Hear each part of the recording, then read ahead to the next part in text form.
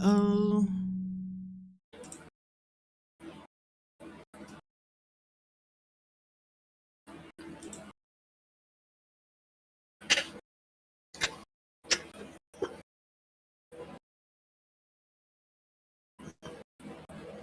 shit. Oh my god, you're taking so long. I'm heating up my food and I'm coming back. I'm ready already. I went live already. Oh my god! About to fucking pull a G on you, goddammit!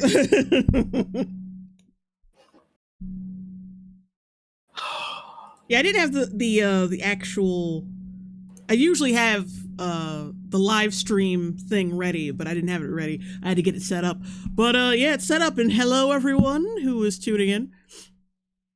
I was gonna stream yesterday, but you know, just wasn't feeling yesterday. It was way too cold yesterday. Entirely too cold. My fucking ceiling was freezing. Because you want to talk about freezing? Really? You want to talk about freezing? Nigga, you live in Georgia. I don't want to hear anything you have to say. Bitch, I can't trust my weather forecast, okay? Also, the worst thing you have to look out for is the anomalous polar vortex niggas that are screaming MAGA country, all right? That's all you have to worry about.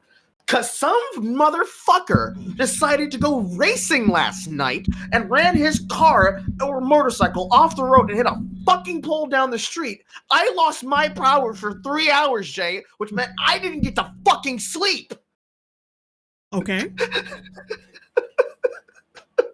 Sitting there in the cold, shivering like a little nigger, playing fucking video games, saying, God damn it, I'm so mad. Also, hi everybody. You were cold as a nigsicle. A nigsicle.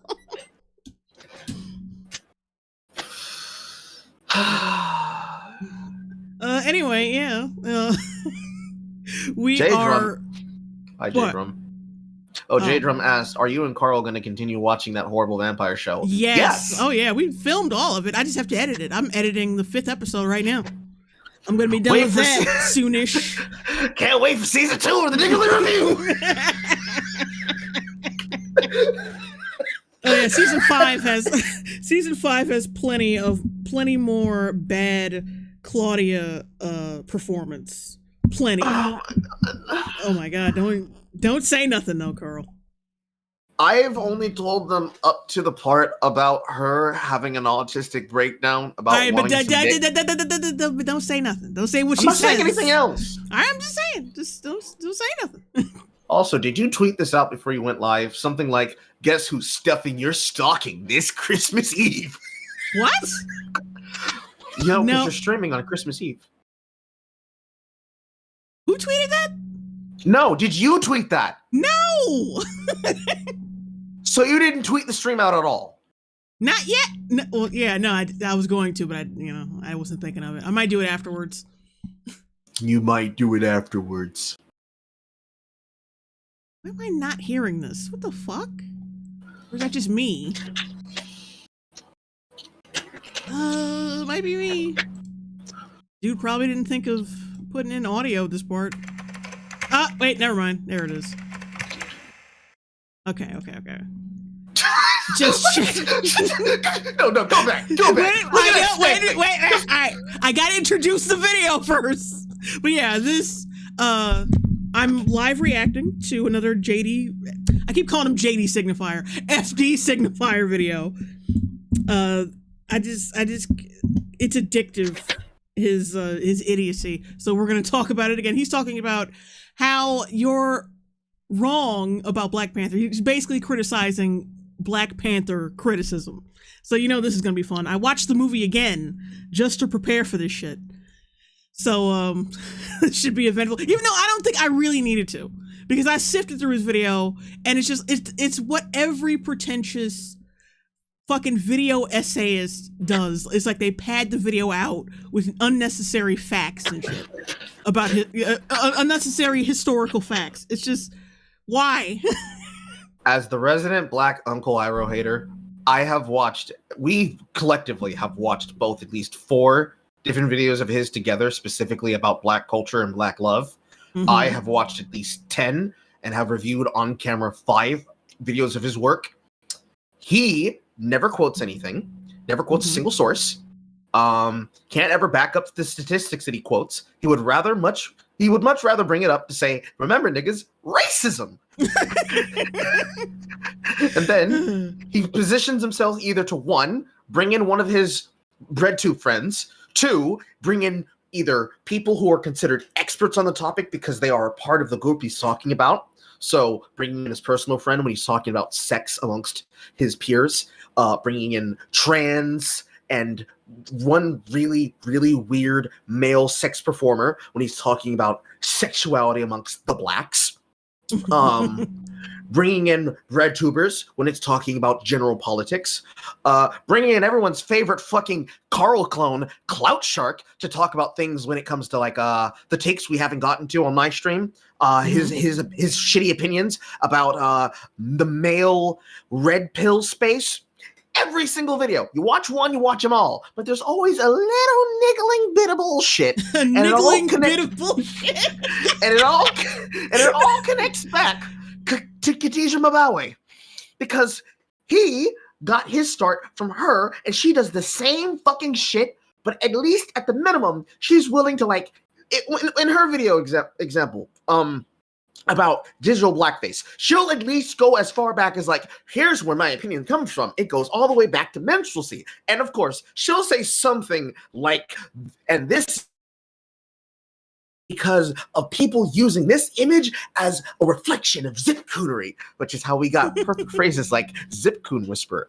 But she'll at least do the bare minimum, like 4th, 5th grade, 6th grade book report assignment. This nigga will do a Wikipedia and Google search and be like, headline, boom, it, done. Now let me talk about racism for 20 minutes and about how my friend got more pussy than I did. All right. All right. Thank you for that very vivid, robust history of FG Signifier. Let's get on with it. I don't want to get Carl talking about these motherfuckers again. They already hurt my...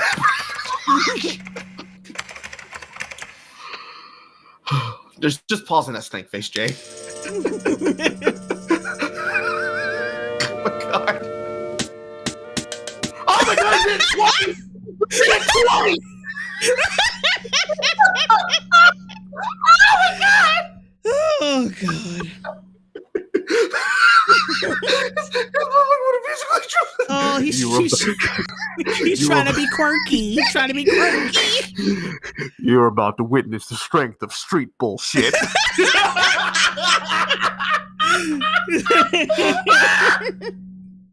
All right, let's keep going. What's up with the? What is that? Nigga, I'm about to laugh. You stop it. Nigga, stop, please. You know, no. some niggas really shouldn't do the quirky, like artsy, like video essay thing. Just don't do it. If it's not you, just don't do it. It's like when people do those standard YouTube thumbnails where they're making the Home Alone face in every thumbnail. Some of you motherfuckers can't pull it off, so you should just stop doing it. White women especially, stop it. Yeah. Oh, Mackie Sky, $5 super chat, early Christmas gift from JLong. Merry Christmas, JLong and Carl. Oh, Merry Christmas to you too, Mackie Sky. Happy Kwanzaa, bitch. All right, let's move. Let's go. Because this is a hour and 20-minute video, so we gotta like keep it snappy. Anti-colonialism. He wanted to basically like have an uprising. A dumb, boring, cookie-cutter Marvel movie that only exists to... Okay, so far he has referenced Red Letter Media and YMS. I'm wondering if he actually addresses any of their actual points. I want to see what quotes he pulls out from them specifically when he claims criticism. So far, we have Red Letter Media's opinion about I wanted to see an uprising, referring to Killmonger, and the idea of what effectively was the villain's plot to have black insurrectionism, which I want to see how you're going to spin that, nigga. Then we have a cookie cutter Marvel movie because it was. Let's keep going. Sell toys to children and obsessive nerds. Lighting a cultural powder keg that had been brewing for so we have decades Critical Drinker. and ultimately going on to make over $1.3 billion worldwide. Billion. Let that sink in for a second. They've been made to seem more Malcolm X. And Okay, I think they're we have very Grace. much Martin Luther King Jr. This guy took a bullet for one of your people, not to mention he could snitch on your whole country once he leaves. I'm trying to Maybe you should think. try being a bit nicer. He got Is diesel that patches ER? in here too? No, it's Oh, diesel that's diesel patches. Okay. You got diesel patches in here too. Okay. He's dismissed it as not a Pink Panther sequel. Okay, we have the You're brothers. the reason Michael B. Jordan wanted to kill white people.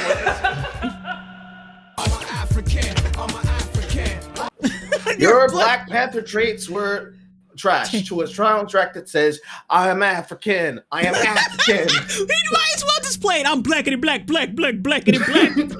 Oh God.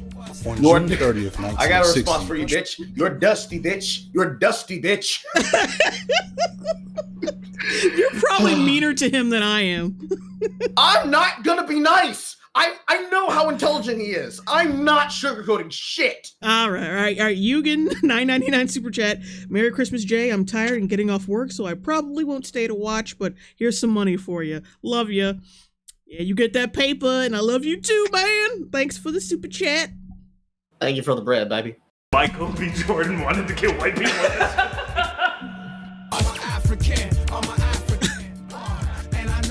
On June 30th, 1960, Patrice. Is that my great-great-grandpappy? Wait a minute. We go from, bunch of YouTubers talking shit about Black Panther, video about Black Panther, and the way this starts after the intro is June 30th, 1960. Way back in the past, niggas had to stand up for our rights. So these white YouTubers could make fun of this film that's part of our culture. This is clearly rooted in the racism of white suburbanites that believe they have the right to tell us blacks what we can attach our identities to. I hate this Lindsay Ellis shit where they just I'm talking about like some cookie cutter, like lame ass piece of pop culture. And like, let's go back to when 1863. No, wait. The video will start. Oh, I'm talking about Ant-Man. In 1863, the kiln was created. Like, what the fuck are you talking about? Who cares? What does this have to do with anything? See, it's funny you bring up Lindsay Ellis being the nostalgia chick and the fact that he's got both the fucking brothers that founded Channel Awesome and that guy with the glasses, because he is literally a fucking Lindsay Ellis clone. Yeah. If he had been a part of Channel Awesome, if he was one of the fucking rejects that were put in the last like 10-year decade cycle before Spoonie got kicked off from the Boldly Flee, who spun off to do his own shit, he would be unrecognizable from the rest of the pack. Yeah, all right, let's go. Let's do this. The first prime minister of the newly independent Democratic Republic of the Congo. What? Why? I thought like he was the founder of the Black Panther movement, but it's just some motherfucker from Africa. How does this have to do with anything? Historic speech to the world. The speech was short but pointed. It was directly critical of brutal European imperialism in the Congo and the pattern of colonial rule across Africa that had existed for nearly 100 years. It spoke to the need for liberation of the entire continent of Africa from colonial rule. And it was a condemnation of racism and exploitation by Europe of the Congo and Africa as a whole for its many valuable resources. Not long after this speech, Belgium, who had controlled the Congo for decades, along with factions within the CIA and other dissenting factions within the Congo, fought to undermine the newly established sovereign nation. Within a year, Lumumba was imprisoned and assassinated, and the Democratic Republic of Congo, like many African nations who fought for freedom from imperialism, was plunged into turmoil. But his speech and efforts set the tone for Black political movements worldwide in the 60s and many that persist to this day. This speech would go down in history as an inciting point for modern Pan-Africanism, a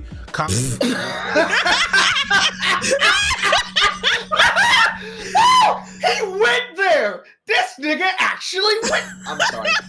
How many nigga bombs am I allowed in this program? In the first session of this fucking program? I think you're good. I don't care about the monetization of the stream. Just like, oh my god, I don't really care about making money on the stream after it's finished.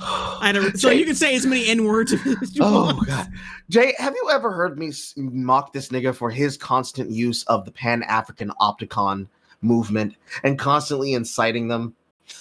I don't remember that specifically, but I'm sure you're about to do plenty of it right now. So, like, remember how I made a specific point when we were first watching The Woman King and bringing up the fact how these niggas were actively lying their fucking asses off when it came to the continent of Dahomey? Do you remember do you know what nation was responsible for ending the slavery after making the Dahomey nation state a satellite nation of its holy empire? Wait, it was, oh god, it was so long ago, and I haven't rewatched the stream, like, or recording it. It was France, right? Exactly, bitch! Okay. My people! Us! It was us! Me! We! Liberating Jew niggas! Because, quote directly from the king of Dahomey himself, it is the royal pleasure and the lifestyle right and choice of all people to use our conquered slaves as profit. It is our right to have slaves. That was them niggas. Yeah. The British, the English Empire, the Holy Roman Empire, technically the Ottomans, France, Spain, every single one of those empires that you just said was responsible for the colonialism that ruled over our nation state. Those niggas were responsible for freeing you from slavery. Never mind the Banana Republic bullshit that happened later. That's very fucked up. Shouldn't have happened. U.S. globalism, number one. You can have it. You can have it. However, you're not about to sit here and fucking lie when I can call you on this shit, bitch. You did not bring up a single bit of that shit because you know it ruined your goddamn point. Okay. Jack Diamond, $2 super chat. We gotta go black to the past. Oh, that's a good one. John Smith, $10 super chat. Is this the edgy movies and the men who like them guy?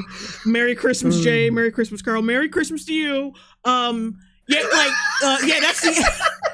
Yeah, he's the guy who made the edgelord movies and the people who like them fucking video. That's the same guy. I like Jack Diamond's quote right here. You can feel the foam coming off of Carl's mouth, and I love it. Carl, don't play. Oh my god. He doesn't play about his French ancestry. I mean, it would be like a meme if it was a thing I did, if I unironically claimed my Cajun heritage. I never thought I got to use that quote from the show. But it would be one thing if it was just like, here goes Carl going off about his French heritage. But no, the French dynasty was specifically responsible, along with the British dynasty, for ending slavery in Africa. They actively went into them. They told them, stop doing slavery. The Dahomey said, bitch, make me. And we didn't just make you stop once. We made you stop twice. We crushed your resistance and made you a nation parliament. Then you tried to hold another uprising and got butt-fucked by the British, the French, and the Ottomans. You lost all right to do slavery because you wanted to keep enslaving the nature tribes, which, ironically enough, since you're talking about Black Panther, I wonder if he's going to mention how Wakanda is a nation that conquered 4 other nations, make 5 total, to make their entire super state, and how they just basically said, okay, everybody outside of these nations, fuck off. You're not allowed anything. I wonder if he's going to mention how basically they enslaved their own kind and then eventually got towards, their technocratic hyperfuturism with space huts. I bet he won't. I bet he won't. Also, I'm wondering if he'll mention that they didn't really stop the colonialism of fellow black people either. They were kind of just in the wings, like enjoying their vibranium and their advanced technology. All right. Joey Joester, $2 super chat. Hope you have a Merry Christmas, Miss Longbone. Thank you. Merry Christmas to you too. Purple Honey, $2 super chat. I'm a scholar at heart. that quote. Okay. Thank you. I'm gonna read this message from chat real quick before we start up again. The homie got ganked by European powers. Not fair. 1v1 next time. Listen. Skill diff. What? Home advantage wasn't enough for you? You sound just like the Indians. Also, you can see through him right here. You can see the flag through his shirt. Just like you can see his fucking gritty heart through the goddamn green screen. Like, nigga, don't you adjust the settings? What the fuck? You know he doesn't. He still films in the fucking house, right in his kitchen, right in that little breakfast nook. Like, I'm not hating too much because, like, I'm still trying to, like, get my shit together completely. That's why I'm buying this microphone pretty soon. But like, still, it's like you can't act all like you're a scholar and you're this and that when I can see a flag bleeding through your arm, nigga. True. Oh, well, one more message before we stop. John Smith. This is off topic, but I want to thank Carl. My nephew is playing a part in a play called Okra as a Cajun character, and I sent him the newest vampire episode with your advice on the accent in it. Oh my god, thank you. Oh, that's great. I hope he does well. Carl, you're making a difference. I'm making a difference. One niggardly outburst. Now, if only you did that on your channel instead of mine. I do it on my channel. You need to start making more video essays yourself. I mean, you came out. I'm working on it. Like, did you release the Witcher video, right? I did. Okay, all right, but you need to do some more stuff. I have to decide if I'm going to do Wednesday or if I'm going to make you and Michelle sit down with me to watch fucking Riverdale all the way through. I don't know. Because we started, but we never finished. And if we bring her in, we're gonna have to watch it all the way from season 1 again. It'll be worth it, woman. But more importantly, we have one more super chat, $15. I know. Don't you see me looking at my own chat? I actually don't. We don't have our cameras on. Oh, whatever. Well, I got my camera. Well, I'm on my. You can be able to see me on my channel. So, Dr. Dipshit's House of Memes, $15 super chat. Merry Christmas, Jay, and not Jay. Destroy this flubbering gas bladder and post more interview with the vampire. Kiss, kiss. Thank you, Dr. Dipshit's House of Memes, and Merry Christmas to you. Yeah, like I said, I'm still coming out with the interview with the vampire videos. We got 3 more episodes to go, people. Yeah, there's only 7 episodes a season, by the way. Just warning y'all. Did we decide if we were going to go over that podcast or not? We said we would, but we didn't yet. Okay. So, all right, let's go on. Ideology that had been developing since the early 1900s. At the core of even change colors because this shit irks me as an editor. Jesus Christ. Let it out. Hang on. We'll get back there. Hang on. Political movements worldwide in the 60s and many that persist to this day. This speech would go down in history as an inciting point for modern Pan-Africanism, a complex political ideology that had been developing since the early 1900s. He changed. Oh God, he sucks. Did you see it? You can see through him. And then, because you see the green on his face, that went away as soon as the flag went away. Because he didn't know how to he doesn't know how to light his shit or Let it out, Jay. Let the negrosity flow through you. Yes. At least look at some lighting tutorials because you're behind a bright green screen. It's bright. So you have to make sure the lighting gets the green off your face. So you don't bleed through or something doesn't bleed through you. And the reflection out of your glasses directly off your fucking glasses. I can literally see his screen on the reflection of his fucking shades. He's literally wearing this shit to look smarter because there's no reason for you to wear this shit. I don't wear my glasses during videos because there's just the reflection and there's literally no point. There's no point. I usually memorize my script and if I have trouble, I look at it and then I start saying my lines. So it's let's continue. I'm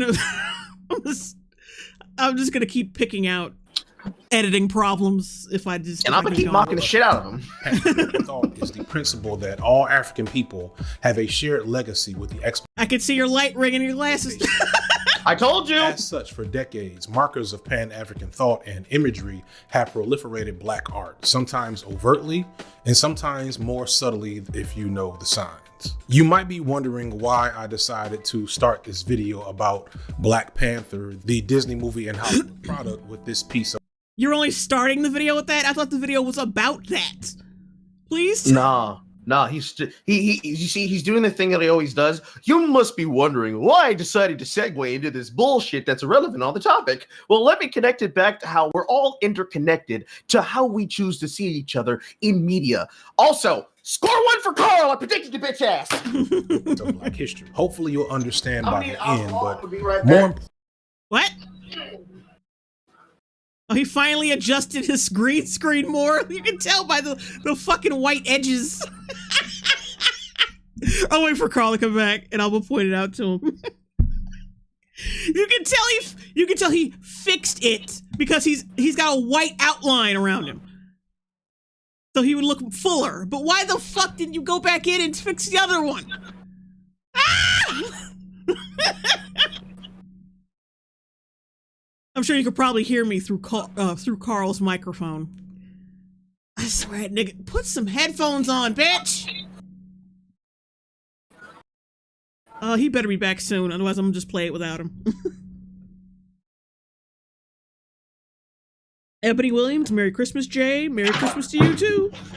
Oh my god. Jake Bob and Rice. Does his shirt say historically black? Yes, it does! Yes, it does. Oh, I meant to point out to you before you left, he fixed his little green screen problem. That's why you can tell by the white outline surrounding him. Yeah, he did the standard fix that every YouTuber does when they have like a thumbnail issue. Oh, Jesus. Paul Gerard, Maximilian, $2 super chat. Merry Xmas from St. Louis. Keep these nuts roasting. Merry Christmas to you too, Paul, and thank you for the super chat. Keep these nuts roasting all up in your mouth. Then you should have a good idea as to why I'm making this video in the first place. No, we don't. You're making this video because you need money. Yeah, that's it. Viewers know I'm a day one fan of the video essay. As a lover of media, I was a big fan of pioneers of this type of content like The Nostalgia Critic, Movie Bob, Red Letter Media, and of course, Movie Bob. I'm not surprised, but I'm still surprised. Dun dun dun. He liked dumbasses. I'm not shocked. of course, Lindsay Ellis. Lindsay Ellis. We know. We've been new. Not just a lover. Also score one for Jay. And over time, I was saying, Your Movie Sucks, Ralph the Movie Maker, Cosmonaut Quickie Hour, etc. However, over time, watching these and similar creators, something became clear. There were some glaring limitations in their abilities to engage with Black media, if they ever did it. And the reason why they couldn't engage with Black media because they weren't Black, and they weren't fucking Black women or Black men. Yeah, and plus they didn't go on endlessly about how, oh my god, the Black experience is just so rich in this film. Like, they didn't pander, which is, they didn't pander to him specifically, so they have no idea about Black media or whatever. Oh my god, it's so rich and thick and flavorful. I'm getting such a cultural enrichment. God damn. Scapegoat, $2 super chat. This man gains 5 pounds every episode. Maybe. Nobody made this more apparent than 2018's Black Panther. In 2018, Black Panther set box office records and was a worldwide phenomenon. And because it was a Marvel film. Content was made. Yes, and it was mid as fuck. Some appreciate the film and maybe lower than mid. I watched it again and it's just like, okay, that existed. It's alright. Sorry. But Wakanda Forever, that's terrible. That's god awful. I haven't even gotten into that yet because I wanted to watch it with you so that you could record my reaction. Because remember how I said that it'd be content in and of itself if you just record me watching a film and you just sit there knowing what's happening ahead of time and you just record my reaction to it. That's I mean, like, you shouldn't be the only one talking. No, you'll be talking too, but I'll just be raw reacting to it because, oh my god, If the shit we saw in Black Panther is any indication, I can only imagine what the fuck is going to happen in Wakanda Forever. Yeah, Wakanda Forever's a dog. They really didn't give. It's not that they didn't give a shit. It's just that Marvel didn't give a shit and pushed them to do. I feel like they were like felt obligated to do the movie because Marvel's like, come on, like we need another movie. Like, what's up? On one hand, it's like if the project went from all right, it's time for us to put Chadwick Boseman down. We have to make this film to honor his legacy, and that's like Lauren Coogler being told, all right, nigga, make a movie, and this is like. Yeah, do it now. Like, make the film, bitch. Become a Black Taika Waititi. Make a movie. And he's just like, I don't know what to do. And they just plopped out anything.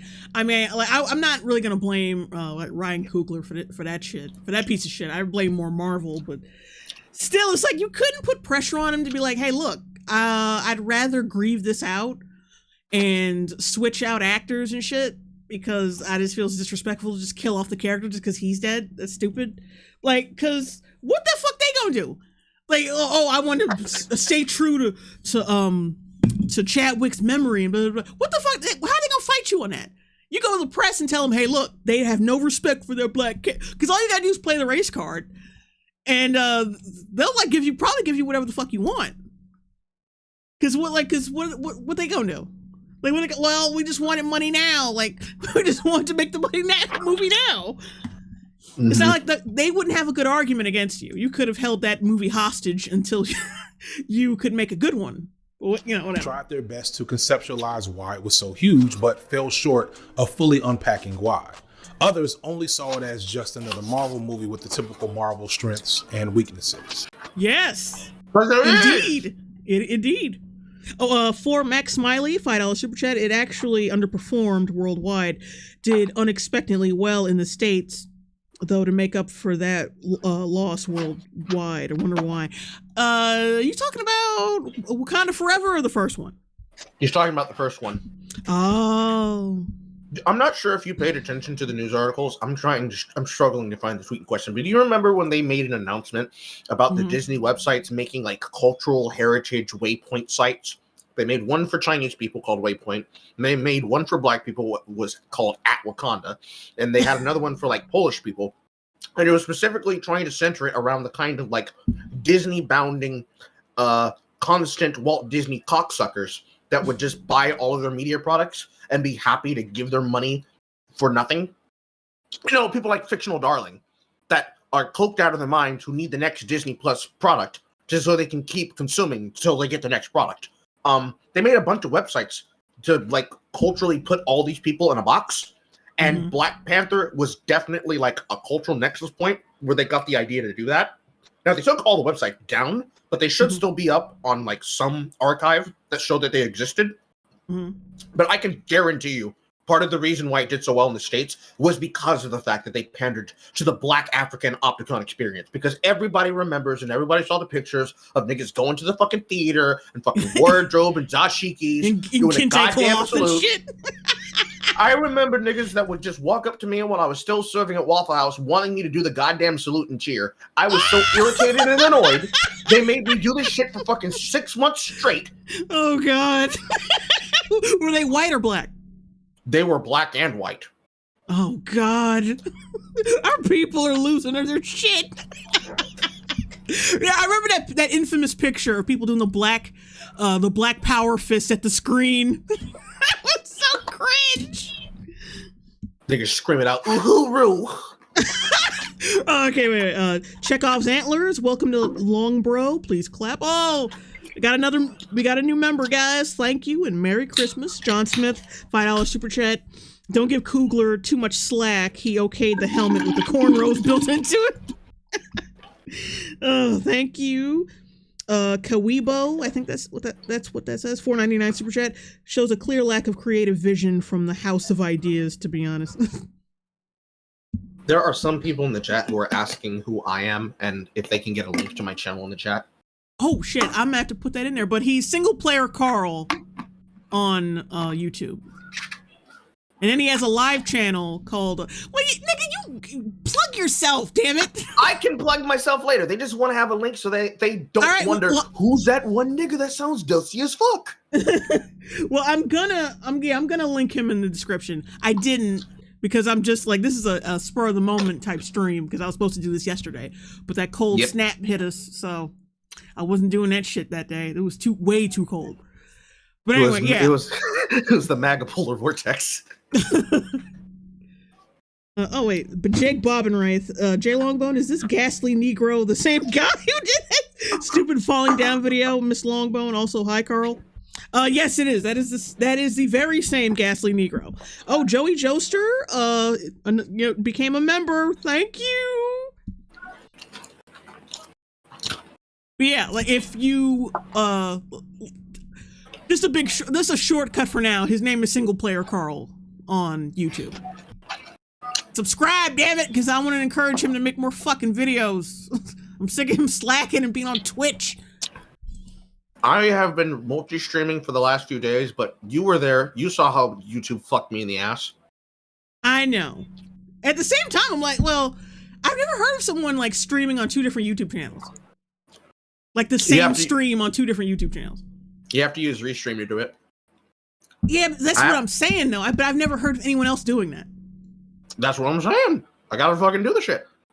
Because I can have one channel do one thing and then have another channel do another thing, stream on multiple platforms at once, even including Twitter. No, I'm not exactly saying you're wrong, but I kind of understand why YouTube might have thought you were spamming or something. Because no one really does that. The thing is that what they claimed the spam was for wasn't about me streaming on multiple platforms. They hit me because they claimed, oh, you were playing music.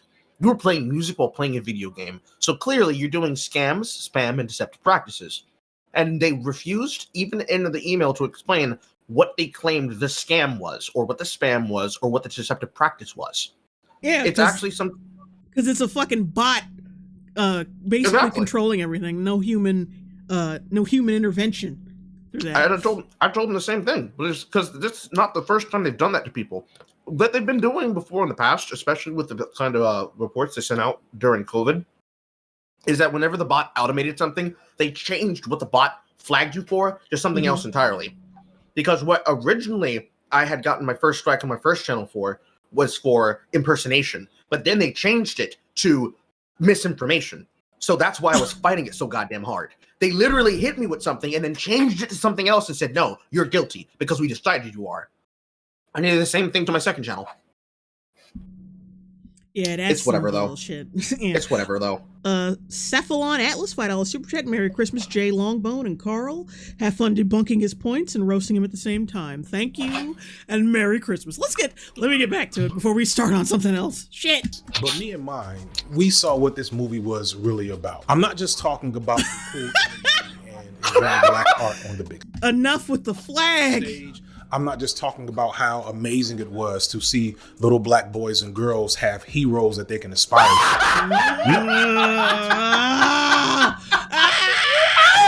Stop with this bullshit argument, please. Nigga, this is not the first fucking black superhero ever. Niggas have had superheroes since Zack the Black Ranger on Power Rangers in the fucking early 90s. Static Shock. They've had it even before then. Stop it! Oh. Static Shock, Meteor Man, Blade. Blade, Steel, Spawn. I'm just so disappointed in this nigga. Complex deep themes the film gave us. I'm talking about how complex themes. What complex themes? And of course he says themes. After the movie ended in the theaters, an audience that thought it was just coming to see another Marvel movie had to like stop and take a breath and process all the things the film said about the black experience. Because all the things nothing. All the things it said was bullshit. I was in 3 different Black Panther discussions. It was taking a gas because it was fucking lying. Wait, he said he was. Did he just say he was? I was on 3 Black Panther discussion panels on Facebook. It was just coming to see another Marvel movie had to like stop and take a breath and process all the things the film said about the black experience. If you're at all like me, you talked about this movie for months after. I was in 3 different Black Panther discussion groups on Facebook.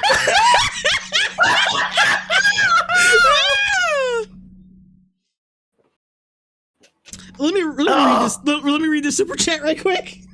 John A. Douglas, $4.99 super chat. If he's a fan of both, I wonder which side he was on when Ellis crushed Bob's ego on Twitter for the whole world to see. The fuck? What's he talking about? Oh wait, right, all right. See, they use the last name, and so I didn't know who they were talking about. But yeah, I remember that Lindsay Ellis debacle with movie Bob. Oh my god. But let's not get into that because we'll be cracking on that all night. So I eagerly awaited finding anyone on YouTube that could unpack the movie effectively. The fact that what are few we people unpacking? Got Black Panther Nigga, what are we unpacking? Low key, why this channel was born. What I eventually understood was that it wasn't fair or reasonable to expect folks who didn't have a certain standpoint or perspective on the world to correctly and accurately speak to the essence of this. What kind of how fucking entitled are you, bitch? God. How can I expect them to have a proper, the proper mindscape to work from, to be able to fully understand the Black experience, projected onto the film with such a piece of cinema artistry? Carl. Oh my God! That was a perfect burp. But anyway, Carl, really low IQ intro by Wait a minute. I dropped out for a second. My internet did, or maybe OBS did. I don't know. But yeah, hang on. Just wait for it to catch up a little bit. I'm gonna read the super chat. Albatross, $5 super chat. Albatross, $5 super chat. Happy holidays, be safe, and thanks for all the content. Thank you. And happy holidays to you too. Yeah, a lot of people giving me F's in chat, like fucking YouTube. Carl's burp broke the string. Damn right it did. That's not the only thing I'll break. I'm just joking. Oh, Jesus. Anyway, yeah, he's such a... Ugh. This odious... Let's just talk about that for a second. Mm-hmm. How can I expect these white reviewers to have the correct perspective to talk about the Black experience from their white perspectives on our culture? They don't have the Black experience to understand from their white heritage. They just don't understand what it's like to be Black in white America. Oh God. Also, Mary Chrysler, Grapple R. Oh my God. I $20 super chat, Grapple R. Thank you, and Merry Christmas. Reverse the words for a second. And imagine somebody's talking about something like Alice Silverstone's Clueless. I can't imagine Black people could be able to really get like the white stereotypes in this film, like the understanding and the absolute knowledge it takes to really get the humor.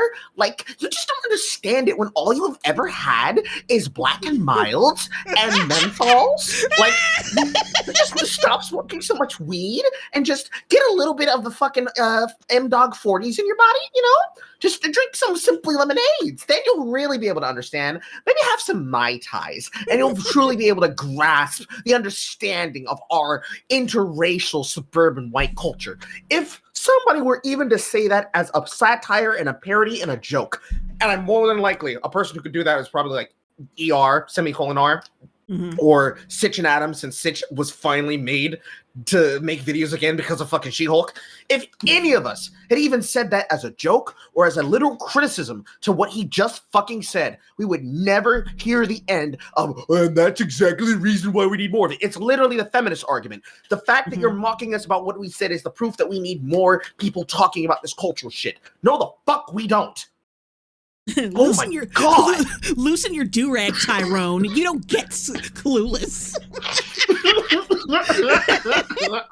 Oh, okay. Let me read this super chat.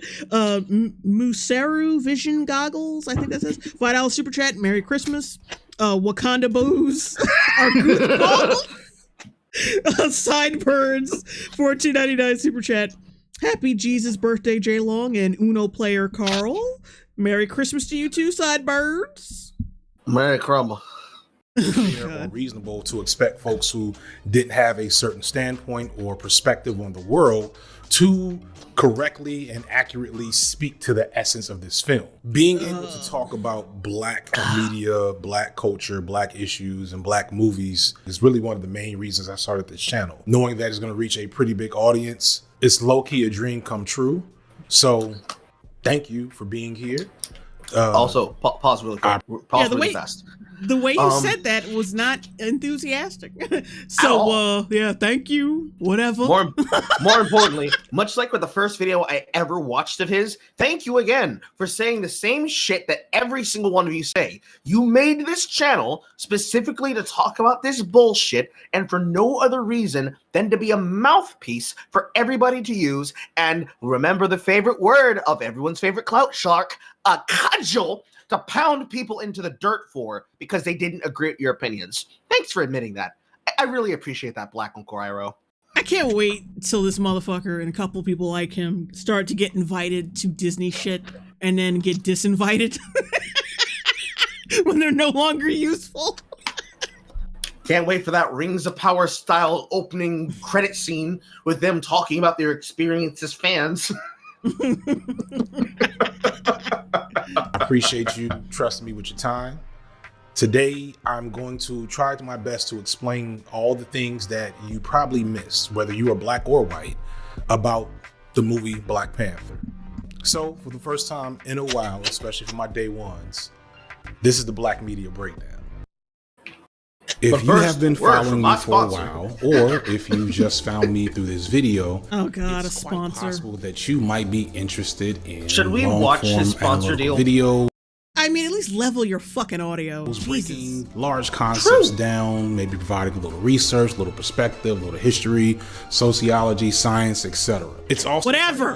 What's the product, bitch? Do this commercial in the middle of the video. Maybe you don't feel like seeing ads at all in your YouTube video. What is the product? I don't feel Stop yapping. I don't feel like seeing your eyes. To spare for a one-time purchase for access to everything I just said, you might be interested in Curiosity Stream and Nebula. Curiosity Stream is an independent streaming service that houses thousands of documentaries on a variety of subjects, from science to history to social issues. YouTube lame. To Boondocks there. And you can get access to all of this with a 26. Wait, Boondocks FD Signifier. Wait, hang on. Lindsay Ellis just made her return to content creation. I have a short. Oh, so that's what she did. I'm gonna run away from the internet and I'm gonna go put all of my shit on a fucking streaming service that the majority of people aren't fucking watching, except for the people who are coked on RedTube. I get it. But I bet you they gave her some kind of like brand deal or whatever. She's probably living off that shit. She is the nostalgia chick. It's guaranteed. Yeah, he's got a video on the Boondocks. Of course he does. Oh boy. This man in racism is like a white man in fucking the Ku Klux Klan. Yeah, I shouldn't have skipped so easily because I had no idea. He was basically pimping out his friends. He does this in every video. This is like, I think, the 5th one I've seen with him pumping Curiosity Stream. Oh, all right, wait, let's keep going. Let's see where this goes. The Boondocks there. And you can get access to all of this with a 26% discount by clicking the link in the description and using my promo code. Why is your frame rate fucked up? Look how wonky this is. 1 year subscription to Nebula/Curiosity Stream. I want to say thank you to Nebula and Curiosity Stream for sponsoring this video. And now back to the video. Part 1, some back history. So, oh my God, still a video essay, y'all, so we gotta do some history. Marvel Comics, blah blah blah. Stan Lee, Jack Kirby, blah blah blah. Yeah, blah blah blah. They were white, so. Blah blah. They were white and Jewish. Oh, that's extra evil. We gotta do it for Kanye. We gotta blah blah for Kanye.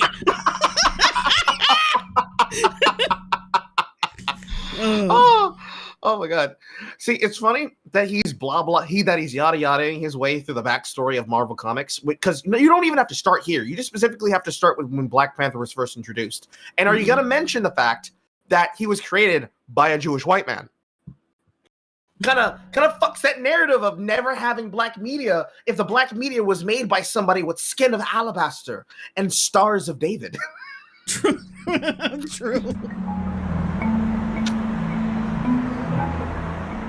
In the 1960s, Marvel kind of revamped itself to being why is his frame rate fucked up?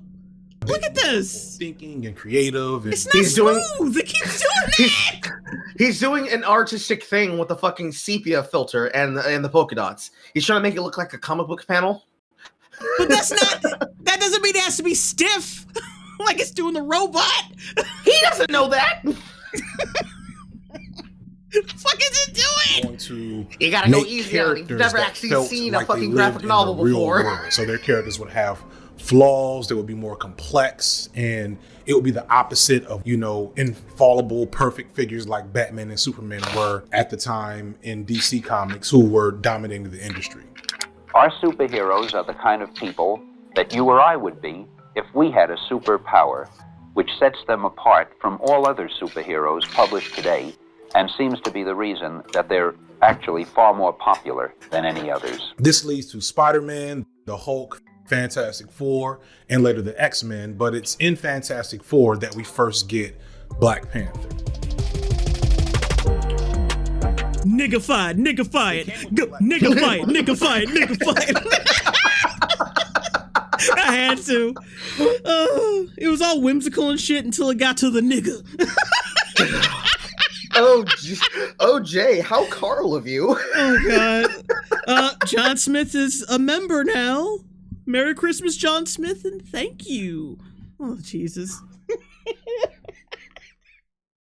This is so funny. Going to struggle of black people in the 1960s, but also just it's all about that exaggerated swagger of a Black Panther. There's different arguments around where the name came from, but according to historian Todd Stevens Burroughs, whose book I used for a lot of this research, it seems that they just came up with it, and it was separate from the actual Black Panther Party, who also came up with it independently in a kind of cool, weird example of parallel thinking. They actually attempted to change the name to the Black Leopard later, but that name did not stick. The history of the Black Panther character is interesting in that it greatly encapsulates both the good and bad of making products of mass consumption involving Black people and character. Historically, art produced for and even by Black people for mass production have always had certain issues, because you have to make sure that whatever your product is, it is amenable to a white audience. Otherwise, you're not expecting it to be successful, or you're expecting it to really dominate a niche area of a Black audience.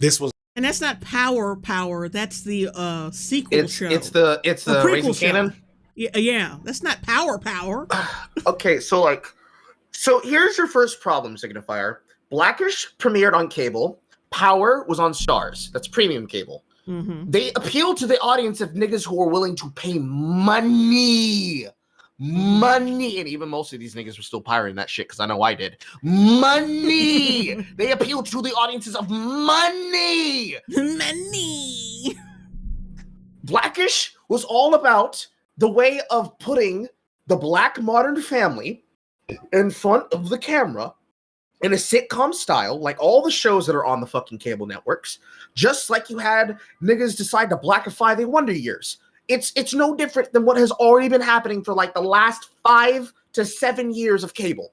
That's not new. Power, and the fact that you're using film product from Raising Kanan, but let's just be fair.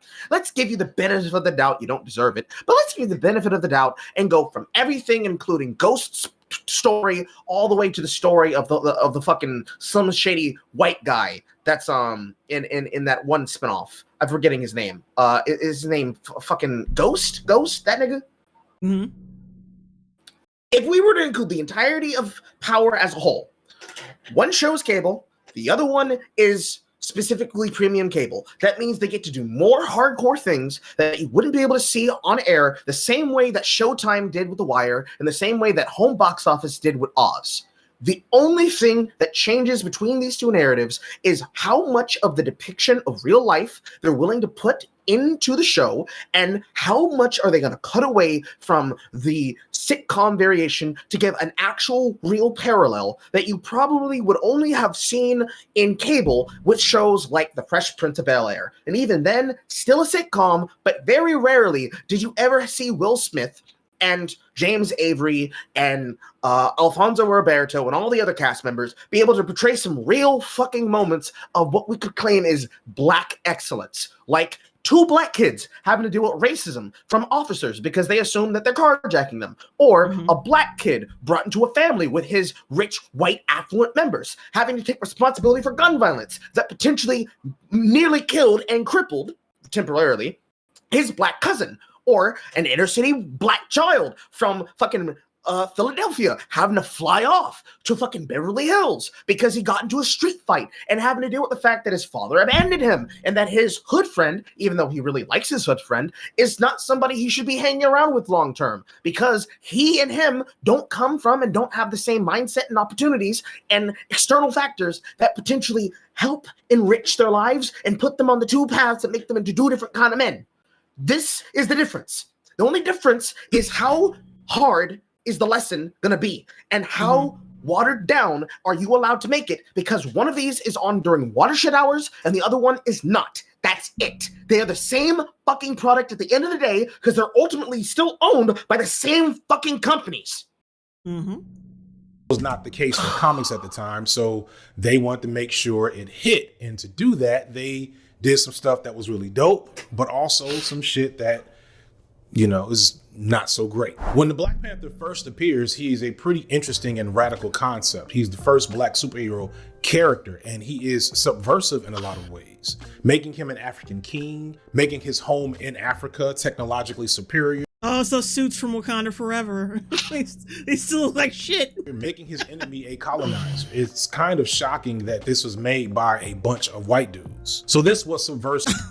It's very shocking to me that white people could possibly understand or even like really pinpoint like blackness or what, like, or even comprehend it. It's so like, huh? It's we only live in this country with these fucking people. It's so wild that they came up with the idea of a black man being a king of his country. Hey, by the way, what's Dr. Doom? Oh, what's Kang the Conqueror? What's Genosha? What's Magneto? And that nigga's Jewish too? He colonizes the people he considered to be Homo sapiens because he considers himself Homo superior. Man, what does that sound like? Dumbass. There was nothing like them at the time. Going forward, black characters tended to exist in a fairly familiar and salient space for their white audience. Lots of black characters from Harlem, lots of flamboyant, showy costumes, lots of... Because that's comic book hero shit. Like, they wear flamboyant costumes, especially back then. The fuck did you expect? You expect them to all wear fucking black turtleneck like Shaft? The fuck? What were you expecting, nigga? Niggas shooting lightning for whatever reason. But that wasn't T'Challa out the gate, and it worked. The Black Panther character, who low-key didn't show his face a lot, which may have been a reason why it was a popular character, became... They didn't see the nigga, so they didn't think it was a nigga, so they enjoyed the nigga. What the fuck? As long as they only saw the white of his mask and not the black of his skin, it kept making money. I mean that was the case for China, but it wasn't the case for us. True. If you remember that little controversy. Oh my god. Well, whatever. God. Let's continue. An Avenger. And here is where familiar problems begin to crop up. They had to make sense of him, an African king, hanging around with the Avengers and, you know, not being the king of his own nation. So they gave him a secret identity as a school teacher in Harlem. And suddenly he goes from being this relatively radical figure to Sidney Poitier. Poitier, for those who don't know, is kind of like... We know. Nigga, we know who Sidney Poitier is. This also, is a token pause black... real quick. Imagine that fucking film. By day, he is a school teacher, teaching children in the inner city of Harlem. And at night, Sidney Poitier is the Black Panther, starring in films this summer. Yeah, that would have been pretty fucking cool. But who knows if Sidney Poitier would have been, like, going to the gym, taking creatine and shit, putting on some fucking spandex. I don't see that happening, but, you know, it would have been a cool idea. Character, often a man who is humble, it was either going to be him or fucking Wesley Snipes. Or Wesley Michael Jai Snipes, White. definitely. Yeah, definitely those two. But Sidney Poitier, he might play like one of those characters that's in the background. It's like T'Challa, the Wakanda needs you, or playing his father or something. Not Black Panther himself. Kawibo, 1999 super chat. To use a video game example, Sucker Punch was mostly white, and they were able to create a very representative display of Japanese culture in Ghost of Tsushima. It is possible to represent other cultures. Indeed. And thank you for the super chat, Kawibo. Highly moral, but also confusingly disinterested in the affairs of Black people and Black issues. Also low-key asexual and without general complexity. So because he wasn't slinging his dick on the regular like shaft means he was asexual? Low-key asexual. Because he wasn't dick deep in the guts of Jean Grey and Wanda Maximoff, that meant that he was an asexual person because he was all business. Yes, absolutely. Because as you know, it is Black culture for every single person to be deep in the guts of your homie, his girl, her friend's girls, and the girl that she doesn't like in her friend group that they're really not friends with. They just keep that bitch around so they can talk shit about her. Absolutely. I want to commit racial violence. Because he's like projecting a fucking stereotype of a Black man onto male Black characters. And he's supposed to be like the moral, he's supposed to be like, oh my God, he's supposed to be like this moral figure for like race, for like anti-racism. Okay. He's doing the same shit he did in his video about Black sexuality. He's just like, oh, he's a sexual figure of asexuality because he's not talking to women. And therefore, it's a really interesting thing to say. Nigga, they didn't know what that fucking was back then. Also, notice that he said asexual and not virginal. Yeah. That's interesting. The idea was that this type of milquetoast, toothless image of blackness and stop that shit. Stop it. Don't you ever call any of Sidney Poitier's characters milquetoast, watered down version. Stop. Fucking stop. This man says he's pro-Black culture, but is talking shit about Sidney Poitier. Can I take his Black card? I would love to take his Black card. Someone needs to scalp your braids, nigga. Me! Take those braids away. You don't deserve them. People needed, and Poitier was a man of his time, and he would refuse to take roles that didn't portray him in this manner. He and the people at the time didn't consider how this flat and one-note depiction still perpetuated. You nappy mustard-colored bastard. That is such a backhanded thing to say. I fucking hate dudes like this, where they like they say backhanded shit. They are like they make arguments like women, and like they're just so feminized, and they don't even understand it. I wish his wife and his son were just standing off to the camera on the side in his breakfast nook, staring at him as he said this blasphemous shit. I want her to lock eyes with her husband and just shake her head and say, "I should have swallowed our son." No, she's off camera. She's off camera packing their shit and leaving. I'm going over my mother's house. Fuck this shit. Stay over there for a week. I can't be around you. You just insult our culture. I'm gonna go room in with Eliza Hansen and go watch vampire shit. I'm gonna call my ex. I'm gonna DM my ex. Let's get going. I need to feel like a woman again. A lot of stereotypes and created a binary between good Black people and bad Black people. The respectable Negro just believed that the status quo was right, and Black people just needed the chance to prove themselves worthy of respect.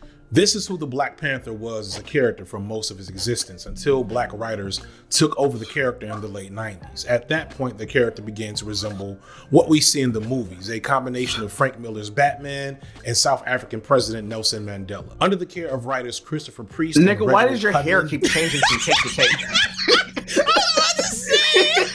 He just became so windswept. Black Fabio this summer.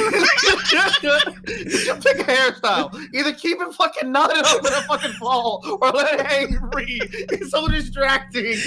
Also, what the fuck do you mean when he started getting written by black fucking writers? Nigga, there's only one name that should be on your lips. Christopher Priest. Because if it doesn't say priest on the crease, it ain't Black Panther, bitch. Black Panther grew in popularity and in imagination. The world of Wakanda expanded. T'Challa married Storm from the X-Men, and they became the ultimate black power couple in all of comics. He lost his powers, and then his sister got his powers, and then he got them back. I think he may have destroyed an entire universe, or at least a planet at some point in time, and so on. It's a lot going on in the comics. The Black Panther rolls... Nigga. For those of you in the audience that wouldn't have time, Black Panther is so integral to the universe of Marvel Comics. Not just because he's the leader of Wakanda, and not necessarily even because of his marriage to Aurora Monroe. He literally did that because he's like, damn, bitch, you are fine. Be my wife. And then literally, when she started misbehaving, he's like, bitch, we done. I'm king of Wakanda. We are divorced. He's a very central figure in almost all the main teams. He is the creator of shadow physics, so he's responsible for a form of magic in the universe. He is as integral to like the way that they do crossover events as much as Wanda Maximoff is. He is a core member of the Illuminati. You know that group that they put inside of Multiverse of Madness? Yeah, he is a founding member of that group. Ironic enough, they did not choose to have Chadwick Boseman do a cameo there, but they did bring back Chiwetel Ejiofor to be that version of his character from 616. Interesting. You were able to bring all those niggas back. You even had fucking Xavier being portrayed by fucking dumb Frenchman that I choose to reject from my heritage. You know the one I'm talking about, the bald one. You even choose to have the perfect fan cast for Mr. Fantastic, but you don't have one of the more integral members. Okay, interesting. But yeah, he's very important as a character. He is so important that him being there, because he is the core figure, or one of the core figures in those comic books. Mm-hmm. The fact that you're skipping over that shit and that you're not using that to pump him up, that's disrespectful. Nigga, do research. You expect him to read comics? No, I expect him to be better when he starts skimming Wikipedia articles and actually pull out the details that he should be using. Because this is like Wikipedia level shit. You can be able to mention that. Disgusted. The ranks to be one of Marvel's upper B-tier characters, probably right under Iron Man, Thor, and Captain America, with a solid fan base and potential for other mediums. Part 2, building to a blockbuster. By the 90s, which was a bad time for comics, Marvel was hanging on by a thread. And to stay alive, it sold off the movie rights to its most popular properties to various studios, that being Spider-Man, the X-Men, and the Hulk. This left them... Oh my God, you're editing! Hang on, let me rewind that. That's terrible. That's garbage. It hurts. And to stay alive, it sold off the movie rights to its most popular properties to various studios. You see it too?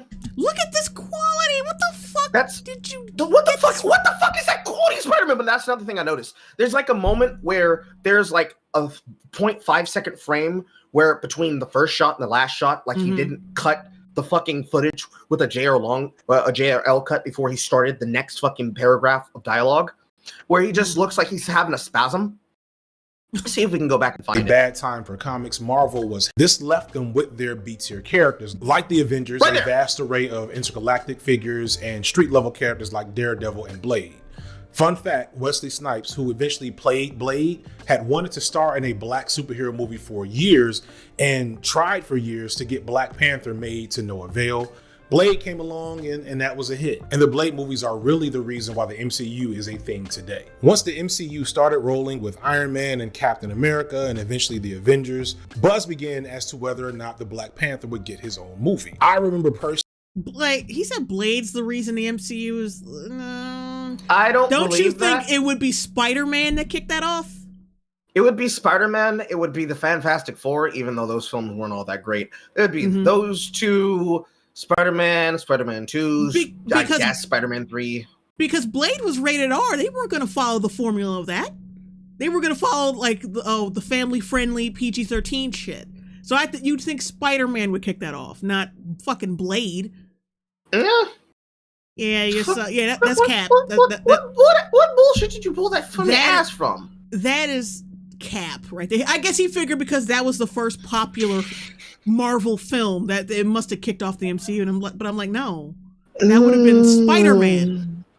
That's where that's when they saw that's where the money is, and that the fact, and of course, making like the more family, I guess family friendly is if you want to call it that. Films that everyone can go see. You wouldn't get that from fucking Blade?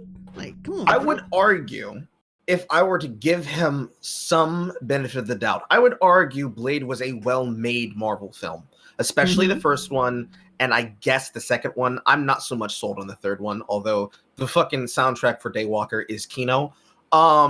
It's right up there with Spider-Man 1 and 2 in terms of Marvel films that I would say are decent, because it has a tight screenplay. Wesley Snipes is the shit, and that's all you fucking need. It hits the points that it needs to hit, the same way that Tobey Maguire hit his points as Spider-Man. But to say that that's supposed to be the one that kicked it off, nah, nigga, shut the fuck up. I'm not really on board with that. Skeptical, thinking that the world, America as a whole, would simply not accept a movie named The Black Panther in the post-Obama era. I doubt it. What? Wait, rewind that. What you doing? What the fuck? Oh, I'm sorry. We pressed it. We hit the button at the same time. Just go to that point. It's at 13:21. Oh my God. America couldn't accept a film named The Black Panther. Shut the fuck up. Suddenly he goes from being this was a hit. And the Blade movies are really the reason why they're anything today. Once the MCU started rolling with Iron Man and Captain America and eventually... It's pausing for you, right? Yeah. Okay. Buzz began as to whether or not the Black Panther would get his own movie. I remember personally being very skeptical, thinking that the world, America as a whole, would simply not accept a movie named The Black Panther in a post-Obama era. What? Now you know them Americans. Now you know them Americas, and you know those Americans in Trump's America, just like on Elon's Twitter. I don't think them niggas would really accept a film called Black Panther after having that. I can't say the next words. I can't say the next words. You'll get banned. Wait, what words? They rhyme with snonky snigger. Wait, post-Obama era, like wouldn't that invite the need for this movie more after Obama? Unless he's implying that a change of presidents determines how racist we are as a country. Is that what he's trying to imply here? Oh my God. That's what he's trying to imply.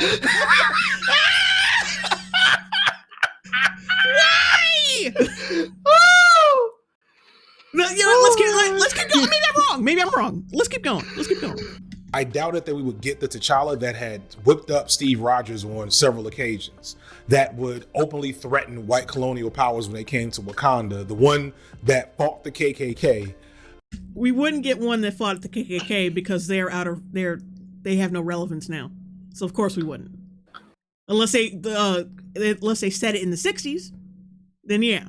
60s, 70s, yeah, now, no. I didn't think that was going to happen. I was somewhat right. The iteration of T'Challa we got in the movies was very different in temperament than the one from the comics. But we'll come back to that later. The Black Panther movie was announced in 2014, and Chadwick Boseman was immediately an obvious pick for the role of T'Challa. Boseman had emerged out of nowhere in 2012 to play Jackie Robinson, and immediately had become Hollywood's new favorite leading black man, starring in other prestige dramas like Get On Up and a rare but still problematic... What's that? 2012? That Jackie Robinson movie? No, it wasn't. What a fuck? Oh, that's right. My phone's right in front of me. But I'm already looking up. All right. 42 was 2013. Okay. So he's still a year off, but I didn't think it came out that early. I thought that was after Black Panther. Black Panther. That was 2018. Black Panther. Let's see here. He mentioned to Get On Up. Get On Up was so 42 was 2013. Get On Up was 2014. I'm just gonna go to his discography. This will be easier. Chadwick, IMDb. All right, so we have go all the way down. So he started as an extra on All My Children. Then he was doing a bunch of TV shit all the way up until about 2011. Yes, 2011. Last thing he was on TV was Fringe. Then he showed up in a movie called The Kill Hole. And then he did 42. Then he did Draft Day in 2014, same year as Get On Up. Then he did 9 Kisses in Gods of Egypt in 2014 and 2016. That's right, he was in Gods of Egypt. Oh, that's right. That nigga was both. He was the only Negro in that film. And then he was Black Panther in Captain America Civil War. And then Black Panther was in 2018. So technically, he was chosen for that because they put him in Civil War, and then they decided. And this is also stupid. Since we're already here, that's also very stupid. Because realistically, the Black Panther film should have happened first before any cameos. I don't like when they decide to do this thing where it's like, we're gonna workshop the idea of having this actor portray this character, and if we don't like them, we're gonna recast them later down the line, because they did the same thing to Rhodey with Terrence Howard's performance by replacing him with Don Cheadle in the second film, and that's whatever the fuck for that reason for bullshit. No, that reason was because Terrence Howard got too big for his britches and they got rid of his ass. I remember, but it's like that was the precedent that then gave them the excuse to try it out, because it's not the same situation, but it's the same setup. We're going to show this character here in this origin film, and if people want to see more of him, we're going to get a more popular actor to reprise the role later so we can have the character again, especially if they're more willing to work on a budget. They did the same thing with Boseman, but because of his appearance in Civil War being so resonant, they're like, no, we're not going to replace that nigga. Make him Black Panther. He got it. That's what they did. I mean, I'm fine with that. I'm fine with them giving him a cameo and then working from that cameo. But see, they didn't do that. They like his well, not cameo, but his presence in Civil War. He was very stoic, very kingly, mysterious. What do you call broody? But they didn't work from that. They didn't build a character from that. He kind of like shifted completely in the 2018 movie. Like, it's not the same character. It was literally a reset, because it's like you had a fully formed character who spent a lot of time, which I don't know how the fuck you justify that. That's a plot hole in and of itself. But you had a fully formed character that was, my father is dead. He died here. Your friend killed him. I'm going to kill him myself.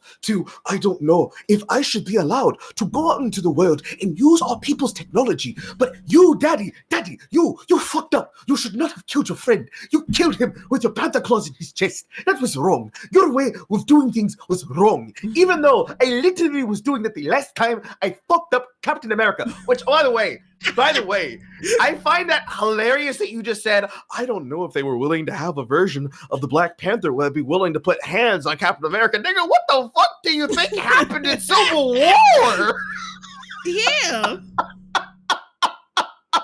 And he, on top of everything, he nearly killed Bucky, his best friend, which would have hurt him the most. But I can promise you, if that character would have died, he would have been one of those people like, I wouldn't have imagined that they would have had this black man off this important white character. We up one, dude. All right. Anyways. Light skin erasure as Thurgood Marshall. He first appeared as Wait, light skin erasure? Wait!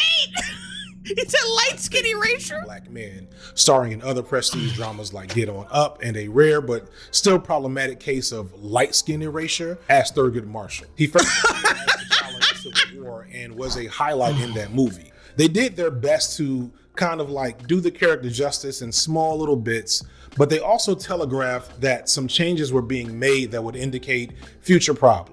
Specifically, him sparing the life of Baron Zemo at the end after Zemo killed his father, something that T'Challa in the comics would likely not ever have done.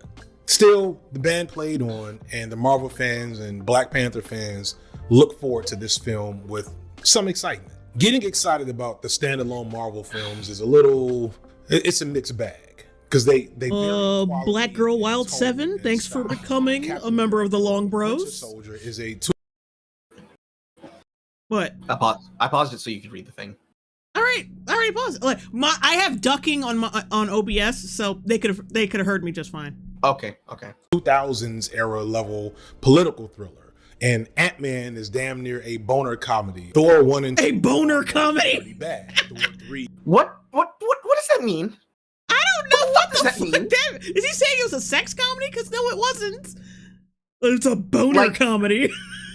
I hope he didn't slur his words and he said stoner comedy. I don't think you could slur that bad. where you mistake ST for B. It's not like he's got a case of Carl mouth.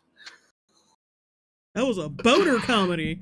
Also, his taste in movies is not good. Soldier is a 2000s era level political. He's a black fucking Pan-African activist. Damn near a boner comedy. Thor 1 and 2 are both pretty bad. Thor 3 is really good.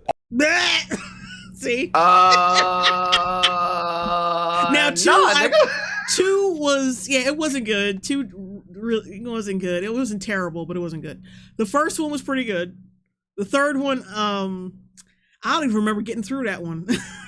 The problem with Ragnarok is technically something that could be listed as the problem with having Taika Waititi as a director and additional screenwriter on anything. Mm-hmm. Taika Waititi, in his own element, making comedic shit, like what he did before he got into Hollywood, and then making shit like Jojo Rabbit and What We Do in the Shadows, that's fine. Mm-hmm. Having him come in on Thor Ragnarok after you already have a completed screenplay and saying, hey nigga, punch this shit up and make it funny, that's fine.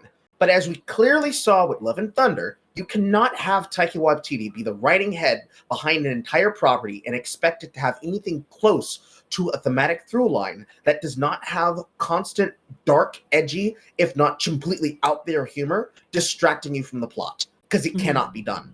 He should have been put in charge of Ant-Man. Yes, that would have been more. That would have been more him. But you know, Feige, we plan this shit out. It's so great, guys. Don't you love it?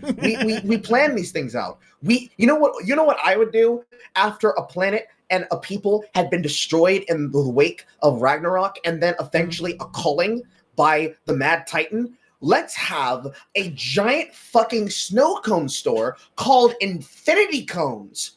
Let's have iconography and memorabilia in the home and in the room of the child whose father was murdered by the Mad Titan with rock bands and death metal bands referencing that very character that robbed him of his father.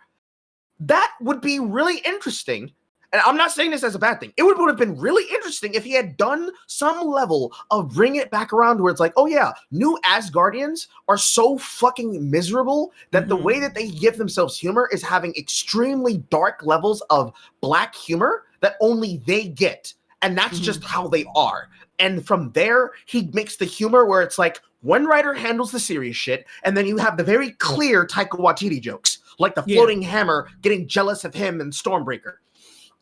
But the way that Taika Waititi wrote all of his humor and jokes and tie-ins, it's very clear if you were to compare it to what he's trying to make sense of here with all the other Marvel shit. The way that it would have worked in a scenario with Thor 2, maybe Thor 2 needed more lightness and brevity.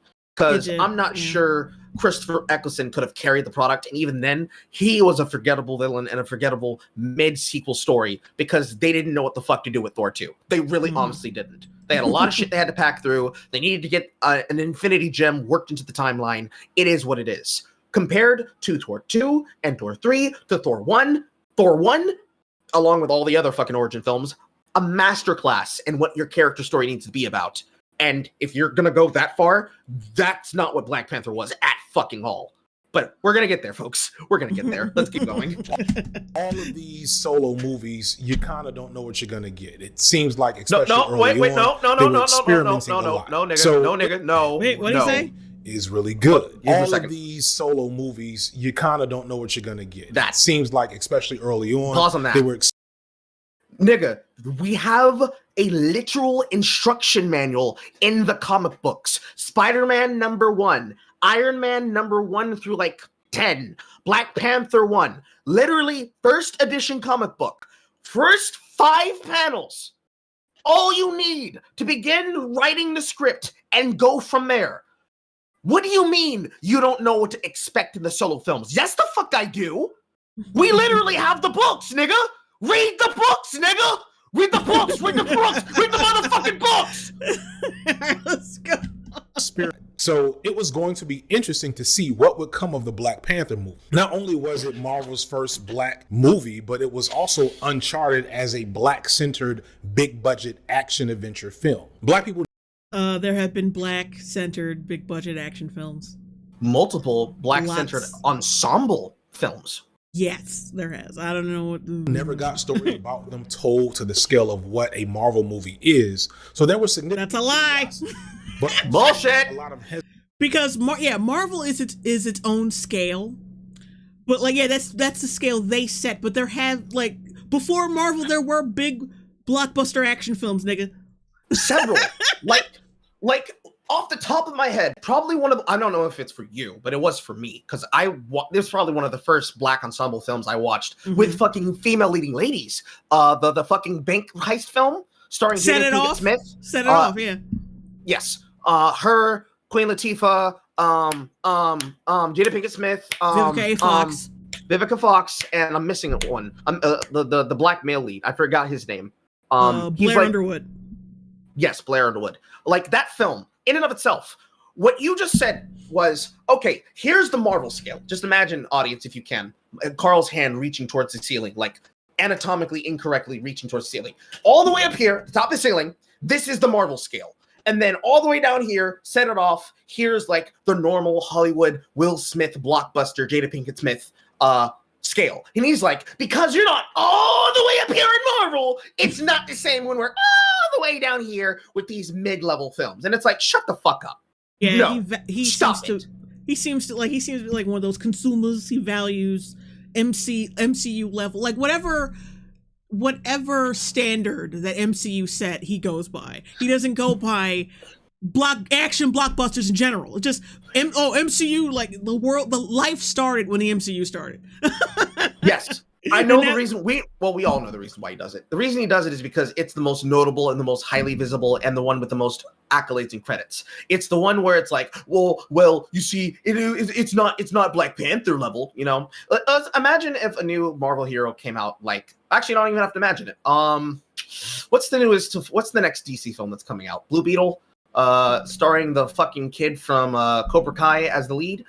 It's kind of like if you had taken Black Panther, Wakanda Forever, and any other film that starred a black lead in it, like let's say when fucking Mahershala Ali's Blade comes out, compare it against that. Compare it against Wesley Snipes' Blade. Because remember, like the production stops. But imagine if those films came out and everybody was like, "Oh, these films are the best." And, you know, they do the same thing they always do whenever a new film comes out. It's like the newest first black ever, the newest, freshest, bestest black person ever. He's all the words like, come on, nigga, he's not Black Panther levels. He would use just like what Disney does with gay characters. Every time, every fucking time, he uses it as the standard because he doesn't have any other comparison level to speak to, but he knows everybody's gonna watch the newest blockbuster from Marvel, so he wants to use the newest one in relevance because that's the only one people are gonna fucking remember. He's got recency bias for comic books the same way that anime fans have seasonal recency bias for new animes that come out in the winter, spring, summer,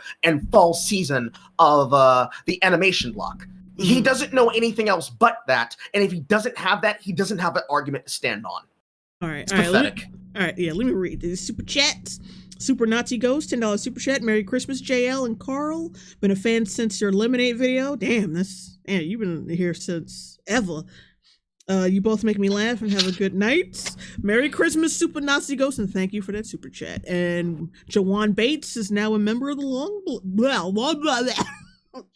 the member of the Long Bros. Merry Christmas and thank you.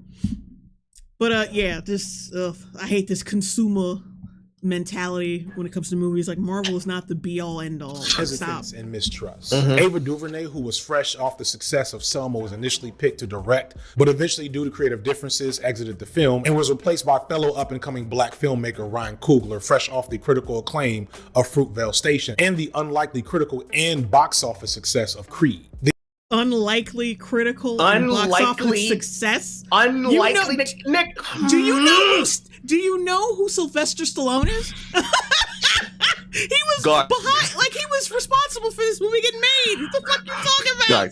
Guys, he was an up-and-coming director. He had starred a film featuring the hottest, newest black actor since Will Smith in a film where a guy got killed in real life at a fucking train station, and a film that was made with fucking Sly Stallone as a continuation of the greatest selling boxing films we've ever had in the form of Rocky Balboa. It was unlikely that it would happen, nigga.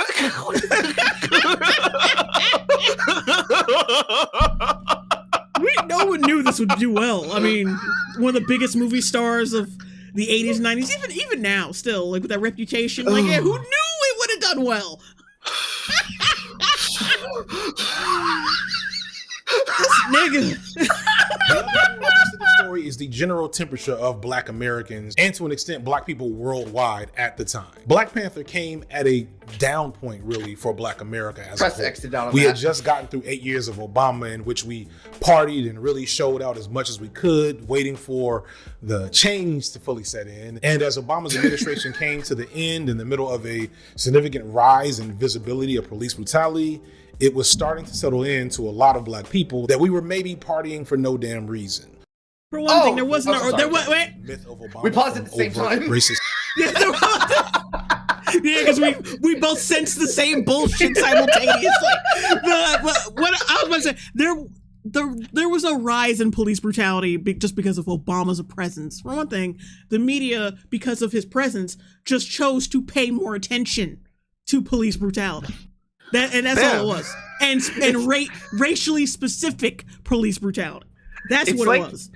It's like you just said, and the reason why all the racism started to come to a hell is that after 8 years of my president is black and my Lambo is blue, white people said, it's time for that nigga to start seeing what white power can really do.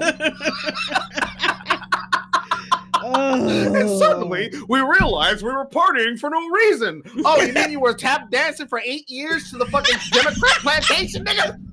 No! You just realized that you're a house Negro? No! No, say it ain't so, baby. Let's soak all that in. I went back a little bit. I want to soak this whole thing in. Police brutality. It was starting to settle into a lot of black people that we were maybe partying for no damn reason. We have been so focused on defending the myth of Obama from overt racist hostility that we didn't pay enough attention to the neoliberal politics, the shuffling down the road of a lot of black issues, and the war crimes. There were times where, for example, with respect to drones, that I had to so fucking stupid. Stop the system for a second and say, you know what, we're getting too comfortable with our ability to take kinetic strikes around the world. In 2013, it was Trayvon Martin. In 2014, it was Mike Brown. In 2015, it was 9 victims of racial terrorism in Charleston, along with Freddie Gray, Sandra Bland, and many others. In 2016, it was Corin Gaines, Philando Castile, Alton Sterling, and so on, all during Obama's second term. At the same time of all of this, we also had the rise of the alt-right and Trumpism. And we knew it was coming. Y'all give this motherfucker way too much credit. Like, way too much. Please, for the love of God, stop trying to put alt-right and Trumpism in the same breath. I understand that you guys really want to draw a line from Trump to fucking Milo Yiannopoulos and fucking Richard Spencer. But I do need you to remember, Richard Spencer is currently on your side because he was willing to say Orange Man bad. Let it go, nigga. Let it go. It just left black Americans shell-shocked. As bad as things are now, and they are demonstrably worse, to be honest, for They're demonstrably worse. A lot of black people. This motherfucker really thinks like a switch of presidents determines like the racial climate. Are you that fucking naive? More importantly, he actually thought Obama was going to yes. change everything. His whole presence was going to change the world. And like, I mean, a part of it like did kind of like bring us together or whatever. But then, like he was not the best fucking president, and you realized but he seems to think he dislikes Obama for the wrong reasons. Not because he was really inept, but because we were promised like racism ending and it didn't happen. I was promised a pipe dream. I was promised a fairy tale that kids get told before they go to sleep. That's what I was promised, and I didn't get it. It's like he sat down at the edge of his bed, worshiping his fucking statue of Michelle Obama and fucking Beau and his 2 daughters, and Obama himself, and he's like, Obama, I've been a really nappy-headed nigga this year. I want to have 2 big-breasted white slaves that do all the housework for me and my wife, and $1 million. And he's like, absolutely, I will get that for you. You just vote for me, and it's a vote for change. And I will ensure that you will get those 2 bucks and 1 bitches. I can promise you that. And then he comes back fucking 8 years later, just like, Obama, what happened? You promised. I was so nappy. I was absolutely cornrowed. Why? Why didn't I get what you promised? Like, what did you expect? I'm a career politician. I'm packing my 50 mil. I'm packing my 50 mil and leaving, nigga. Peace. Off to Netflix.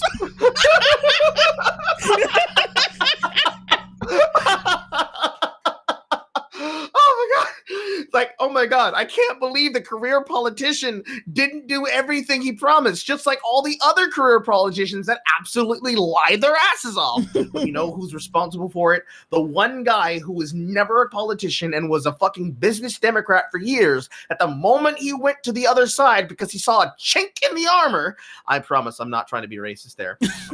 He saw a chink in the armor and took a shot and made it because you were so stupid as to think he was socially inept, that you didn't realize you were getting played like a fucking fool, that you turn around and said, now that we see constant waves of red hats, this is truly a fascist state. Oh, this fool. What were you gonna say? I was about to say, you ignorant baboon. Okay, settle down, Uncle Ruckus. All right, let me read the super chat. Wolf's Pain, $5 super chat. This guy dreaming like Riley and Grandpa from the Boondocks, even when his policies completely F's them over. Yeah, unfortunately, we got a lot of that. Jawan Bates, Merry Christmas to you, Jay. Merry Christmas to you, Jawan Bates. Anyway, let's keep going. Let's see what else he has to say. Going into 2017, 2018, it felt like we were bleeding out on the pavement. There were overt white supremacists in the White House, not just the usual covert passive ones, but ones who barely managed to hide their desire to barely managed to hide it, but you always talking about fucking dog whistles, how the very blatant, obvious things that Trump says is, he really means something else. Like, if he's a blatant racist, then why didn't he just come out and say blatantly racist shit? I mean, the thing that I always find interesting every time they bring up dog whistles is, nigga, you know how a dog whistle works, right? How the fuck do you know what it is? It means you're hearing it. So how do you know what it is if you're hearing it? Well, only 2 ways. He's the hero.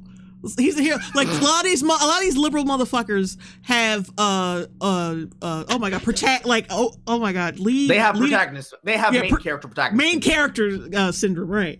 Where they just think, oh yeah, I'm the one who could see all the problems. Everyone else is asleep, and I need to wake them the fuck up and save them. It's that mentality.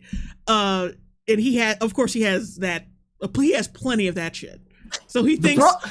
The dog whistles he can hear because like I said, he's the hero, not because it's like, whatever. It's because he's the hero. I can finish the sentence for you. The reason that they think that is because they think, as the main characters in their stories, I'm the only one who can see it, and it's not like you've figured the problem out. Because the complete sentence is, the reason I know it's a dog whistle is because we say the exact same shit on our side.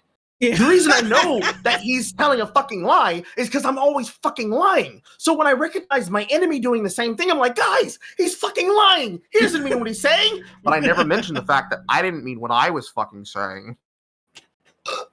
True. Okay, Jack Diamond, $5 super chat. I went from black to white shirt, then boom, the rise of alt-right, rise of the alt-right. Thank you, Jack Diamond. All right, let's to destroy black people were in charge of the country. There were hate crimes erupting in cities around the country. There weren't. Racist marches happening in the streets, and black people were still being shot by the police. The real life struggle of black folks kept any major hype for the movie at a minimum. It just didn't. What? Wait. All of this shit the MCU just couldn't hype this film because of all these bad things that were happening because of the Trump era. What? That's not even worth discussing. You're just fucking stupid. Yeah. We were really just trying to survive and catch up. And then in October 2017, the first trailer hit.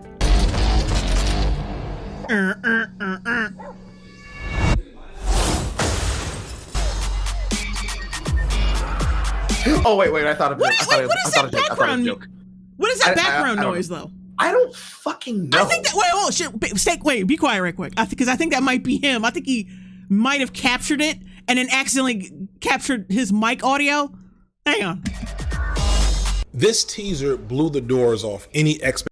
Oh, I think he accidentally captured some of his mic audio because there's background noise, like somebody's in the kitchen or some shit. Anyway, say what you were gonna say. I had thought of a joke in the middle of what he had said between that and the fucking opening of the cameo. It's like, we were all catching our breath after constantly being pummeled by wave after wave of racism. But finally, the dawn broke. And just like Black Panther broke that man's back, Black Panther broke all of our backs when he arrived in theaters. This opening trailer. Okay, let's go on. Okay, Phantom Glide, $5 super chat. He is correct. Riots went up tenfold when Trump was elected. Curious what political side that group of city burners was aligned with. Oh yeah, I guess technically he was right. Yeah, my bad. True. It was the summer of love, Jay. And when you love your neighborhood, you burn it the fuck down, you execute a kid because they're out in front of an Arby's and a Wendy's trying to celebrate the death of somebody who just got gunned down that week, and you loot and you riot and pillage all of the inner city stores until they shut down the store and move out, thus making it a food desert and a job desert where nobody can get employed because you had to have a new fresh set of J's. Yeah. Expectations that most black people had. And it really speaks to probably the first thing that a lot of people got but really didn't get about this movie, which is that for generations of black people in America, the images of Africa have usually been pitiful. Despite a world of stories in our mythology. Have they? I remember some very picturesque films that took place in Africa. One of them being The Lion King. And I don't give a damn if it's not live action. That fucking counts. That definitely counts. But yeah, like I said, there's been plenty of movies that were picturesque that took place in Africa, and I think they were mostly in the 90s though. Yes, because they were making a lot of that shit back then. Even Disney Channel had The fucking Color of Friendship, and that was probably still is the only Disney film where they unironically said the hard R. Josh Gaines, $5 super chat. May God Emperor Trump rise again in 2024. Love you guys. Hope y'all have a great Christmas and New Year's. God bless. Merry Christmas to you, man. And happy holidays. And our historical lore that could be told about Africa. Historical lore? How? This is based on a fictional fucking place in Africa. What fucking historical lore, nigga? All right, so I will give him one credence of doubt here because this is probably one of the biggest reasons why people glommed on to Orlando Jones's portrayal of Mr. Yancey in American Gods. There is not a lot of screenwriters that will pull on the mythology and lore of certain countries and certain historical time periods because of the fact that they have no interest in talking about it because it's not one of those particular well-known pieces of up there to grab story elements that you would put in for a trope. like Mesoamerican story tropes, African American story tropes that had to do with slavery times, Appalachian mountain story tropes, the Wendigo and shit like that. Roman Empire story tropes. Egyptian mythology story tropes. They're not one of those easily recognizable, grabbable shit like the Mummy or whatnot, that they're not willing to use it that way. So I will say, yes, you are correct. Not many people are willing to do what what films like what was that one that we watched? It was the one with the black man who was being bewitched by the fat black actress Spell? Yes, Spell. Yeah. There's not a lot of people who will do shit like that. That is correct. You are right there. But the reason why they don't do it is because no one ever shows the interest of making original shit. You guys always claim and always say, I want original shit. I want original stuff. Why doesn't anybody do anything original? And yet, when a nigga like Young Ripper 5'9", or is it 5'4"? I think his channel. Just call him Young Ripper. You don't have to say his whole tag. But like when a black creator like Young Ripper comes along and makes the Ripperverse and creates Isom #1. And makes what you've clamored for the entire time, none of y'all niggas clamor for it, despite making even bigger gangbusters than Ethan Van Schreiber did with his shit in Cyberfrog, or your boy Zach did with Jawbreakers. I wonder why that is. Is it because they're not of the same political alignment as you? Because he's a libertarian? 100%. Because they're Republican? Yes. Fabian Perez, $2 super chat. You and single player Carl keep doing your thing. Stay real. Happy Xmas and Merry Christmas to you too. The best we usually would get when it came to like seeing Africa in our media would be like a flashback to a time right before we were slaves and backdrops of white people extending stomachs and flies in the mouths of children in commercials. But what we saw. This nigga was not watching movies in the 90s. There were so many, like Jungle to Jungle, I think, took place in Africa. Because of because of how the Lion King blew up, there were a lot of movies that took place in Africa in the 90s. Oh, give me a second, I can't breathe. Oh, God. Oh, Carl, come on. This nigga said when I saw black people in the mid-90s, it harkened back to a time where we only saw each other as slaves and project pieces and young children starving to the arms of an angel in UNICEF commercials.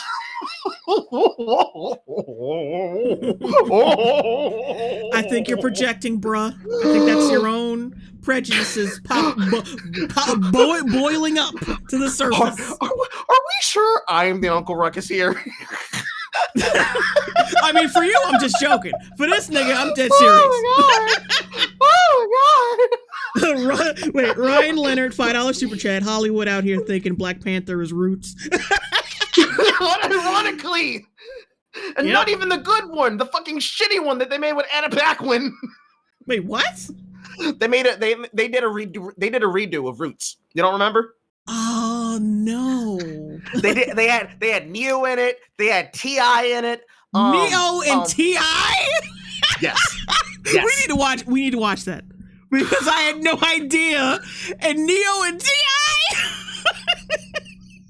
Like, if you remember any actor that had been on a project on like Showtime, HBO, or Stars, especially like the main character lead from The Tudors, Anna Paquin from fucking True Blood, and I think her husband was in it too. A bunch of other like bit piece actors that are in always like these over sensational Tyler Perry-esque funded drama plays and shit. And of course, T.I. and Neo just randomly there with a whole bunch of light skins, because of course you need mulatto niggles. Like, so they went from Ben Vereen and the guy from Good Times to fucking T.I. and Neo. Yes. I actively started laughing the second I saw T.I. on screen, and I'm like, no. Now, Neo can do a really good Bubba Mouth. You know, he can do a really good black person that definitely talks like he was gonna be second fiddle in like a stage performance of Forrest Gump. He can do it. He can definitely do it. But T.I.'s dumbass, this man is not a person that can be in slavery time speaking in a period accurate sense. He was talking like a street nigga that they pulled off the street and was like in one of those recreation films where they have them on a slave plantation, but they're actually in modern times. That's what that guy was playing the role as. I feel like if I watched that, I would feel the same way I felt watching Emancipation. It's like, why is this actor in this film? He sticks out like a sore thumb. He does not need to be in a slavery movie. Ever. That's probably what we could do after like season 2 of the Niggly Review. Emancipation and Roots. No, yes, the new Roots and Emancipation. Oh yeah, Emancipation. Oof. We still have to do the Woman King this weekend. I gotta get these niggas together. I want to wait till after like the Christmas holidays. Okay. Moving on. Yeah. Okay. On this trailer was different. This was an image of Africa with the color and beauty of the continent. Color? There was barely any color. Come on. Nigga, what color? Brown on but black not just and a brown? loving image. This is when Marvel started to do that muted shit. They started to do it in for Civil War. Like, as much as I like the Russo brothers, like, they know how to ruin some fucking color. Africa, but an image of what Africa could have been. Coogler and the designers of the movie's look. What Africa could have been. African elements of fashion, art, dialect, and blend them with modernity. Afrofuturism. I'm gonna pause it real quick. I'm gonna roll back to what she was wearing in that and shot. The designers of the movie's look sought to take known traditional African elements of fashion, art, dialect. Known traditional African elements of art and fashion. So here we have Afrofuturism queen garb, modern day super soldier, all female uniform, and whatever the fuck they have Letitia Roberts wearing in this scene. Angela Bassett looks like a fortune cookie. I'm just saying.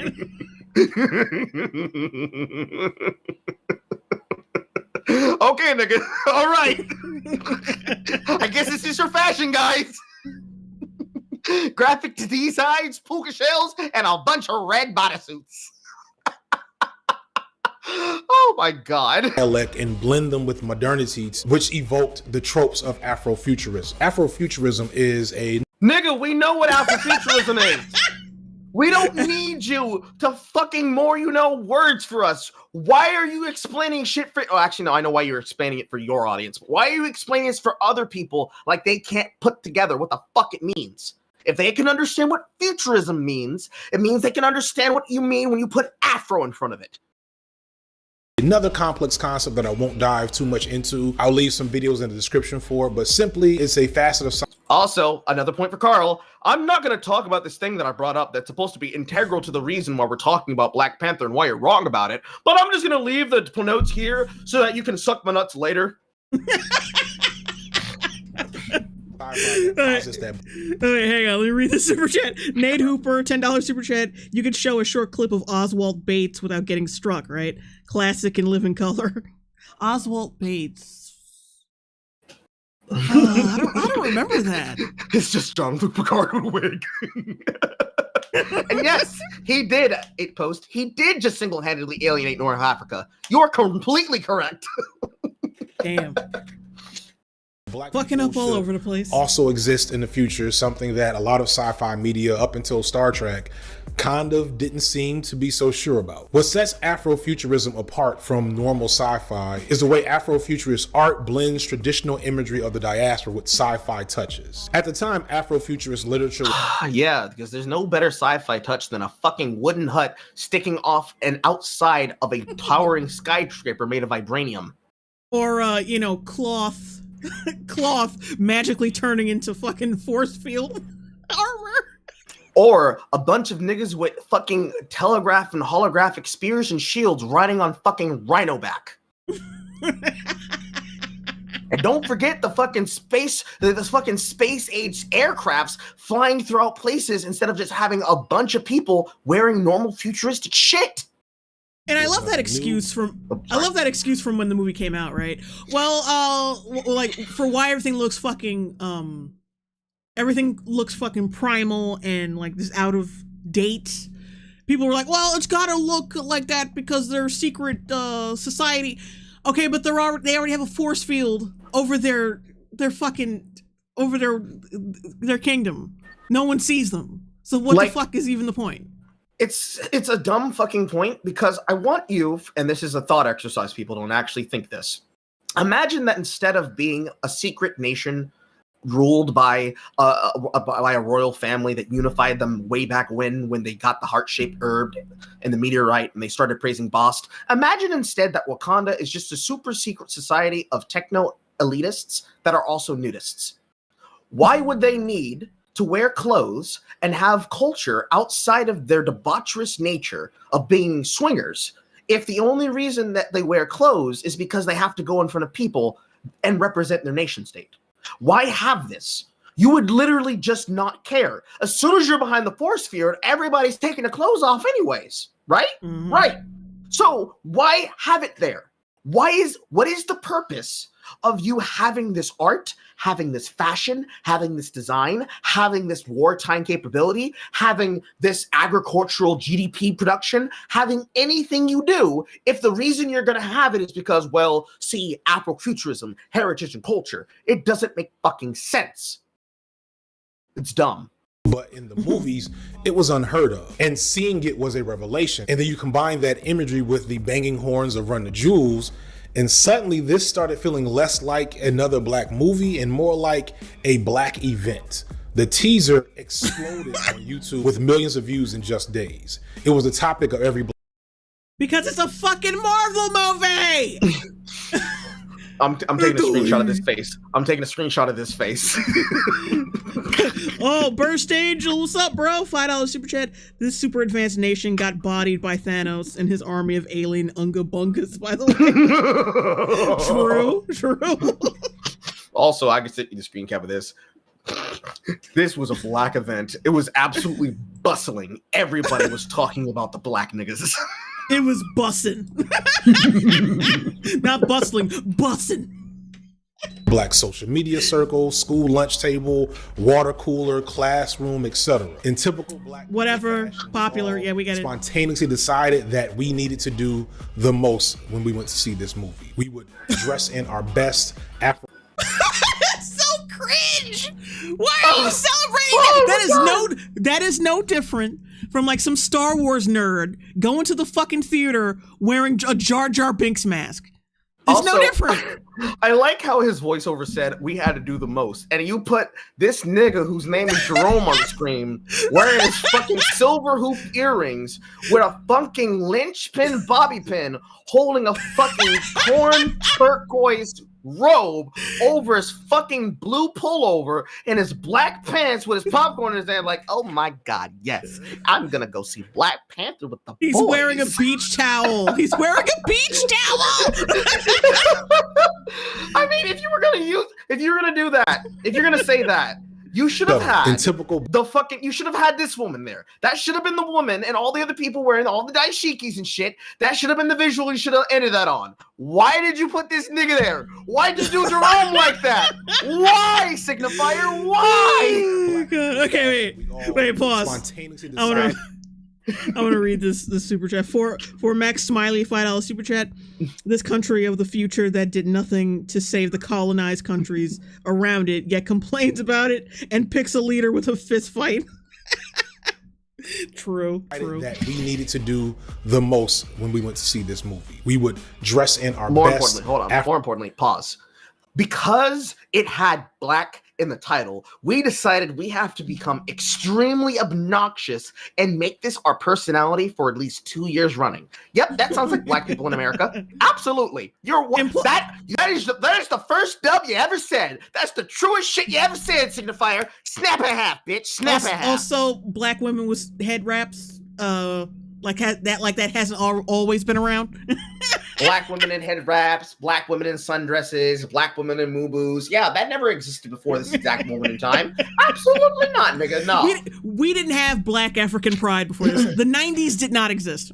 We just the 90s and late 80s did not exist. We just all collectively decided to just dress in North Face Uggs and 180s and the fucking winter apparel calendar, and decided collectively at the exact same moment, all our black synapses and our cornrows aligned exactly, and we said, it's time to be niggas.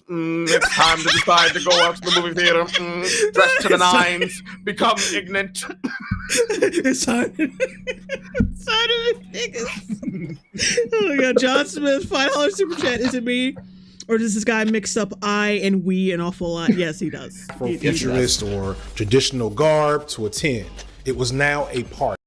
Oh yeah, those booty shorts. Like, it's such traditional garb. Why is this bitch being carried? Why is this bitch being carried in? What is this? In our best Afrofuturist or traditional Who is this bitch?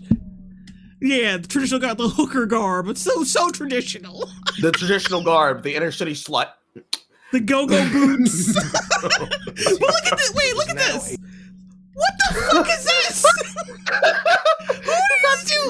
Who are these two members of Odysee? Fucking Odysee, Jagged Edge. Who is these Tony looking ass niggas? Who is this bitch? What is this? Oh shit! Oh my god! Let me read these super chats right quick. Not applicable. $2 super chat. Bassett is a really unfortunate name for her. This Nate Hooper, $20 super chat. In living color, Oswald Bates quote. First of all, we must internalize the flatulation of. Oh, now I know who you're talking about. Internalize the flatulization of the matter by transmitting the effervescence of the Indonesian proximity in order to further segregate the crux of my venereal infection. Oh god, I miss that show. That and Mad TV. God, I miss it. My god, them fucking bringing this bitch in like she's she's Miss Inner City Queen of the fucking Harlem Hood. She was crowned. Here she is, the biggest ratchet of the universe and all the galaxy. Here she is, Queen Ratchet of the corner street, sucking every nigga's dick meat, swallowing it all like feet on feet. Oh god. All right, let's keep going. Yes, please. The movie just had to be kind of okay. If it was just good enough, it would still become a cultural staple for years to come. I personally, if it was just good enough. I found him initially during the run of white writers in the early 90s and wasn't impressed and didn't stick around. I also didn't think that it would be likely that anything of substance ever came out of the movie other than being this cool new thing. Pause real quick. One real quick pause. If he says Ta-Nehisi Coates instead of priests, I'm laughing my ass off, okay? Nation Under Our Feet was the worst fucking Black Panther one in existence, if not in current Marvel history, and that nigga should not have been allowed to write that fucking book. Because they got old. And now they're giving him Superman. And they're giving Black Superman. And they got rid of Henry Cavill for that shit. I know, sighing too. Oh wait, let me read the super chat real quick. Burst Angel, $5 super chat. Black Dynamite was supposed to be a parody, right? Right? Cooler version of Meteor Man as me and my wife met up with our friends and went to the theater. But what I got was so much more. Part 3, the movie event of the decade. So I want to get most of the stuff you've probably already heard about the movie out of the way. In terms of negatives, Black Panther is not a perfect film from a technical level. There's odd character beats and quips that don't land, jokes that felt old even when they happen. The CGI was pretty bad, and overall it has Ooh, that head tracking. Ooh, the same issues that most Marvel movies had at the time and have only gotten worse today. On the flip side, the positives that most people were able to get engaged mostly with the visuals and art direction. Marvel movies had mostly been like dark grayish brown up until this point, and Black Panther was one of the first to usher in a more colorful palette. No. Thor was colorful. Iron Man was colorful. It wasn't until the Russo brothers came around, which was before this, is when they start graying shit up. And it was still gray in this film. It was just the clothes that were colorful. That's it. Nothing else was colorful in that film. And I'm sorry, the purple Kool-Aid nanotechnology on the suit does not count. Wait, Carl, are you still there? Yes. I thought you left. I didn't go anywhere. Done. He just started talking about some bullshit. I'm like, nigga, I'm not. No, nigga, stop lying. I am the wizard who knocks. $5 super chat. It's a little Christmas tree. Hello, thank you. Merry Christmas. MC Bunko, $5 super chat. I feel like a huge reason this movie was praised was because people were afraid to say anything negative and feared being called racist. Yeah, of course. Of course. You heard a lot of that on YouTube. Vibrant costumes and settings. The action, when not fully CGI, was pretty good. The soundtrack, with the support of Kendrick Lamar, who had recently emerged as a megastar for the era, that is a good was album excellent, cover. and most of the characters were good to great. Most importantly, it was no, they weren't. So that's something I think anybody who wasn't just being unfairly negative towards the film could recognize, that it was something that we hadn't seen before on the big screen. It was amazing to enter the world of Wakanda and spend time there. It awakened the Black imagination in a way that I don't think people thought was possible. It awakened the Black. This movie single-handedly awoken the Black imagination. This film. The Black imagination wasn't a thing before this. They weren't coming up with anything special. It's not like the Black Panther comic, where this originated from, was like, no Black imagination behind that. Or feeling that felt like it was hanging over, if not just for that 90-minute period. But it's so much deeper than that. Like I said earlier, this movie sent shockwaves through the entire diaspora. Not just... What the fuck is that all about? Nigga, you sweating. Why you putting rubber on your face while you sweating? Get back in the game. Stop fucking around. Wait. Burst gave me a $2 super chat. The Wakandian metal suit is powered by lean. Oh, Jesus. Haterator. This guy has over 400k subscribers. Wowzers. Yeah. With his editing and clips and shit. That irks me. It really does. Like, you could be like the worst YouTuber, like writing wise, but like if your editing ain't on point, I don't understand. Like visually, I don't understand how you can amass that many subs. Black folks in America, I just don't get it. But Africans in and outside of Africa, worldwide, celebrated this movie and appreciated what it was doing. And it was always cringe, no matter who the fuck it was. It wasn't just about representation. It wasn't just cool to see Black people on screen to this magnitude. The movie affected us. It said so much about the Black experience, way more than any movie where a guy in a panther suit rides a rhino with battle armor is supposed to do.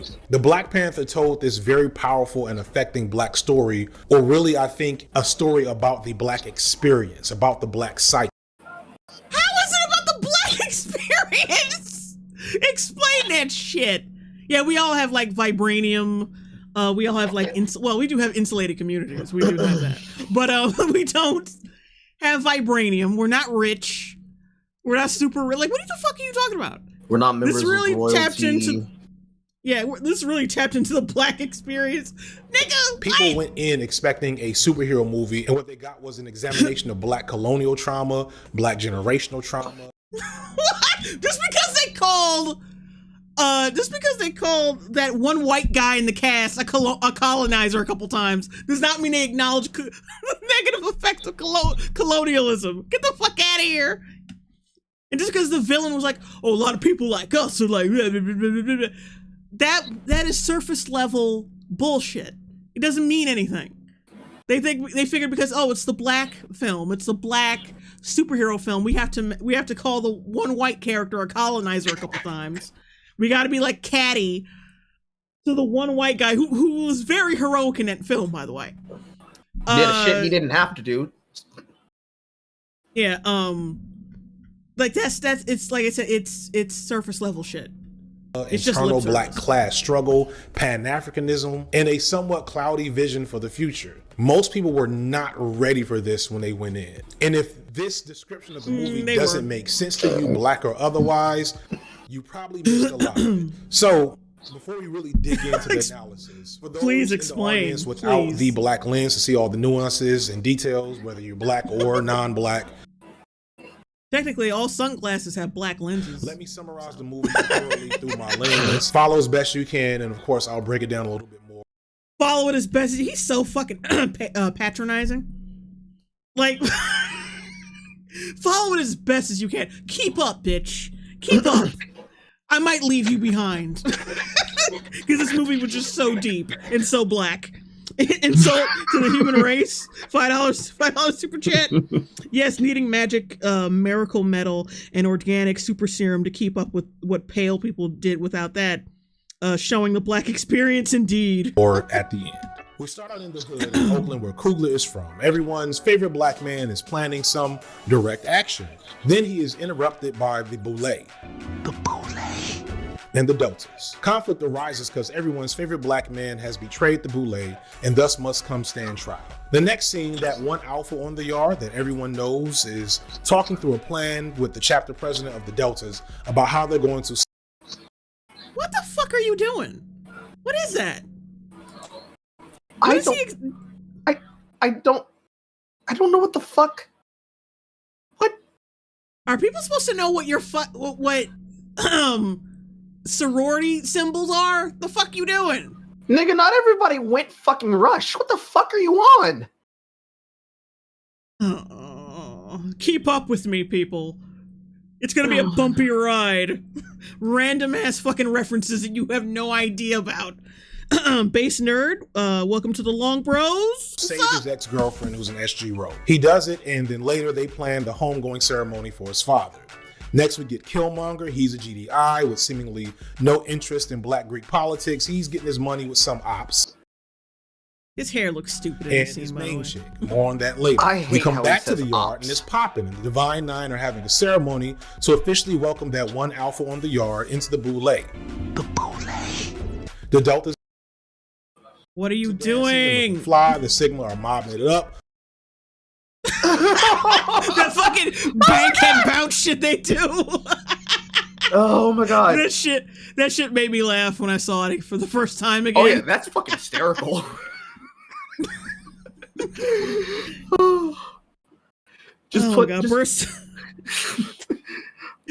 Burst Angel, $5 super chat, vibranium and herbs, the black experience, and bling and drugs. Shit. Vibranium and herbs, the Black Panther experience. I swear. Wait, what were you gonna say? If you put in any fucking Jersey remix song from like any of the fucking club bangers that have come out from TikTok and just put them over Black Panther, that would fit so well with every single fucking Jersey bop scene they're doing. They gotta follow this one alpha until the fucking cues come, being extra like they always are.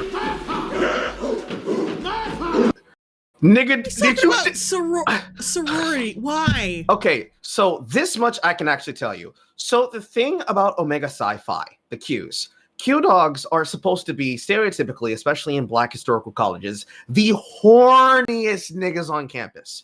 They roll up to every single woman, whether she's Rush or not, and they try and get in her pants because it is a sorority game for them to compare their fuck cards at the end of the semester to see who bagged as many bitches as possible, with extra points if they bag somebody pink and gold from the alphas, the AKAs. They love Alpha Chi alphas because they love fucking red bones. They love fucking yellow bones, red bones, black quote queens, and they really love when they can find an activist. They are stereotypically the black nigga of a film. So I want you to imagine, okay, the person he's saying this about is about the Jabari tribe. Winston Duke's tribe of guerrilla-based tribesmen. He's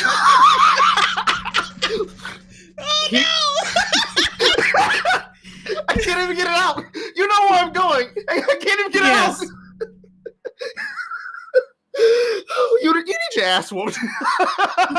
You actually need your ass whooped by some Qs, nigga. Really? What the fuck are you doing? Oh my god. The loudmouth niggas are clearly the men that look like gorillas and apes. And want to fuck everything that walks. Oh, Jesus. All right, Michael Carrion on $5 super chat. Every time this man talks about the black community, I imagine that clip from Fresh Prince of Bel-Air where the uncle keeps on saying we. We? Oh God!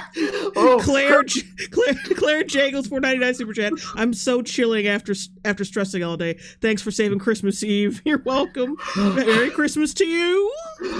Oh my God! This comment from Criminal Imagination just sent me House Harambe.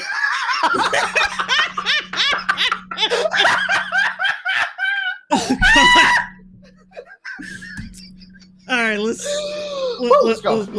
Let's keep going, please. Keep going. Harassing the women, getting drunk, oh God, starting fights. The one alpha wins the fight against the biggest, drunkest Q in the yard, and they go on about their business. Later, they find out that the ops are back on the block. The whole Divine Nine has been waiting like 30 years to slide on their ops or to devise a plan. They step up in the club, VIP, gas tank on E, but all drinks on all the other ops they beat up in the club. They capture the ops, and for some reason, they let the ops meet with the other ops. And they do the type of shit that ops do until the GDI comes through to save the ops. That one alpha goes home having failed his mission. The Sigma president is mad as hell. I feel you, Bob. Next thing turns out the GDI was actually also about that direct action too, I guess. But also a member of the Black Manosphere. Sorry, Eric. It's gonna be okay. Pause real quick. I want to call it a fantasy college story.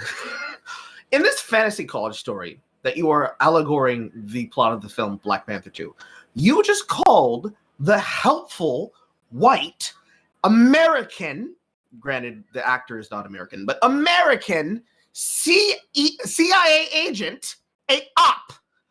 One of the most integral members of Why Things Went Well for You is an opposition force. I see. Continue. Okay, wait, not yet. Samuel Weatherington? Weatherington, okay. $5 super chat. He's literally copying everything from Lindsay Ellis right down to the obnoxious repeated joke. Merry Christmas, guys. Merry Christmas to you. Merry Christmas. He goes to the yard. Plus, he said he was a black male man, he was part of the Black Manosphere because he shot his girlfriend. Clearly. What? He pops in a body bag and talks with the Sigmas, and this nigga forgot the Sigma Creed because he shows no loyalty to his homies in the yard for this GDI that he doesn't even know. GDI comes through and reveals, surprise, he's not a GDI. He's actually an eternal sphinx, and his father was also an alpha and taught him all the information, and he's here to officially get his letters. How are people supposed to understand this shit? Like, they don't. If you don't go to a black fraternity, you're not gonna fucking understand this shit. This is a way for you to flex that you went to college. Yes. Oh my God. I tried to give people the benefit of the doubt. I was like, okay, maybe he's not being an elitist prick and flexing his college education, but no, he is. Okay, I just wanted to clear that up. John Smith, $5 super chat. This segment is just making the robot chicken "this isn't funny" scene play through my head. And take over the yard. Everyone freaks out and he challenges that one alpha to a fight and washes him, literally. Is this your game?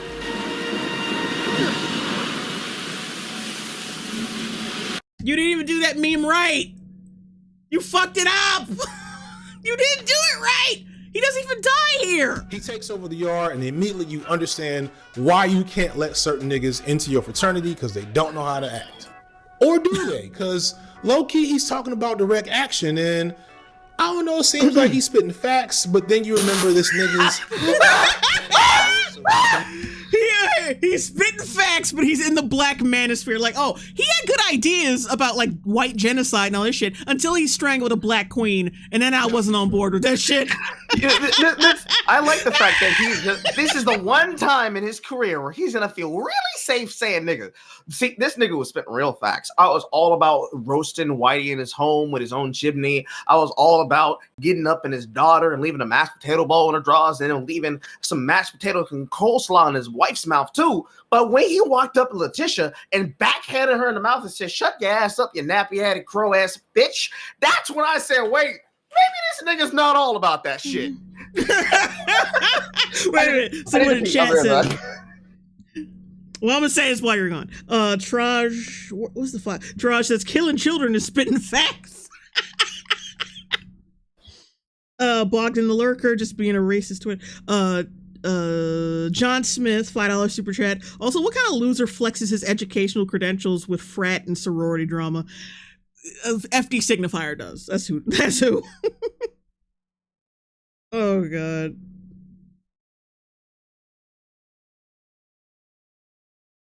John Miracle or Merkel? Marikel? I think it's Marikel. John Marikel. I was on his time until he I guess he's trying to say until he choked a bitch. I return. Mark Alcatraz starting a race war of spitting facts. Oh boy. Justin, sadly, he is also an op. The Delta and the SG ex-girlfriend and his mama, who's probably an AKA, go to the only real niggas left on the yard. And I hate to say it, but it's the truth. It turns out it's the fucking Q. The Qs may act dumb as hell, but they got some sense and they feel like people just look down on them because they're smelly. They find that one out. Wouldn't you believe it? He's ice cold. They give him some drink. He gets right and comes back for round 2 against. They gave him some perp drink. Black Manosphere nigga. The Sigmas disappoint me by fighting the whole damn yard in a power grab move, and they're winning until the Qs come through and just embarrass us. It is what it is. We earned this L. Sometimes we take an L. Pause. The Sigmas was running track on everyone's ass and beating the shit out of us, but then it had to be the Qs that come through and help us, the bitch niggas, keep it real as the real niggas. That's the actual truth that happened there in that scene. If Winston Duke's portrayal, and really honestly, people sleep on M'Baku, but as much as we would like to think that he's a side character, M'Baku the Man-Ape is a real-ass fucking character. Because if the Jabari tribe did not show up to help you in this fucking power grab for your throne, and help you be able to get you close enough to the, I don't even know what they fucking called his version of Black Panther, the Black Jaguar, because he is wearing the Jaguar variation of the suit. Let's go with that. If they didn't get you close to Killmonger's Black Jaguar, so that you could then invoke the right of the challenge, which, considering the fact that you never did yield, you were just assumed dead, since you never yielded in fight, by the rule of, by royal ascension of you being the direct spawn of the king, and him being the son of Injaku, you would have the right to claim the throne the same way he tried to claim it to you. And at that point, everybody stops what they're doing, they go back to the cliffs, and they will do the fight again. But because this is a Marvel film, and then it's like the fun fucking act in the high fight scene, instead, it's got to be the Jabari tribe that comes in as the big damn heroes to save the day, and that to you is, well, the dumbass fucking Qs had to come through and come save us. We had to take an L. They was embarrassing us. Nigga, you are embarrassing. Matter of fact, what sorority were you a part of? Please tell me that you were part of the Purple and Gold. Please tell me that you were a fucking part of the Purple and Gold. Please, I want to know you were an Omega. Tell me you were an Omega so I can say you're a liar. Tell me you were fucking Messianic. GI realizes, you know what, my man's is wilding, but he be saying some real shit. So, you know, we'll see what happens, and everything is cool now, maybe the end. There's a strong chance that I killed that nigga in the fucking vibranium mines, but you know, he was on some real shit, for real. I let him see the sunrise, and you know, I went back to the United Nations and I thought about that nigga dying there. I think about him dying there often. I'm sure he hated Wakanda forever because all that shit they were talking about sharing the vibranium with the world. They took it right back in the second film. Oh, so he yeah. must have hated that one. Oh, yeah. That very few of you watching this got all those references. No one got those references, nigga! No! You were just flexing your fucking college degree. That's all you were fucking doing. It wasn't even a fucking college degree. You're just flexing the fact you knew what the sororities and fucking fraternities were at Rush. Joseph Hare, $5 super chat. Merry Christmas. Who's your boy? He's entertaining as fuck. Yeah, he is very entertaining. He's Single Player Carl. That's the name of his channel. Go check it out. Subscribe. Get them numbers up so he can make more videos, because I'm sick of him uploading streams. I'm never gonna stop being a streamer, Jay. Whatever. You want me to do more shit. I want you to do like substantive shit, because you have a big brain and you're not using it. You have so much bullshit to say, but you ain't putting it in video form. You only made one video. I make other shit too.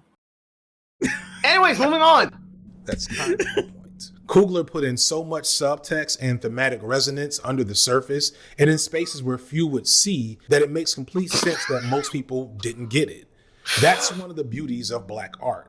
Oh, he did it. That was purposeful. He was throwing out fraternities and shit because that, symbolic. Oh, I get it. See, Ryan Coogler, he was giving us subliminal text messages that he remembers what it was like to be an extra on school days. It's just like when I was running with ratchet ass chicken heads. Only I get this. I am the only one between me and my best friend. We're the only ones that can remember this. It's remember, D. It's just like when you were talking to all those bitches that you were having striking out luck with, because all the other niggas that was raw dogging them were talking to them, but I was too scared because I was a nerd. I was right there. I can see it all. Now all I want is I want him to direct a film starring Will Smith's son, Jaden, as him in college, seeing all of these references to Pan-African futurism, so we can have what we can clearly see as the mind as Black Uncle Iroh. And it needs to be directed by Spike Lee, and then we'll truly understand what the fuck he's on about here. Becomes a cipher for seeing things that aren't obvious. But as I said earlier, I can't stand that for as big as this movie was, so many folks, including a lot of black folks, didn't get all the things. So, including all you dumb jungle bunnies. I'm gonna break it down for real. Part 4, The Point. At its core, this film is about the two. Finally, after 3 parts, The Point. Sidedness of being black, the double consciousness, the paradoxes and conflicts and juxtapositions that are inherent to the black experience across the diaspora. It's the black elites versus the black working class, black men versus black women, the black American experience versus the greater diaspora experience, the black elders versus the black youth, black pain versus black liberation, and probably most concerningly, black art and creativity versus commodified corporate art in Hollywood. I think the vast majority of black viewers felt these themes in some form in the movie, even if it wasn't fully articulated. Bullshit. But that is why it connected with us so powerfully. If you want to know why this movie was so huge, why like literally people that did not see a single Marvel movie or care anything about a comic book character or anything like that went to see this movie, is because when we came back. Yeah, that was by design, sweetheart. That's how people get their money in Hollywood.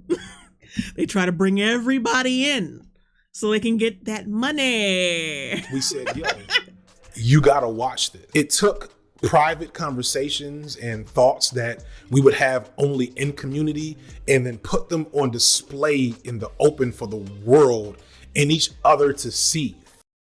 That's very insulting to the black community. To like look at them, acknowledge them, and hopefully start unpacking them.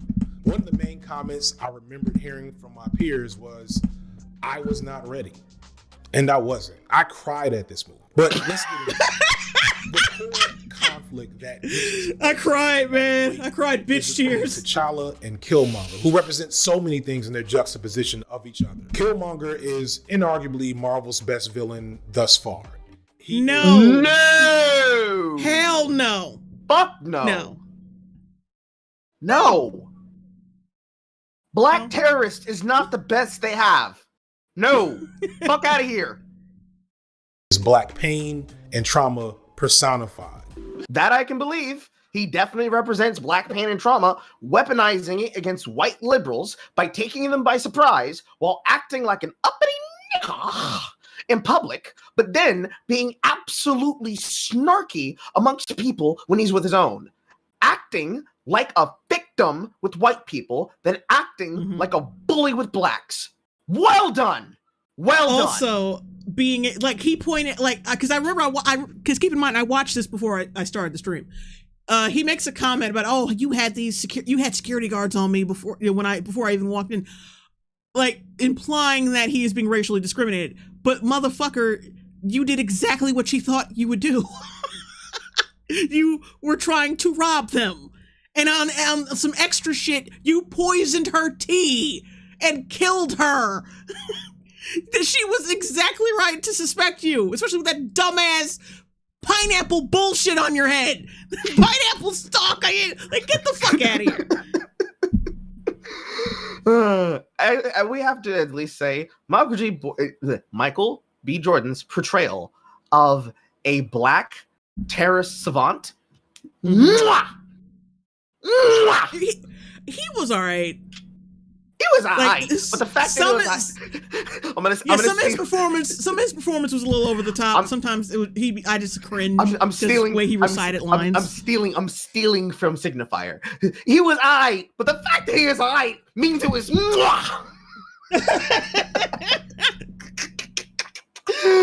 right, let's keep going. Don't trip. I'm gonna take it off your hands for you. These items aren't for sale. How do you think your ancestors got these? You think they paid a fair price? Or did they take it like they took everything else? Killmonger is the rage that so many black folks have felt at a time come to life and given all the tools physically and psychologically to channel that rage into action, into an extent radical action. Even though the only people who fucking wronged him were his own. Because we don't see him interacting with white America. We don't see that shit. He went to the military and became a fucking killing machine. A part of the system. So explain that shit. Explain it. Well, you see, because he was born into a system that was unfair to him after being disenfranchised by black people, he had to use the colonizers' weapons to outplay him at his game. And only after he outsmarted the white man, it took a black man who thought like the whites to put him down. And because he was one of his own, he was betrayed by his own literal blood nation who abandoned him in America, while like the way they abandoned the rest of their people worldwide. Fucking gibberish. Brilliance. We were attracted to Killmonger's radical nature. For me, what was most compelling was his pain. Not every black person has the privilege and talent of T'Challa or the charisma and fortitude of Killmonger, but most black people. Charisma is not dictated by upbringing or money. What are you talking about? what were you implying there? I don't know. Can relate to Killmonger's pain. Coogler seems to have a keen eye with engaging with the conflicts that arise around traditional performances of masculinity. In his two mainstream films before this, Fruitvale Station and Creed, both starring Michael B. Jordan, he follows a flawed and traumatized black male struggling to perform black masculinity. What? Did we watch like Creed? Did we watch the same movie? What? I don't. What? I'm so lost. I guess his mother, or his adopted mother, I think that Felicia Rashad was in Creed, telling him to be a good boy and not get into trouble, was trying to break him of his toxic black masculinity? What? I'm super lost on that. I don't know what the hell he's talking in the about. face of significant adversity, often having to push through intense pain in the process. We see that with Killmonger. In the very start with the narration, this opening scene telling the history of Wakanda, this is actually Sterling K. Brown's voice, conveying to the audience unknowingly that this is Njobu telling a young Eric about his home in Wakanda. Baba, Yes, my son. tell me a story. Which one? And Eric, who has only known the streets of Oakland, after hearing of this amazing, beautiful land, ends asking why. As in, why has he never seen this beautiful promised land that his father speaks of? Confused that he is enduring this pain around him, knowing that there's better out there for him. No, it's because of any kid would ask, like, where are my grandparents? Where's my aunt and uncle? Where are they? And then you tell them about this fucking fantasy land where they live and have all this money. Like any fucking kid, white, black, whatever, would be like, I want to go there. I want multiple Christmas presents. I want to see my family. Like, but you tie in like, oh, it's black pain. Like, oh, this pain being black, and that's why he doesn't feel at home. No, he wants to see his family because his father talked of this magical fairy tale land where the rest of his family is. Basically telling him he's part of royalty. Like, what the fuck? Not literally is royalty. Oh yeah. A lot of black young males, a lot of young black people or black people in general. We see Killmonger 2 more times as a child. First, when he runs to discover the body of his dead father, now being made an orphan. And then again, in probably the most powerful scene, the moment where I think every black person in the theater realized that, like, oh shit, this is not just a Marvel movie, which is when he goes into the ancestral plane. The juxtaposition of the differences in the ancestral planes is very important and overt. Yeah, one is in Oakland and one is in Africa. One is where the one guy was born and the other is where the other guy was born. Oh shit! Deep shit, guys! It's when deep! You see the first ancestral plane through T'Challa earlier in the film, when he enters, he is greeted by the lineage of elders and ancestors, surrounded by beauty and wonder that he's always known. His black experience, the black experience of the... Why are you making it a black thing? It's just 2 different places where they grew up. Fucking stop. It's not that deep. It's not as deep as you think it is. The bourgeoisie, maybe, is for the bourgeoisie without barriers and limitations. Similar to some black people of privilege, especially those born of the diaspora outside of America and apart from their colonizers or the ravages of colonization. Conversely, the trauma that Eric has experienced, a trauma starting in boyhood, locks him both literally and now mentally in the small apartment where he found his father. In a way, he's never matured past this space and past this moment. So he's true. Literally surrounded by the beauty that is his birthright, the beauty of the ancestral plane, the connection that he has to all the other people that look like him, that share that Pan-African destiny. And he can't even see it. The only thing he can see is where his trauma is. Yeah. Why is that black? Why is that race specific? White people didn't kill his daddy? What the fuck? It's just so The best he's got is this one window, and he doesn't even bother to look. A lot of studies on black children growing up in poverty showed them. Of course he wouldn't bother looking. It's where his father died.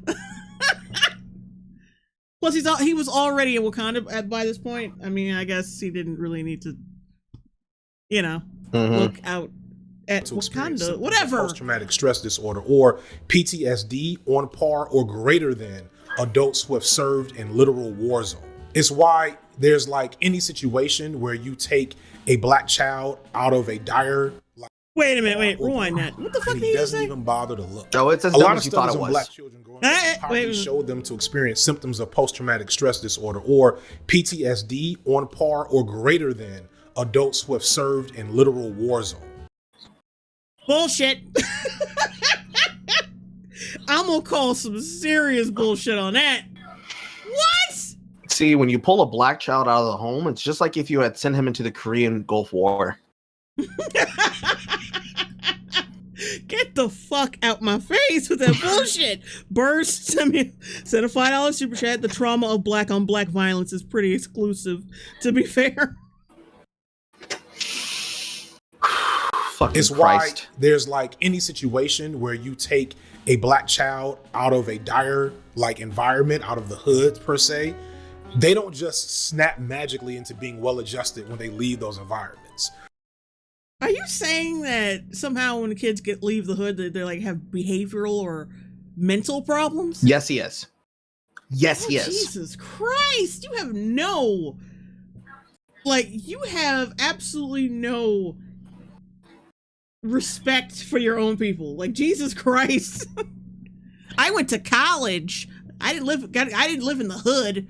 People in the hood are like mentally ill when they live in the suburbs. In college, I learned that if I don't come from an extremely black family and I learn about Hanukkah as quickly as I possibly can, immediately after Kwanzaa, and either choose to be Islamic or to be some kind of hodgepodge of tropes I saw on cable television, I'll literally become a terrorist-fed agent, just like Carl. Oh, shit. I wasn't, just like how he was with Black Panther, I wasn't ready. I wasn't ready to watch this and experience how fucking dumb it was. Poverty and strife leave scars, both physically like the scars. I'm gonna tell you one thing. Living in poverty and in the hood here, and then going to like my mother's house in Florida where it was really nice and shit, I didn't have any symptoms of PTSD. I just want to make that clear to everybody. My mother's nice pool in Florida, and like her like that didn't give me like any like war flashbacks or anything. I was fine. On Killmonger's body, but also mentally, like what we're seeing here. Most heartbreakingly is the way that Killmonger. Okay, wait, whoa. It left scars on him. Literally, the scars he left on his body. The scars that he left on his body after he killed people because he made his entire life goal about becoming strong enough, fast enough, skilled enough, and savant enough, a murderer, to murder the child of the man who took his father from him. Yes, clearly. That's what every single man on the street needed to hear. You too, gang leaders, Crips and Bloods alike. You too can become a Fed agent that spends his entire life becoming a royal op so that you can murder someone for the throne of a country. It's just like when you got pantsed in 9th grade and was told your Abercrombie and Fitch shirt was bitch made. It's exactly like that. You should murder the head of a federal nation because you got clowned in school. Well done. Well done. Wait, Ebony Williams, dang, Mama Longbone is loaded. No. She's comfortable, but she ain't loaded. She's alright. Fucking Christ. Like with shit, how shit is now, like I don't think you ain't loaded unless you make 6 figures a fucking year. Engages with and rejects, or like more empathy, than that. Love and humanity in this moment when it's offered to him. He's sitting with his father, starting out as a child, and his father is expressing regret to him at how his decisions have led him here. All the things that he's had to do to get to this point, realizing that in his own goals for revolution, that he failed his child. Njobu hints at reconciliation and gestures at a moment of sharing love with his son, and he rejects it.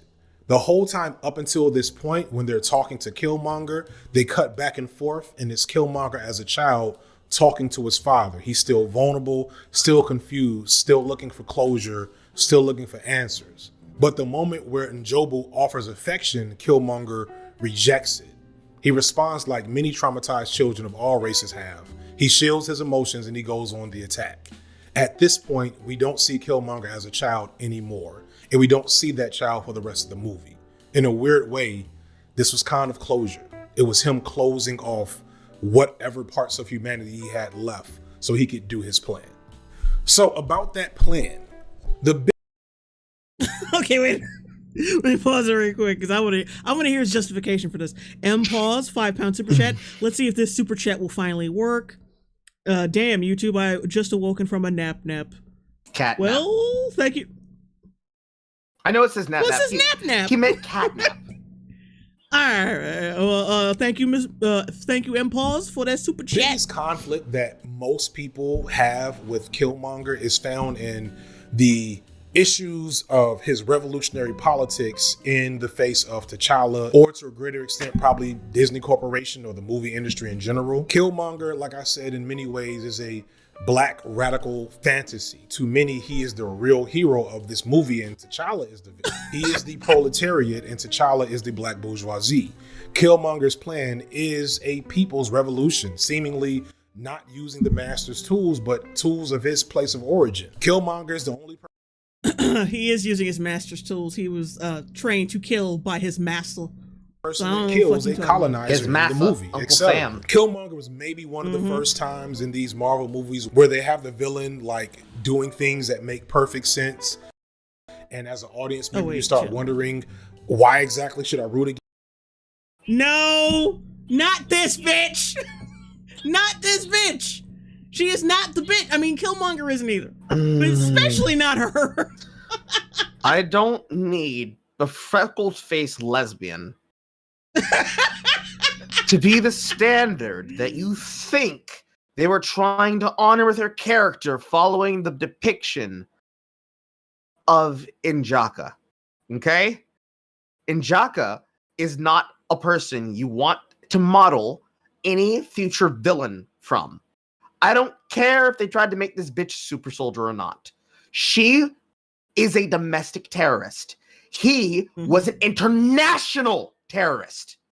She was willing and outright killed people for her goals and ambitions. He outright killed people and was willing to kill multiple leaders of multiple nations and commit a black Hitler dominance plot to rule the world to, quote, free his black people worldwide by arming and them. keep in mind that his whole profession before this whole thing, he destabilized countries. Yes. For the CIA. A global asset that destabilized countries. Not unlike what you just said at the beginning of the video, the CIA did to the Congo.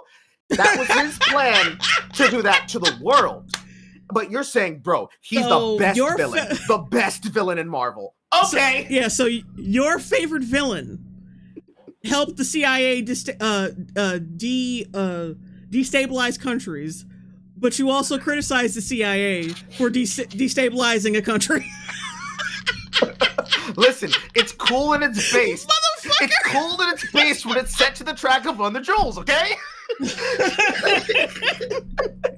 There's just something about that cultural black swagger when it's crushing you under its boot.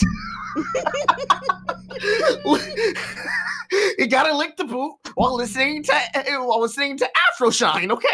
You just gotta do it. I don't think he watched Black Panther. I don't know. That's what or maybe because the white character was telling that backstory, he wasn't listening. I don't know. Maybe the Caucasian doesn't get to his ears quick enough. I don't know. Oh my god.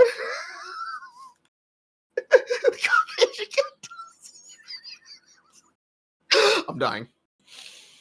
All right. Wait, hold on. Pause, £2 super chat. Freckle lesbian was an Antifa super soldier. Yes. Yeah, basically. Yeah. Literally. Against this person, so the plot has him do something monstrous and ridiculous in order to undermine his radical message and send the message of, yes, change and revolution, but not like this. All of this is a very valid perception of the movie.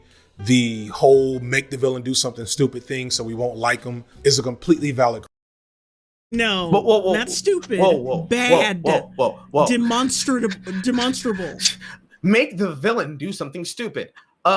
I would argue that spending your entire life being a Fed agent asset so that you can get the chance to usurp the throne of a militant technologically superior nation isn't a stupid thing. It is probably one of the most intelligent things on the level of Kang, Doctor Doom, and, at least in this variation of the MCU, Thanos that you can get. That is some intelligent street shit. That's a kid from the streets who learned secondhand because of some panther claws in his daddy's chest that he came from a militaristic future society, and he spent his life goal being ready to murder the son of the man who killed his dad so he could fuck the world. Literally, his plan was, I'm gonna fuck your son up so I can fuck the world. And he was this. Just picture the fingers being like this close, chat. Just this close to succeeding. And the only reason he failed is because, quoting you, some Q niggas walked the yard and beat the shit out of some fucking blues. And also, to be honest, it was like there was some like strange coincidence, not coincidences, but contrivances. Contrivances that helped Killmonger's plan. The fact that they just let his ass like do challenge day over again, even though they had already done it. And to challenge T'Challa for the throne, even after all that, the day already passed. That was a like Killmonger. If they had been the real niggas they were, that we heard they were, then they would have been like, no, just execute this motherfucker. Yes. We don't want, like, you were a terrorist. You were dead. You stole from us. You have an evil plan. And you're a dangerous human being. We're just gonna execute you. Period. Like. And that would have been a wrap. There's no world, even inside of traditional house knowledge, because I know this actually having relatives that are a royalty, at least Muslim royalty.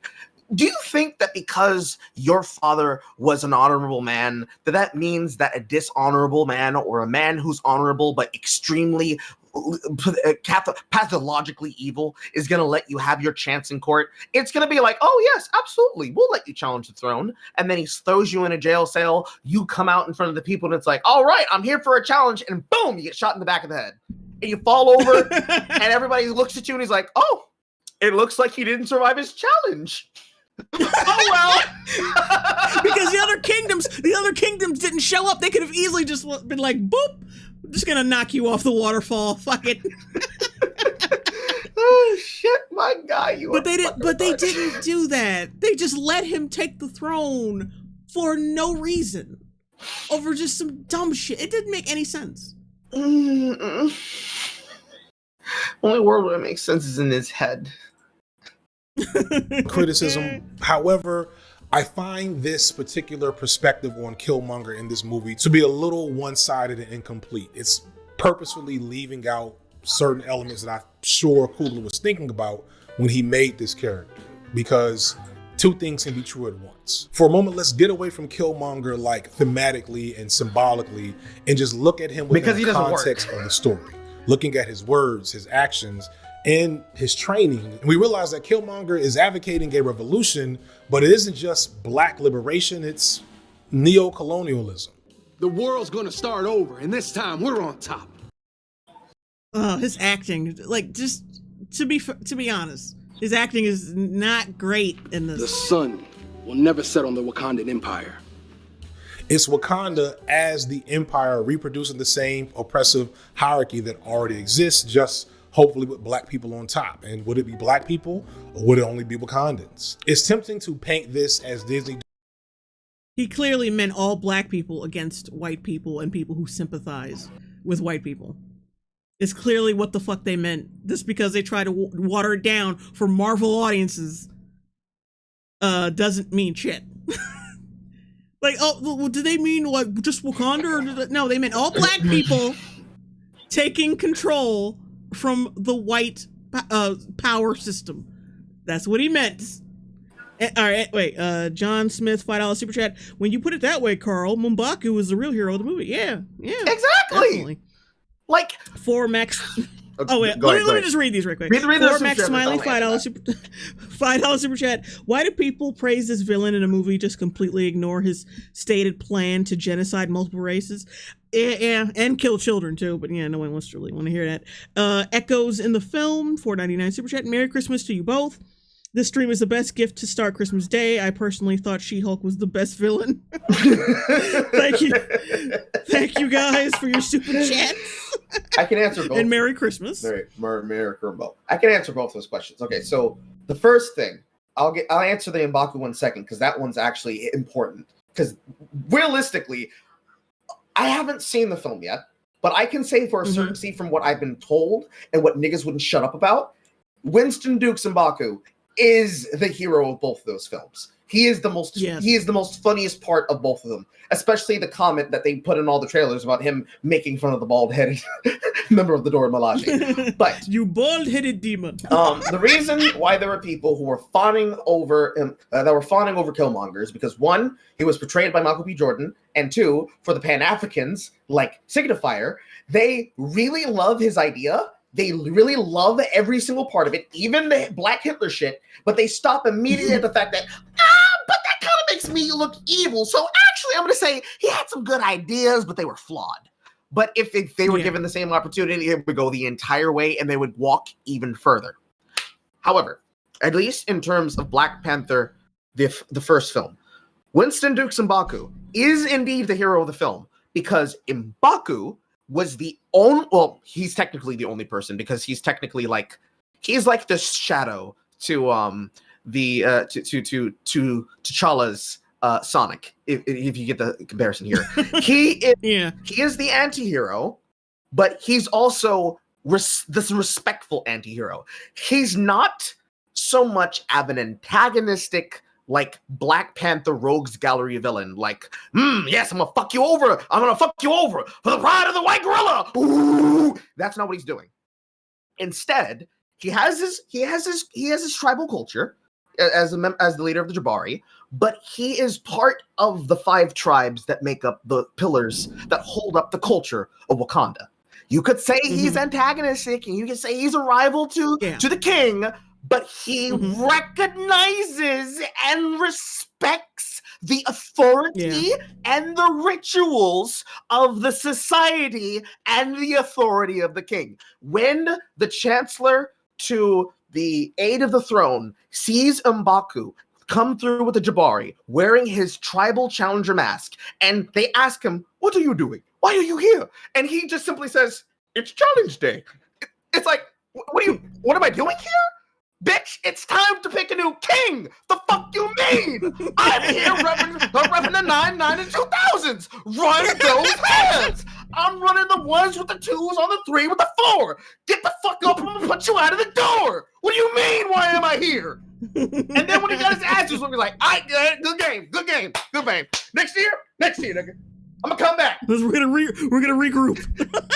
Like, I'm gonna run that fade next year. And he's like, oh, it's like if your friend came over for a game of basketball. Every year you hold like an extremely serious tournament of one-on-ones, and the person who wins that year gets bragging rights for the entire year. It's you, your homeboy, your homegirl, that one dyke friend you got, your dad, your brother, your sweet smoking cousin, and all the people from the hood, and your cousin wins every single year, and this year you finally crossed him up and broke his fucking ankles, and he's like, nigga, you got me. Next year, I'm gonna get your ass. And then the next day, shit, I unplugged my fucking headphones. I don't know if you can still hear me. I'm trying to plug them back in.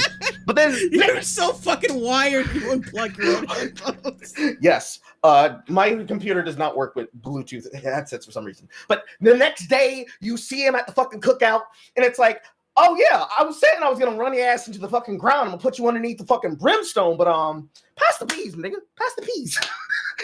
Yeah, all right, we got it. We don't need a third example. So, like, even though people are like, oh, he's a horrible character, these niggas actually needed him because he was the only one who was willing. Number one, he protected him. After he was thrown off the waterfall, he protected him. He kept him on ice to make sure his brain didn't die. He kept him safe. He helped them feed the heart-shaped herbs so he could get his strength back and have his scene with his dad and all the ancestors. And then he ran the fade. If it hadn't been for M'Baku's involvement, then you wouldn't have had your king back. And then he wouldn't have been a part of the Infinity War, and you wouldn't have been able to survive and hold up the Black Alliance in Wakanda for you to have the final showdown in Endgame. Literally, you needed him. Yeah, because they act fucking defenseless whenever T'Challa's not in the picture. Like, oh, we cannot defend ourselves. We have nothing. All we have is all this endless vibranium technology, and we have all these other warriors who could defend us. But like, oh no, we cannot do anything. It's like T'Challa. It's like, oh my god, if we lose Black Panther, what will we lose? And it's like, I understand the idea of losing your king and your crown prince, like from the position of losing. Let's say compare it to Queen of England. You lose your king, you're gonna like, oh my god, I can't believe the king is dead. Long live the king. I can't believe we lost him. But then it's at the same time, it's like you're sending the Dora Milaje to go after Baron Zemo in fucking Captain Falcon and Winter Soldier, and you're just you have nothing. But the Dora Milaje are allowed to go wherever the Dora Milaje want. Really? Seriously? Wouldn't it make more sense to send out people like M'Baku as a ambassador, especially after the first film? Send out an actual Wakandan leader to the inner city and have him talk about, and have pretty much every fucking tribe there. Because honestly, there's more than just the Jabari tribe. That's the only tribe they ever actually talk about. It's the Crown King entourage, the prince, fucking Shuri, and the Jabari and M'Baku. That's it. That's all they ever talk about. There are more tribe leaders. You're telling me you don't have like an exchange program where all 5 nations are like, to use his fucking example, if all the 5 nations of Wakanda have their particular, now it's like fucking Black Harry Potter, their particular tribe representing a house that the inner city school children can join for like a summer camp or spring retreat, or like a missionary class that they can go over to Wakanda and experience the culture heritage to that class. Because the Jabari tribe are a warrior tribe. That means there's a traditional tribe. There are the Crown Guards. You can have a troop for the Dora Milaje. You can have a troop representing the normal people of the nation, the agricultural class. And then you can have the people who specialize in emissary work. You can literally have all of those groups of people working together, and M'Baku could be one of those ambassadors who goes around and does the work on extent and on hand of the kingdom, so that every single time you need to have somebody who's a representative and an emissary of Wakanda there, it doesn't always have to be the Black Panther. Because for some reason, the Black Panther is both the king of the country, but is also basically their only, I'm looking for the word, their only commissioned and official spy of the country. That doesn't make sense. Why is the king also the only traveling agent that represents their armed military might and strength, both as a leader and as a weapon? That doesn't make sense. That's dumb. But there's your answer. All right, we spent enough time talking. Let's go. Okay, wait a minute. I got another super chat. M-Pause, £5 super chat. Take the tantrum scenes of Freckle Lesbian and overdub it with the lesbian porn sounds. And the opening theme to the 80s She-Ra cartoon. Oh, God. I don't even know what the fuck that means. I do, and that's horrible.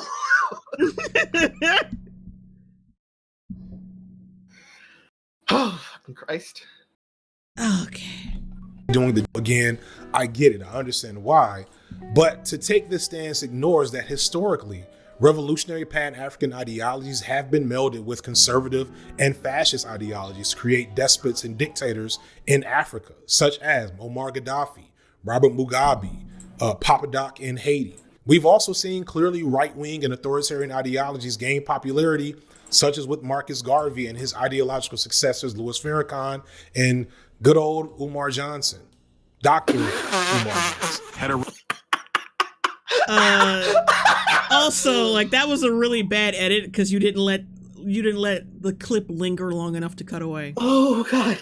Like, let's rewind that though. Let's such as with Marcus Garvey and his ideological successors, Louis Farrakhan and good old Umar Johnson.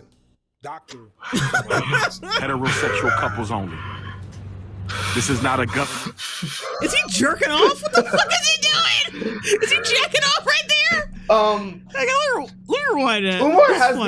Umar has this weird autistic like stimming trait where he'll start jittering around with his body and hands with energy when he's ranting. But at the same time, you unironically just said to me, yes, well-known right-wing fascists like I highlight white women in the food court to get their number, Dr. Umar Johnson. His ideological successors, Louis Farrakhan and good old Umar Johnson. Dr. Umar Johnson. Heterosexual couples only. Heterosexual couples only. Oh, yeah. Discriminate. Heterosexual couples only. Further, Killmonger's abuse of women isn't just a cheap way to get heat and make us not like him. It's indicative of the way that black male-led social movements have at times not fully shown up for black women like they need to. Further, Killmonger was trained by the CIA. Wakanda military tech is not the master's tools, but this destabilizing a foreign nation and exploiting their resources for personal gain, that is definitely a master's tool. I think because we have never seen such a... Pause. Oh, shit. No, it is literally the master's tools. If he is trained by a military nation to take the rules, take the principles, take the life standards, take the societal standards, and twist them to his desires and exploit them by their own rulebook, it is the master's tools. He is using the master's tools to get access to your tools. If you think the Wakandan society, which in this case, their tools isn't so much the Wakandan technology, but also access to the powers of the Black Panther. The heart-shaped herb that he then immediately burned, which is the reason why you had to contrive the way you opened Wakanda Forever, because I know that's the plot of the film. All that's been spoiled. He wants access to become the Black Panther so that he can, without question, rule the country and exploit it for all of its military might and its technological wonder. He is literally using the master's tools to get access to another colonizer's tools, because Wakanda was still colonizers. Black colonizers, but colonizers. Bullshit. Bullshit. Okay. Overt black radical on screen, saying exactly the things that many of us wish somebody could say and do by that fantasy of what it could mean. Like, I'm sure I wasn't the only one feeling like, I don't know, maybe like let like one of these ships walk, like maybe like get one or two of them out there and we'll just see what happens. But we have to recognize that Killmonger's flaws aren't just a Disney fabrication. They're a reference, a reflection to the typical flaws that can be found in black political leadership, especially when it comes from charismatic, forceful, and radical leaders who cleave to capitalistic, patriarchal, and hierarchical thinking. Folks who are still operating out of pain as opposed to love. I don't feel comfortable airing out the dirty laundry of black political movements throughout the years, but if you have any knowledge of the variety of black political movements that have happened in America over the last 50, 60 years, and you know that a Killmonger or two has already walked and done a lot of damage, some of them are in jail now. So you can definitely blame some of this on Marvel. I'm sure there's a version of this script that doesn't undermine black radical politics, but we also can't gloss over the fact that Killmonger's despotic... I'm sure there is a script where they just let a few... I'm sure there is a script... What the fuck? I'm sure there is... Stop it! I'll pause it. Go ahead. Oh, Jesus. I'm sure there is a script where Marvel just lets the black man genocide people. You know, a cool version of the film. I'm sure there's ever... No, there wouldn't be. This is a mainstream superhero film. They're trying to be as... Well, at that point, they were trying to, like, transition into what they were going to do with Phase 4. But, yeah, they were trying to be... The first 10 years of Marvel, they were trying to be as... marketable and bipartisan, or as centrist, or what if even that sounds a little weird, but as centrist as possible. They were trying to be welcome to anybody, because these are mainstream fucking films, and you can't just be like, oh, we just go genocide white people. This is a good idea. This is a good, and that's a good idea. That's a good thing. We need it as black people. We need it. Because that's going to alienate a lot of fucking people. Fred Hampton himself warned of the possibility of neocolonialism and black capitalists coming from the type of energy that Killmonger was showing. never a revolutionary, but an ex-revolutionary. Did he start the so clip before he even? They brought on. Oh my God, you fucking The Palm stupid. was a bitch. All that kind of action. What we saying is the end. No education. The people that take this local foundation. Oh, John Smith, apolitical. Yeah, that's what I meant. Why it's the people's thing anyway? What they doing? You might get people caught up in the emotionalist movement. You understand me? You might get them caught up in because they're poor and they want something. And then if they're not educated, they want more. And before you know it, they'll be capitalists. And before you know it, we have Negro imperialists. So on the flip side from Killmonger, we have T'Challa. And I'm not going to mince words. T'Challa is probably the worst part of this movie and a very big disappointment for the character from the comics. And this is... But I'm sure it's not going to be for the reasons that are actually right. On purpose. He's a disappointment and, because he's not fucking Aurora Monroe in this scene. Part of me like I just cool. We're gonna like have him go through an arc where he becomes the T'Challa that we see in the comics. Sadly, we know that's not going to happen. I'm sure they have plans in the future for, you know, Black Panther, but the one we got in 2018 really wasn't it. The reason for this is that he's mostly a narrative device for the audience to like place themselves in the shoes of. And that's because we have to project upon him the difficulties and trepidation that he has for addressing the needs of his people and to an extent or symbolically Black people worldwide. The conflicts and issues of the Black experience, the decisions and ideologies and values that we are constantly juggling in conjunction with survival, that is what T'Challa is doing in this movie. And thus, he really can't do anything else or it doesn't work. He's mostly a foil for all these other experiences and perspectives until it's time for him to make a decision in the end, which we'll get to. So how is T'Challa a foil? Well, first and foremost, he's the opposite, where Killmonger, low-key, probably the real main character, is trauma. The real main character, even though he shows up for one scene, disappears for nearly half an hour of the film, maybe a little bit more, and then just pops up again, and then just like speed runs an entire overthrow of fucking Wakanda. He's basically the main character. Like, what kind of shit is that? It would be a more realistic claim that he's the emotional vehicle for which the narrative is driven through. Because T'Chaka kills N'Jobu, N'Jaka is now set on the warpath to destroy the kingdom. Because the lovely quote you niggas wouldn't ever stop quoting, the child abandoned by the village will burn it down to feel its warmth. And so, on this narrative through line, on what is a lifelong mission to kill the son of the king, the sins of the fathers have now fallen on the shoulders of the sons. And these two young panthers, literally Black Panthers, have to reconcile their ideological differences while fighting for the soul of the nation. The same way that in the Duel of the Fates, in a different media, also owned by Disney, the fate of Anakin Skywalker's heritage and his growth as a man was dictated by the duel with Maul. And instead of being raised by a father figure that didn't believe in the ways of the council, he lost the father figure in Qui-Gon Jinn and instead gained a brother who understood part of his pain but never really understood the depth of his sorrow.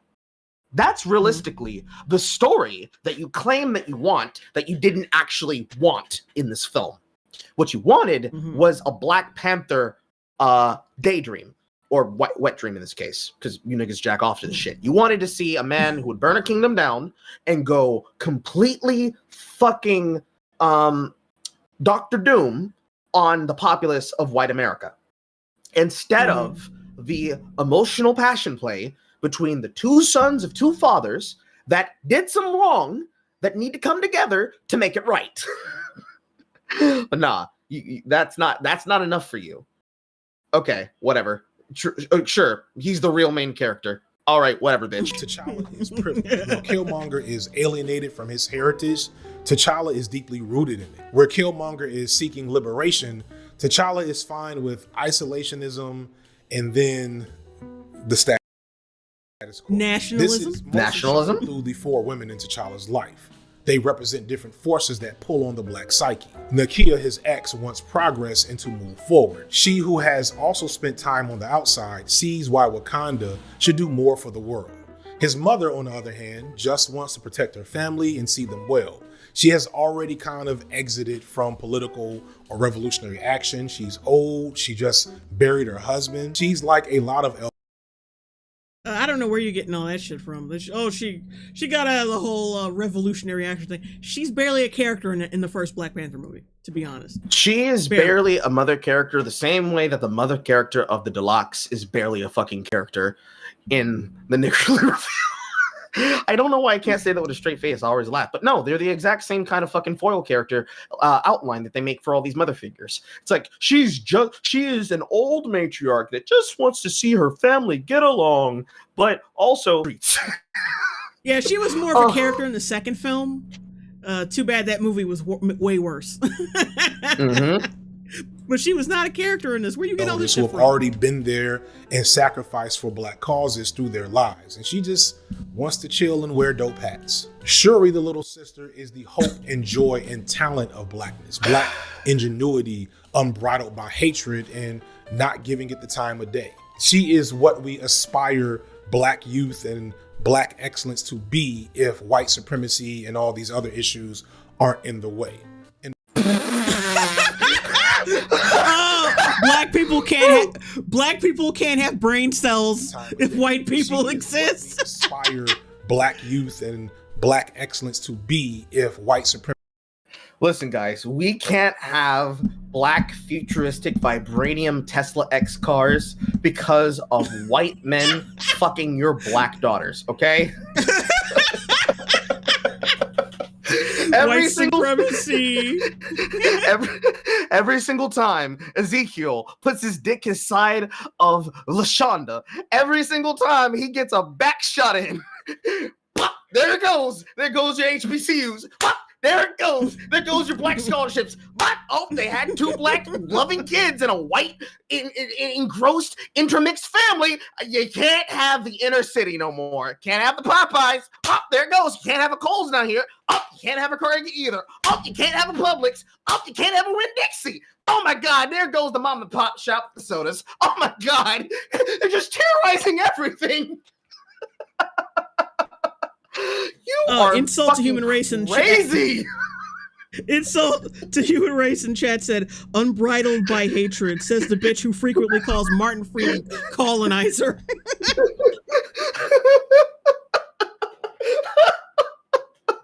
I cannot. Yeah, I know whenever I look at a picture of Henry Cavill with his shirt off, I just lose brain cells. Like my black excellence leaves my body.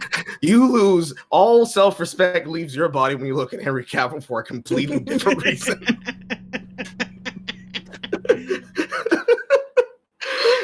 Unironically said, we can't have cool shit because white men like black women. Well, he said white supremacy. He didn't specifically say white men blowing out black women's backs. Now listen, Jay. No, I do not live in Florida. I live in Georgia. But listen, Jay, the problem with this narrative is that when people say white supremacy, they don't think of white women terrorizing black men by giving them free pie and inviting them into their own and giving them back rubs and then luring them into their white families. Like, get out. No. They think of white men dominating society. And what do we usually connect white men to? That's right. Power, control, racism, slavery, ownership, Massa. And what did Massa like to do? He liked to take the light skins out into the home and show them a good time.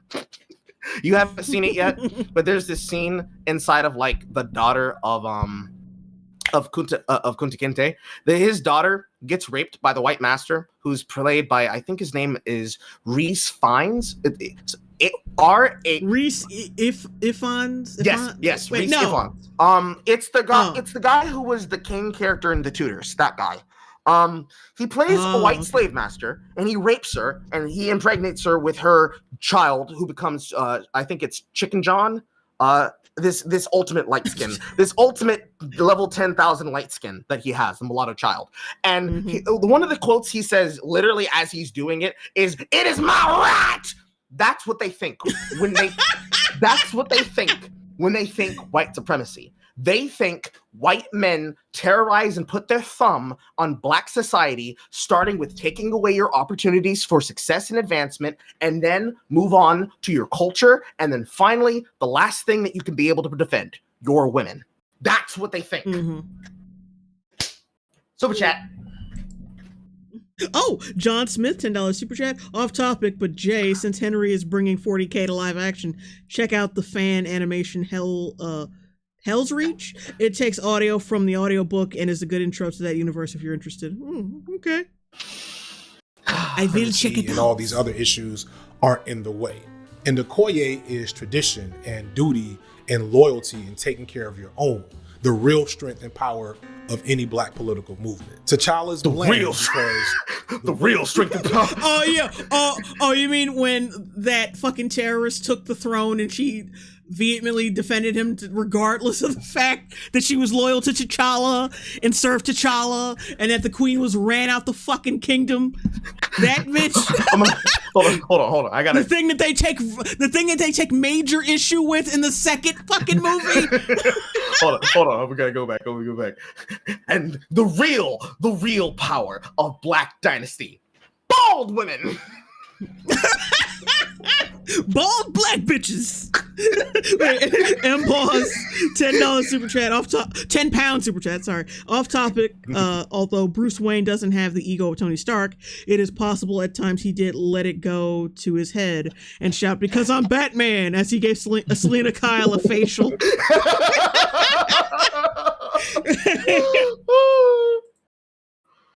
Oh, I swear I'm going to hell, Jay. I'm going straight to hell for these jokes. Oh, fucking Christ. Do we have another super chat? Let's get back to it. Oh, I do? Oh, shit. No, do we have another one? Oh, no. That's it. Okay. We're halfway there. Bring it home. Tradition and duty and loyalty and taking care of your own. The real strength and power of any black political movement. T'Challa's bland because the women that surround him have to be the color, because they have to represent all these other aspects of the black world. Whoa. You know what? You're almost there, bro. You almost got it. He literally was almost there at the crux of why his point was almost somewhere. But then you fucked it up and said, well, he's bland because the women have to be the color. Well, maybe, Signifier, the women that surround the king are his advisors that lead him in the directions they would think based on their, what's the word? That's right. Principles would take them into thinking the way they would think. His ex-girlfriend thinks like somebody who's seen the outside world. Like, oh, I don't know, somebody who's been outside the hood, in your example, who's been outside the yard and thought, you know, the boardwalk is kind of ran down and dilapidated, and it's hard for people to get in and out of our college home. Maybe we can try to renovate the roads so that we don't get potholes popping our tires. And Okoye is the RA inside of residency that tells you, hey, you need to respect the rules. But when she sees some bullshit like, oh, I don't know, some nappy-headed, bald, pineapple-wearing nigga coming in trying to exploit the rules of the fucking governance to gain powers who can do what he wants, he's like, actually, nigga, I don't think you're gonna do that around here. That's some bullshit, and you know it. Maybe it's like that. Or maybe the mother figure, the queen, who in this case, I guess she's the fucking dean of the college of, I don't know, fucking African studies. the dean of the college that everybody looks to as like mother figure, because back in her youth, she was a really big activist. And she has all this fucking pull with the college because people knew her for that.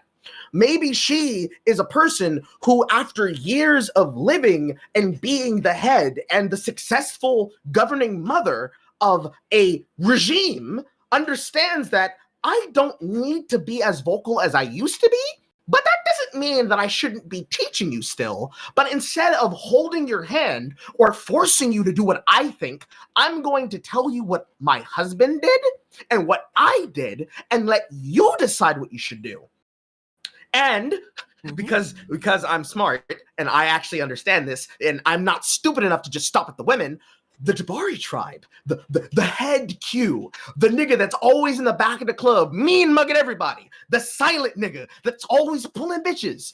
He, M'Baku, is the intelligent, athletic head that hides his intelligence because even though he's the loudest nigga that's always starting violence, he's also the most astute nigga in the room. Not astute, astute nigga in the room who, as a hierophant, understands, sometimes, African accent, sometimes I have to be loud and violent because that's the only thing ignorant niggas understand. But you understand what real power means. So instead of smacking you upside the head, I will tell you what I think you should do. And even if you don't do it, that's okay, my nigga. I'm gonna stay right here and eat your food.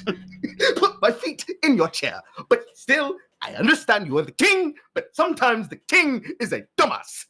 Maybe it's that the culture you're surrounded by should grow, adapt, and change you like the fucking family system you're supposed to be built up around. And when a person doesn't have that structure, they end up living in chaos and thriving in chaos. Maybe you should listen to your elders, not because, oh man, my mom and dad just ruined everything for me, but because maybe they're trying to make you a better person and give you the chance to learn on your own so that finally, when you do come of age, you can tell them, some of the things you told me was smart, but that thing you did where you castigated that Q and his dad, maybe we shouldn't have done that. Maybe instead of murdering him, you could have brought them back to the country. We could have brought them back to the yard. We could have brought them back to the yard. We could have publicly given him a trial. We could have taken away his royal privileges as a member of the royal fraternity, but he could have still been a member of our society. He could have raised his son to learn their culture and rules and respect them instead of using them to usurp our power so that he doesn't literally want to murder me to take away what he believes is rightfully his by revenge. Maybe it's that, Signifier.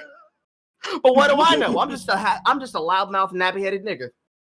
It was actually very relatable because, like most black people, when you're looking at all these aspects of what it means to be black, you kind of find yourself trying to figure out which one is the real thing to believe in, to see yourself through.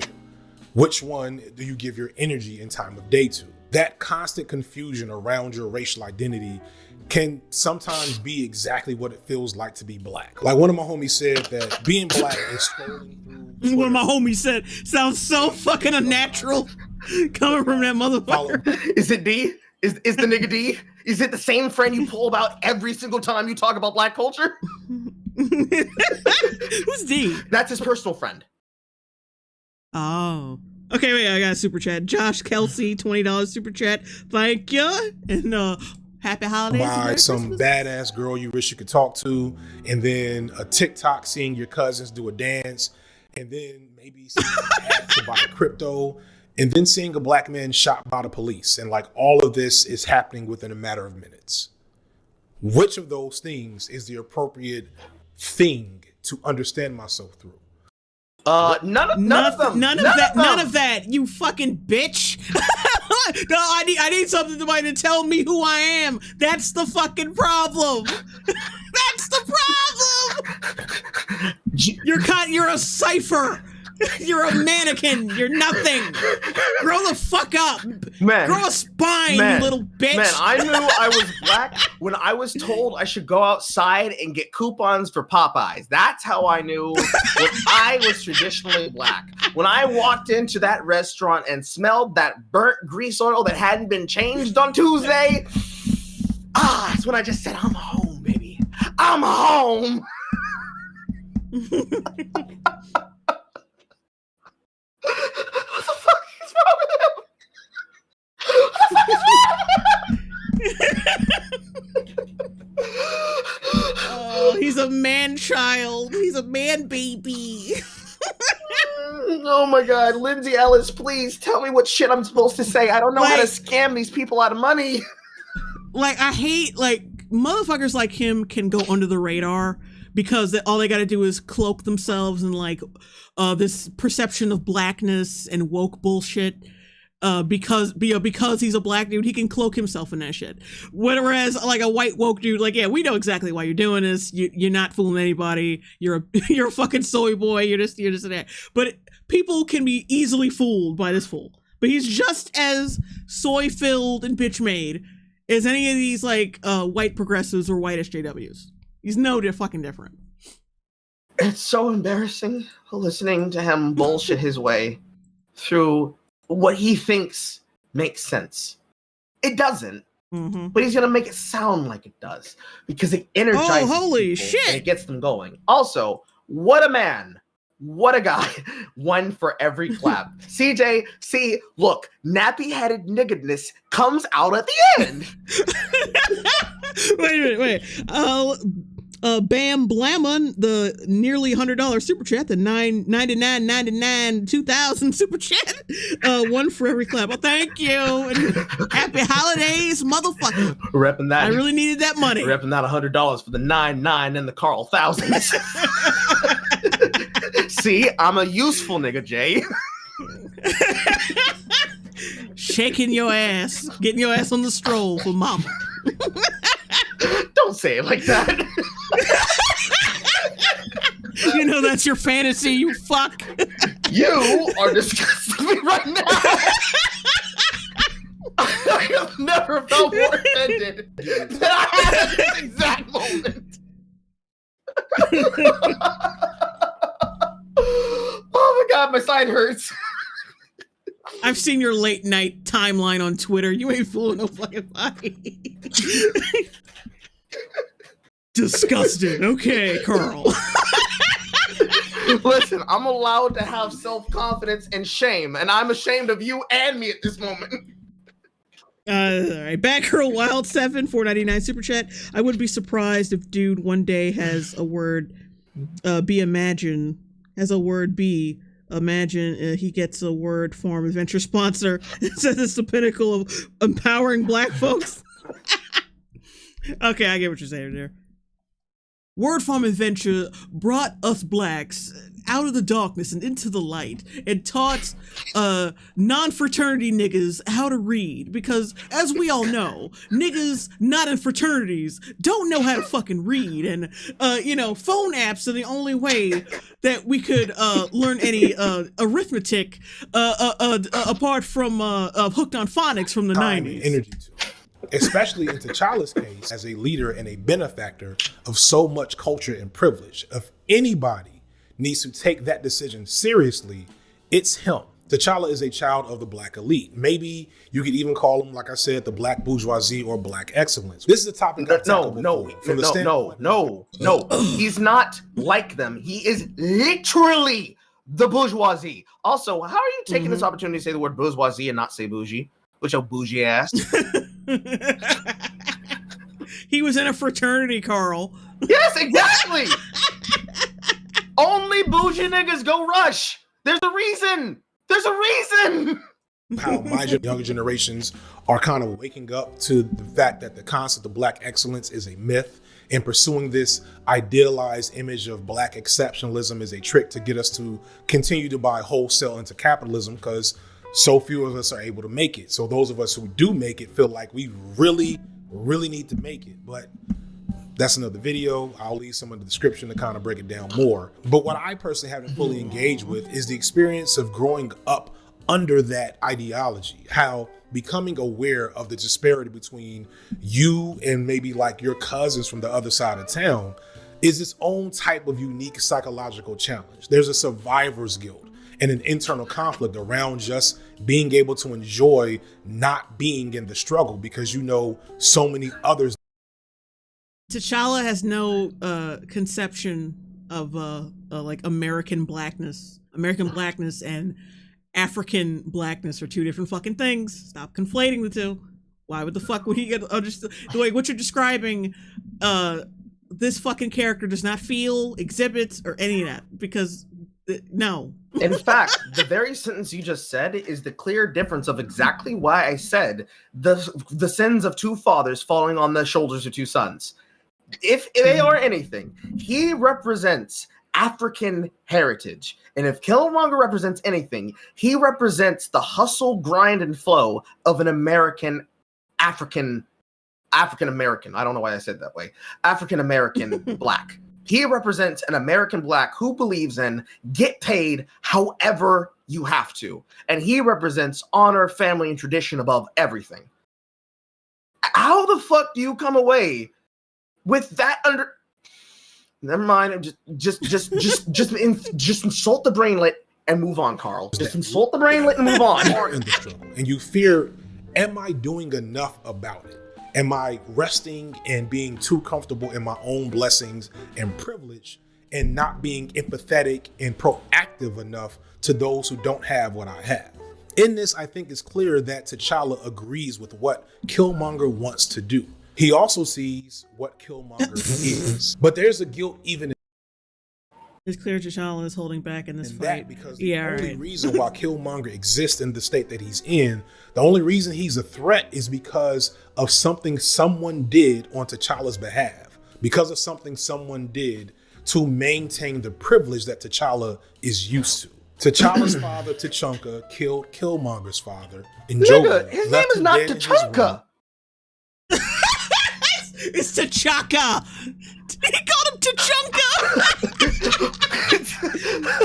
My T'Chunka burning love. Nigga, that sounds like a fucking name that was thought up for an SNL sketch where because Kenan Thompson is fat, he just walks into the room and it's like, presenting his royal honor, T'Chunka. And he walks out of the room eating a leg of KFC saying, hey.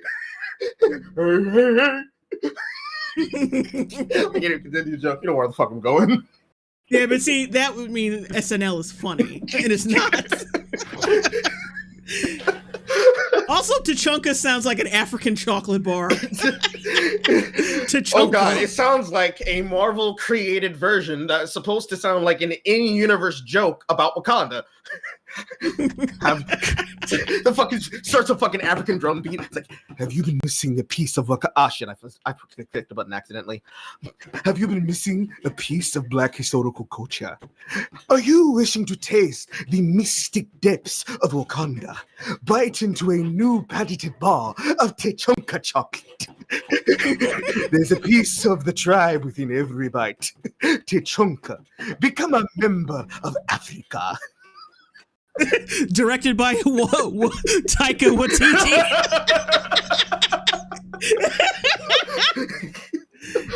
Accidentally hit a button and we're like a couple bits forward. Oh god. Here we go. There we go.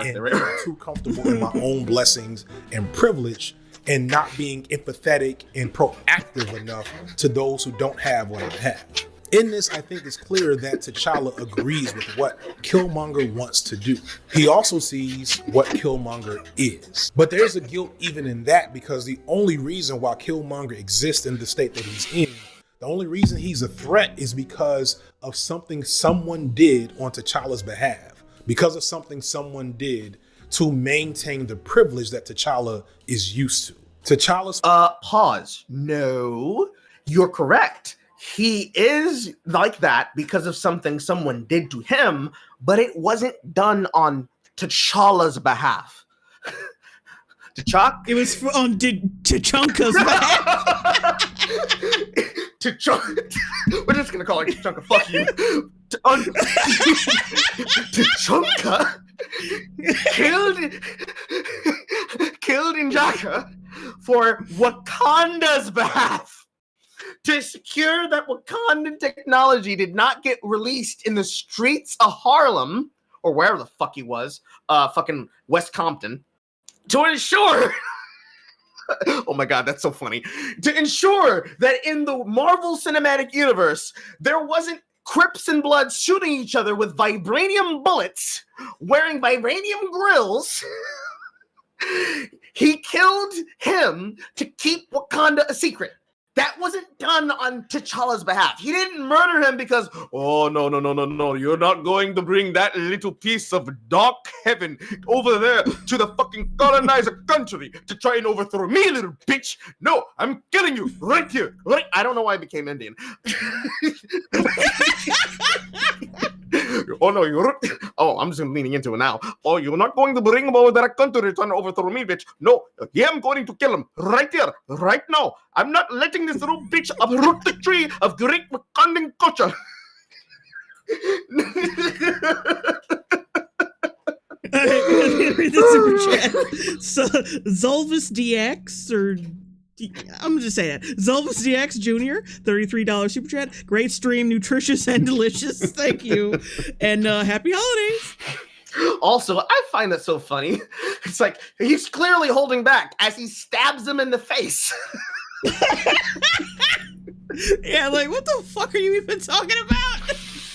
He just threatened genocide. I'm pretty sure he was not holding back. I'm pretty sure he wanted to defend his kingdom and kill this motherfucker, but okay. It is very clear that T'Chaka did not let that shit slide. Oh, God.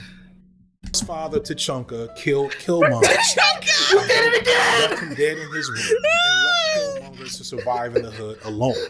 While T'Chaka went home and raised T'Challa. He keeps saying T'Chaka! Oh it's T'Chaka! T'Chaka! I really love Black Panther. God. I love it so much, I get one of the main characters, the plot's name wrong multiple times in my video. How many views did he get on this video? Oh shit, I don't know. Hang on, let me check. Oh, wait. No,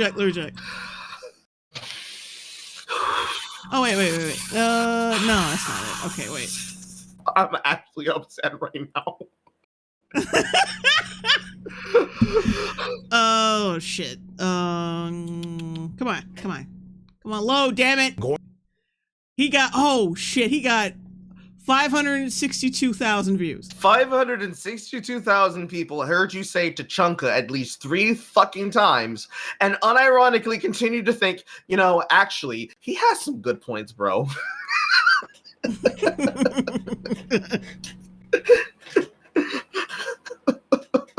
Also, I am seeing your comments in that chat, everybody. I am offended by somebody saying a pimp named Longbone. JLongbone got Carl turning tricks. I'm just gonna hit you with a provisional fuck you. Thank you for the money you held, though, everybody. I'm joking when I say this, but I actually. I'm gonna pimp out your little chocolate ass. The 2 eggs, that ass cheeks are like 2 eggs in a blanket. 2 eggs in a 2 eggs in a napkin. That's the same. Oh my god. Oh, I'm crazy. Pause 5 pounds super chat. Would you agree that Western blacks have been brainwashed to think their skin color is important? Some say it began with LBJ. Yeah. On some level, yeah. It depends on what side of the nation and what position in America they are. I would say it really depends. If you think Western in terms of like Americans, most definitely. Americans have been told that being African American means something when the majority of them don't even know the first thing about what tribe they might have descended from, or if they're even descendants at all. Then if you think in like terms of black people around the world, I don't think a Englishman who grew up on the West End would particularly care about his skin color because he's not black. He's English. He might have a tan skin tone, but it's like if somebody was to say, Mr. Idris Elba, how do you feel about being a black man in America? And he'd be like, bruv, I'm not black, bruv. I'm fucking Wales, bruv. What do you mean, bruv? Yeah, it's like when someone asked him, like, what does it feel like to be a black actor? And he says, like, I'm just an actor. I'm an actor, bro. That's it. Why isn't there an FT Carl in the description? Because I have to feature myself, technically. She doesn't have an obligation to feature me if she doesn't want to. I mean, like I was going to, but like I said, this was a spur of the moment thing. I'm gonna put a link to his channel in the description and probably in the comments after this is done. You don't have to bully her, Look chat. out. She's already gotten enough of it. I think I bullied you a little bit more after saying I was gonna pimp you out. Oh yeah, I forget that. Oh, old outlets. Merry Christmas to you too. Well, Merry Christopher Reeve. Merry Christopher Reeves. Our American nations currently are trying to brainwash people. I do believe that, Shady Dugra. I think that is true. Mm-hmm. Definitely. I'm from Brixton, bruv. Poor Idris. He seems genuinely cool. Too cool for this stuff. He is. Yes. Probably why he turned down that James Bond shit. He knew what the deal was. He knew they were going to pimp him out as the black James Bond. Carl needs to work the corner more to get in the link in the description.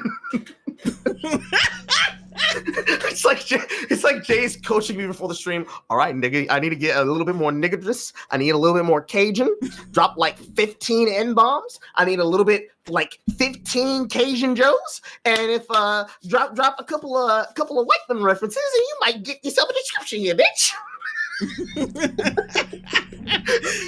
All right, let's continue. All right. We're gonna be doing this shit all night. And this brings up another conflict which T'Challa gives us, which is black youth versus their elders. The reverence of elders and ancestral worship is a core element in Wakanda, and it's a near universal thing in many cultures across the diaspora.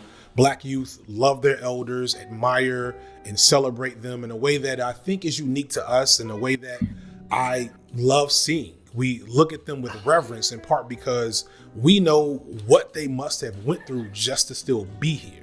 Pause. Any elder can say that. I can make the exact same point about black elders and black heritage as Jewish people. Actual religious Jews, not heretical Jews, not people like Ethan Klein, people like fucking Ben Shapiro and his sister Abby Shapiro. I could make the exact same argument about religious Jews that you could about descendant blacks that originate from slaves. It has nothing to do with backwards. It has nothing to do with race. It has more to do with heritage and culture and how that plays into your life story. There is no life story when black people invoke black culture. You unironically are dressing yourself up in culture, whereas for people like myself, it's not just culture. It's not just cuisine that I had because I went down to Louisiana one summer. That's my fucking life. Watching you wear African culture and American culture when it suits you, like a fucking mascara costume, is insulting. Just as insulting as it would be if somebody wore Jewish outfit and costumes and culture. And not like Halloween costume culture. I mean like claiming shit like you're fucking Miss Pocahontas of the United States Senate and the United States House of Representatives. Being like her.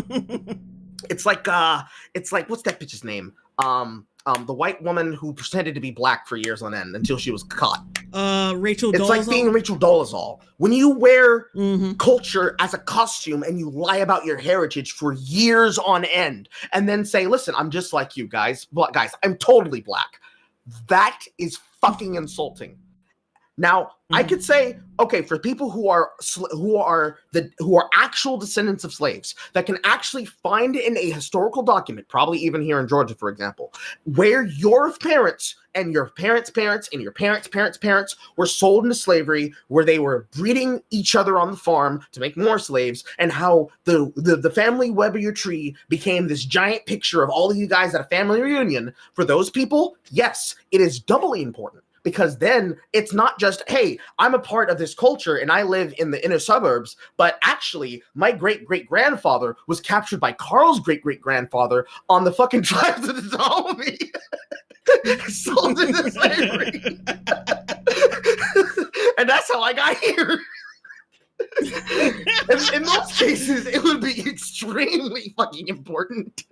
But you're just saying this for like the flavor of making it sound more grandiose than it actually is. Okay, let's get going. To the ancestral plane, it is a moment of ancestral worship, and it's beautiful. And T'Challa basks in this beauty because as far as he knows, as far as he can tell, none of his ancestors have done anything to guide him wrong. This is again juxtaposed to what we see in Killmonger. So we admire and aspire to the strength and perseverance that has brought us to whatever good space we're in. And we tend to cleave to the wisdom of our elders and respect their opinions. But this relationship is not always rosy, as the conservatism of older generations often clashes against the progressive nature and forward-thinking reality of the youth. The sacrifices of elders is what makes it possible for us to do what we're doing now. But some of those sacrifices were dehumanizing or bad for the community. Some of them were born from anti-Black sentiment that allowed shut the fuck up. to progress while others fell behind. A perfect example of this is the 94 crime bill. While we tend to blame, and rightfully so, Joe Biden for that bill, and Bill Clinton, a lot of people don't like to recognize is that a lot of Black people and the politicians that they voted for that bill because they thought that they were only going to put the bad ones in jail. That only the bad ones were going to get harassed by the police. And yeah, I wonder why they thought that. Could it have anything to do with like the rioting and the crack epidemic and all that shit? And they were just fucking desperate to get that shit cleaned up.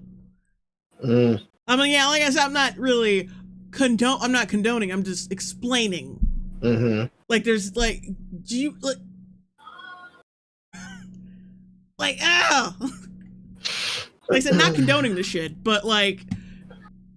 You seem to be like, because keep in mind, these weren't like you're blaming conservatism, but conservatives aren't the ones who came up with this fucking bill. Like, it wasn't pimped out. At least I don't remember like pimped out by them. Like, we're talking about Joe Biden and the Clintons, like the most fucking progressive at the time. Was some of the most progressive people. They were heralded for how progressive they were. This was pimped out as some democratic shit. And they were so like, where's this conservatism shit coming like from? It was so proud of it too. It was like, we're gonna do this for you. We're gonna take care of those super predators and make sure to clean up the streets, guys. Excuse me. I don't know how the fuck you hear that and come away saying, oh, bro, they have the best intentions for us at heart, man. You're just not seeing it. All right, motherfucker. Okay. It's just stupid. They're just stupid and dumb. Like, you're simping for progressivism, like, with the same people that pimp this shit out, we're pimping out that bill. But you're not gonna fuck, because keep in mind, he does not mention Bill Clinton. Not at all. Did not mention him, but did mention Biden, though. All right, let me read this super chat right quick. Pause, 20-pound super chat. Jamaicans came over to the UK in the 50s and 60s. They helped grow the reggae scene, and in the late 80s, they contributed to the acid house scene, and eventually the jungle drum and bass music scene, too. Good history. Yes, indeed. And thank you for that super chat. We see how that worked out. We idolize and love our elders, those who made it, but we don't. Yeah, we're not going to blame the politicians who came up with that, the progressive politicians. We're going to blame our fucking elders for being tired of the rampant crime and the crack epidemic and being so desperate that they would blindly vote for this shit. No sympathy for them. It's all conservatism. Not going to name Clinton because I'm a fucking pussy. And I'm not going to name him on my channel. Hillary might come after me. Don't want to always engage with what they had to do to get there, and it's hard to not want to just keep it in that magical space. So at the beginning, shielded from this past crime, T'Challa idealizes his elders. But later when he learns the truth, he's faced with the reality that he's going to have to redefine his views on his elders, which also means he's going to have to redefine his views on himself. The last major conflict found in T'Challa is the reflection of the diaspora wars inherent to conflicts with Pan-Africanism. I can't and won't dig into another point on Carl. I'm not going to talk about these things that are at the crux central point of why my argument should be correct. But listen, take it for my word. You're just fucking wrong about Black Panther. You're ignorant. I'm smarter than you. Yeah, when is he gonna fucking address direct points Never. from these reviewers? He's never gonna do it. No, never. I already knew. I'm the one who said like, yeah, he's probably not gonna address any of this shit. But like, still, it's still surprising when it never happens. Because it's like, how can you be this fucking inept? How? That exists between Black Americans and the rest of the diaspora. I'm sure that this video will make it to the Diaspora Wars people on Twitter, and I don't care. I don't want any part of that. I'll leave some videos that touch on it in the description though. But the short version is that Black Americans— Oh my God. Listen, I'm going to make this video to call out these people, these bigger channels that are bigger than me. But the dialogue, the diaspora of opinions that are going to be had in reaction to my extremely wrong analysis, including calling characters by the wrong fucking name, I'm not interested in that. That's not what I'm here for. I'm here to make this money, nigga. I'm a big old pusher. I'm not gonna name any names because some people might come out with reaction videos against me. I don't want probably Mahler and point out how much of a dumbass I am. I don't want to bring attention from those bigger channels that'll talk about me every frame of pause. No. I don't want to. I'm a little. Yeah, I don't want to. Yeah, I'm a little tense from all this people ganging up on me. I'm gonna get some rhino milk.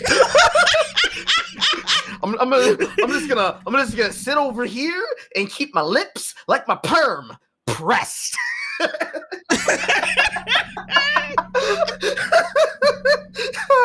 Oh my God, fuck you.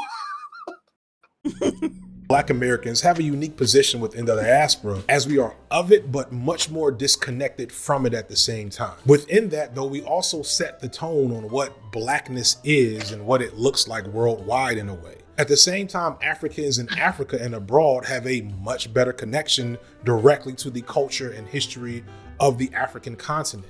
We are all the diaspora, the shared community of Africans living in survival. No, we're not. We're not.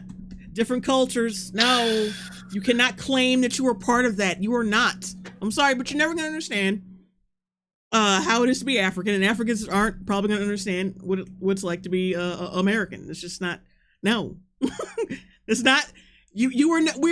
See, that's the thing. Black Americans will fucking claim up and down that they're all a part of Africa and we're all the same thing, but you'll never see an African say, "Oh yeah, I'm just like Black Americans." Oh, they'll never claim that shit. Don't ask an African what they call Americans. don't. Actually, do go watch The Color of Friendship. It's a very specific, unique scene. It's the one where they call her the N-word. Don't ask Africans what they call each selective part of the U.S. continent's black population, especially the uppiters that hold on to their culture. Oh, you're not gonna like what they call you. I want to see a documentary of just this motherfucker walking around Africa and like trying to like bond with these people. See how that works out. It will be the funniest thing. This motherfucker is a soy boy. What you Americans call a soy boy. Oh my God. Oh, Shady Durag said, did he just assume people's culture based on their skin color? Yes. Yeah. John Smith, $5 super chat. You know that what's funny? He isn't even considering different cultures within Africa. Oh no, of course not. He's treating Africa like a singular country. Yeah. Mm-hmm. Oh yeah. We're all part of the diaspora. The diaspora. Africa's not just Africa. America's also Africa too. Like all the places where black people are also part of Africa. It's all the same shit.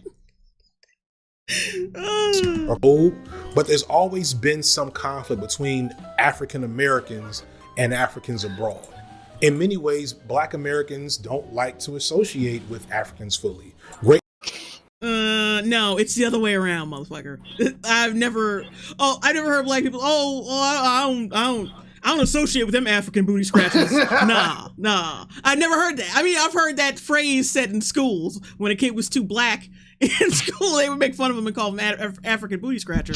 But that's it. That's as far as that African hate goes, from what I've seen. But other way around though, due to the way Africa is depicted to us here in the States. You have so many Black Americans saying that I'm a Black American and we're different. You have a whole group of Black people saying that they're not really Africans, that they're Israelites, and vice versa. Oh, well, I forgot about Africans those tend to look down on Black Americans greatly due to the way that we're depicted in the world, to the world outside of the States. No. I mean, are you trying to claim that it's the media's fault? They hate us because of the media. They would, and not just because generally what they see. They would have. I'm sorry. Oh, go ahead. I would say, especially in terms of actual African continent-born natives, would have more reason to hate Americans, especially Black Americans, not necessarily because they were told to do it, but because of what we actively do in our own country when it comes to our own collective response. We're all about pride and unity and heritage and collectivism up until the moment we hear, whoo! Then we scatter like cockroaches, and all of a sudden, it's every man for himself. They don't like that shit. I'm going to tell you that right now. They don't like that shit. Black Americans are seen as uncouth and radical. In the movie, they even speak about Njobu and Nakaya being radicalized by their experiences in America. And so I'm pretty sure that's not what the fuck they meant. At all.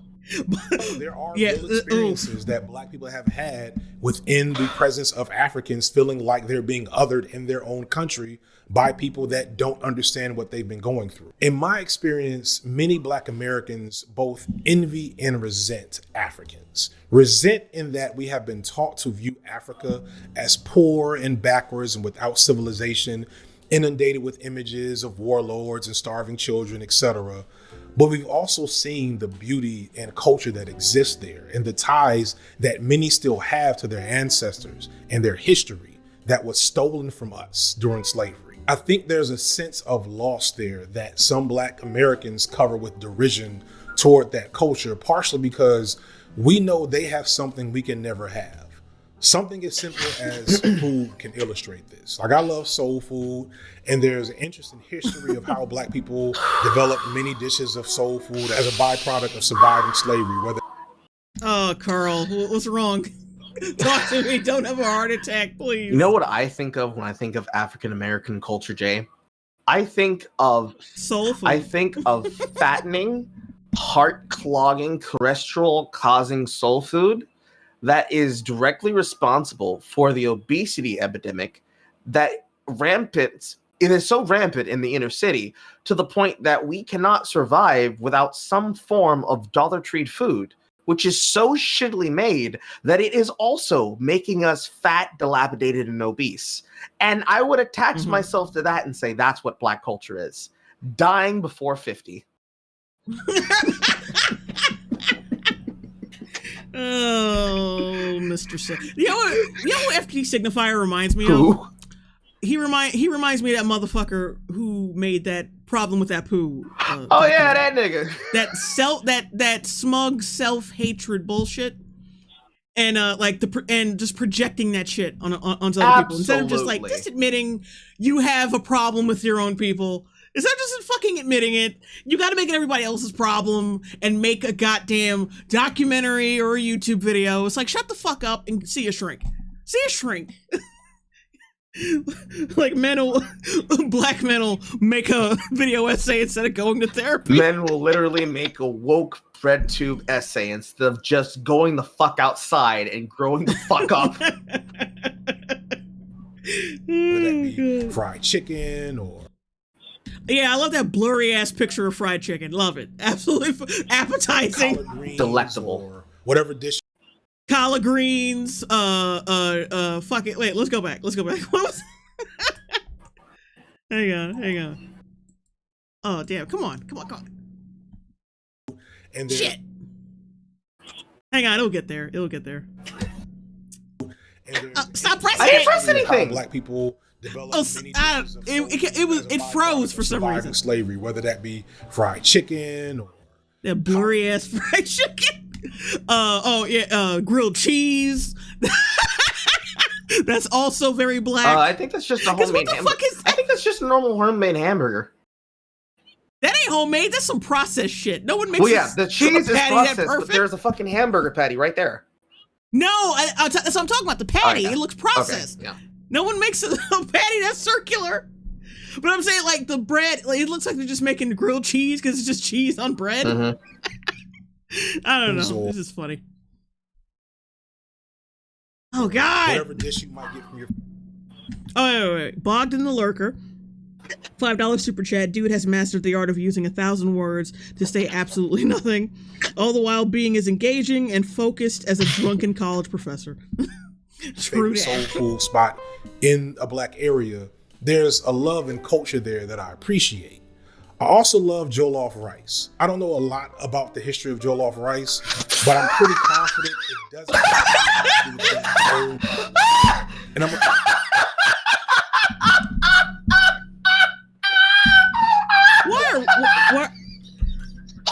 Why are we here? Why the fuck are we here? Yes! Yes! What are you doing? Yes! That's exactly why I say it! That's exactly why I say that! Also, I love jollof rice. I don't know who the fuck made jollof rice.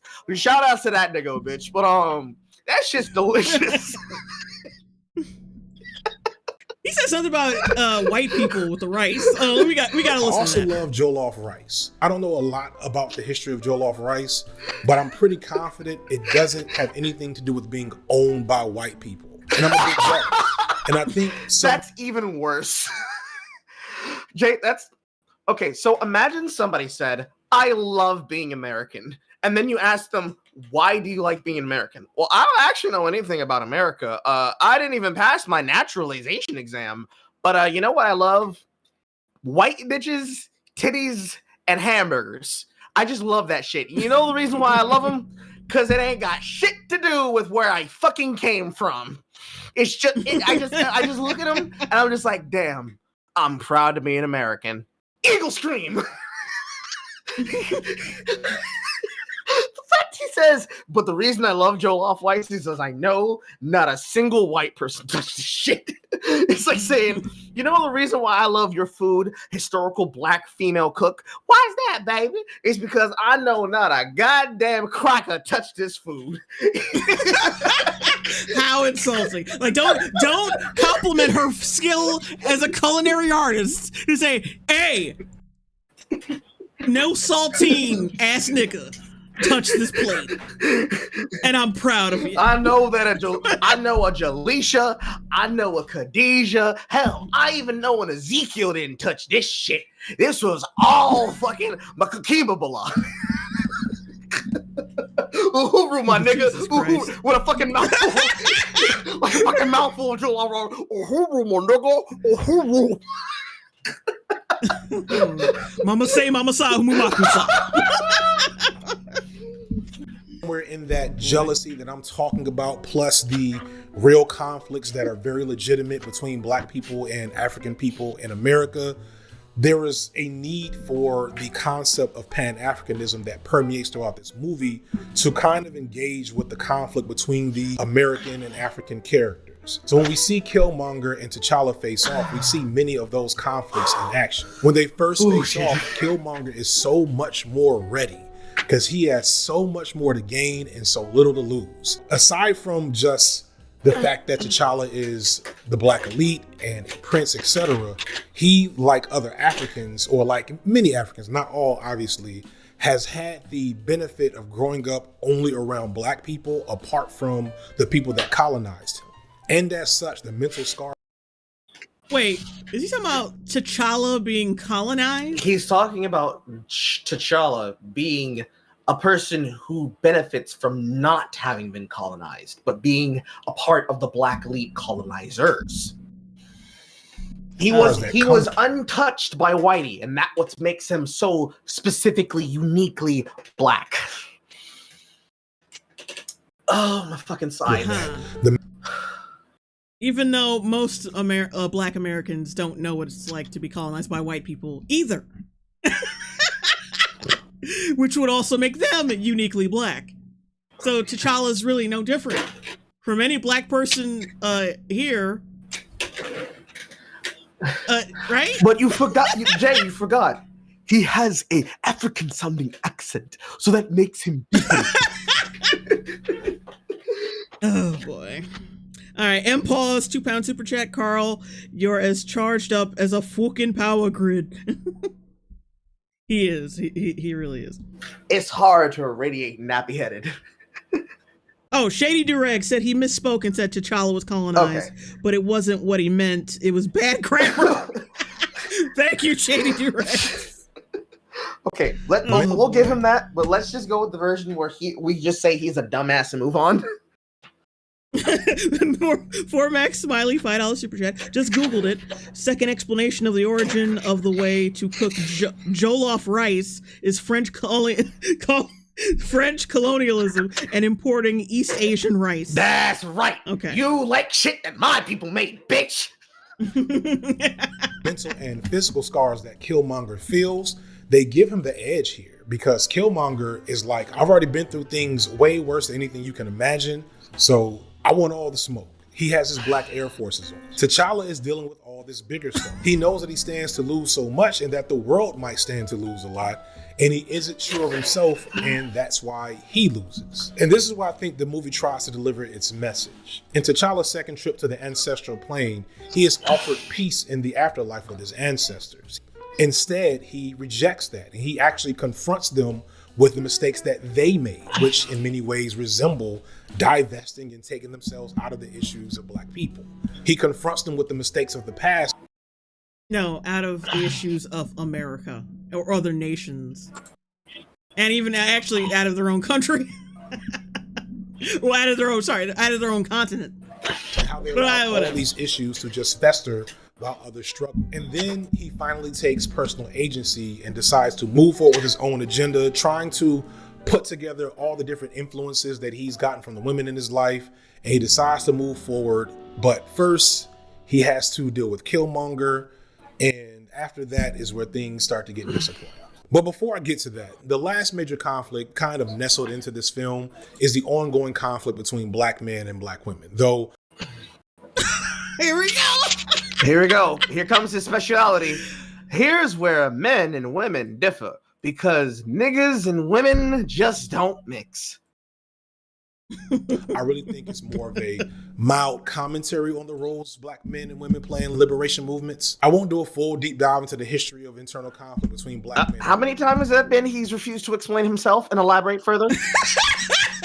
At least 5 times. Every chapter, like, I would further explain, get a deep dive into what the fuck I am talking about, but that'll be for like another video. I'm taking a screen cap. You know, go ahead and just use that at your leisure. It's like walks into the room, says you're wrong, asks him to explain, says that you don't have time to, but he'll have a link in the description, leaves.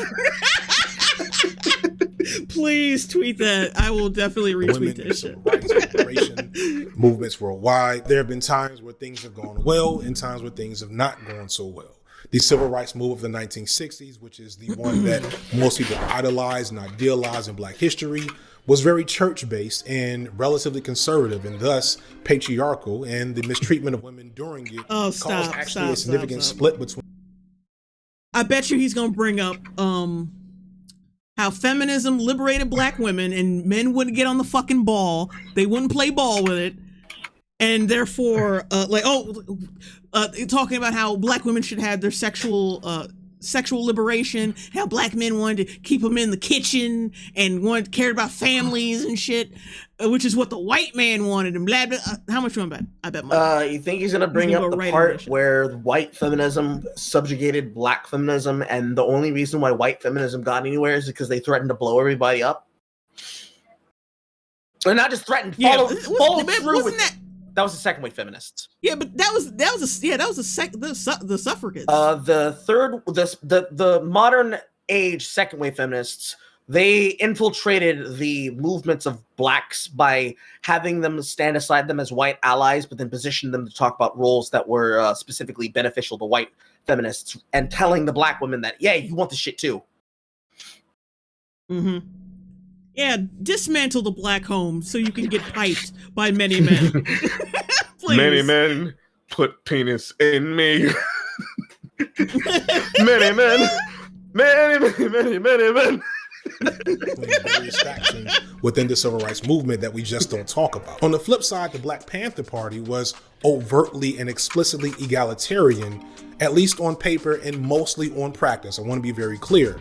That said, there still was a struggle to keep certain men from, at times, not being the worst motherfuckers possible. So fast forward to the Black Lives Matter Association of the last half decade, which was explicitly anti-patriarchal and followed through in it by being greatly ran by queer black women. And at least on paper, it was championing intersectionality. But black and male was also an intersection, and it did not find a balance between black men and women in the movement, and was co-opted over time. People using that anti-patriarchal jargon garnered favor from neoliberal power sources until it morphed from intersectionality to girl boss feminism and people having parties in mansions. Now, this isn't all just niggas not acting right. There's a pretty significant superstructure over all of that that's causing problems. But what is clear from that history is that black men and women, when working together, is always better than working apart from each other or working against each other. But this means that we do have to unpack some of the conflicts that keep happening between us. And this movie does this a bit with the characters of W'Kabi, Okoye, and M'Baku. W'Kabi gives off this get the fuck out of here. It's just basic. Oh, he's just a traitor character. Daniel Kaluuya's character. He's just a basic traitor character. He's in there because that needs to work for the plot. It's a basic trope for this type of film. Someone needs to portray somebody so Killmonger can get a foothold on the throne. Like, yeah. Why are you putting black woman, black man shit into it? The fuck are you doing? He wasn't for his black queen, and also this actor portrayed a guy who almost got by white people in the deep south. So really, how much can we really trust this nigga to be pro-black? Okay, wait. John Smith, $5 super chat. And how much money did that anti-patriarchal organization rip off people to buy real estate, my dude? Oh yeah. He's not gonna talk about that though. He's not gonna talk about that shit. High value male type of black masculinity that, like, on paper initially. Stop showing clips of him bankhead bouncing. Like, yeah, you fucks with that dude. Seems like he got his shit together. He's got a leadership role in the nation. He's clearly respected and valued in his station, and he wears that in this stoic nature when you hear him speak. But Daniel Kaluuya does a good Kaluuya in nature. The Kaluuya whale is the fattest whale. The fattest whale with the fattest ass. She shakes her ass at the Gentleman's Club to earn money to bring back to her Wakandan tribe.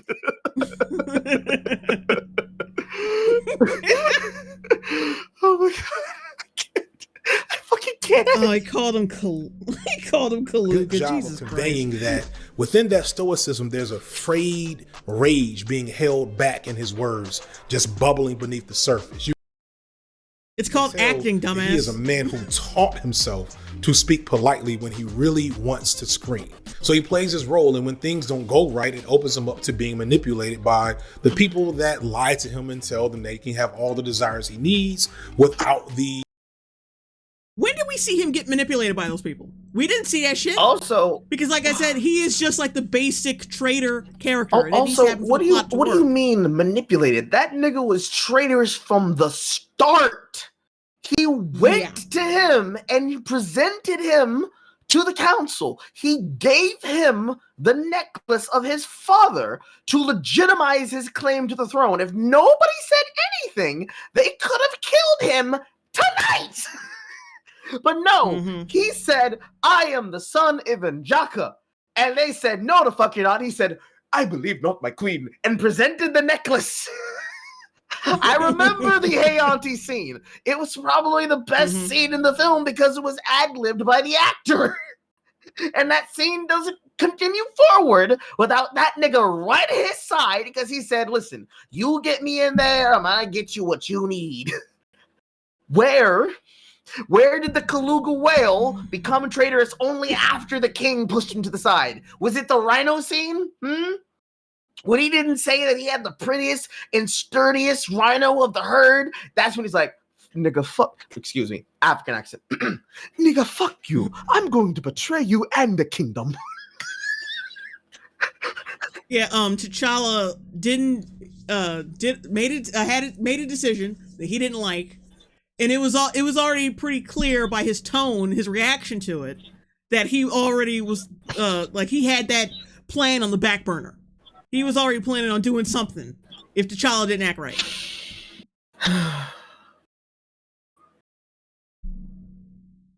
The real change and work that comes with it. So when Killmonger pops up with that claw pack, W'Kabi's folds pretty quickly.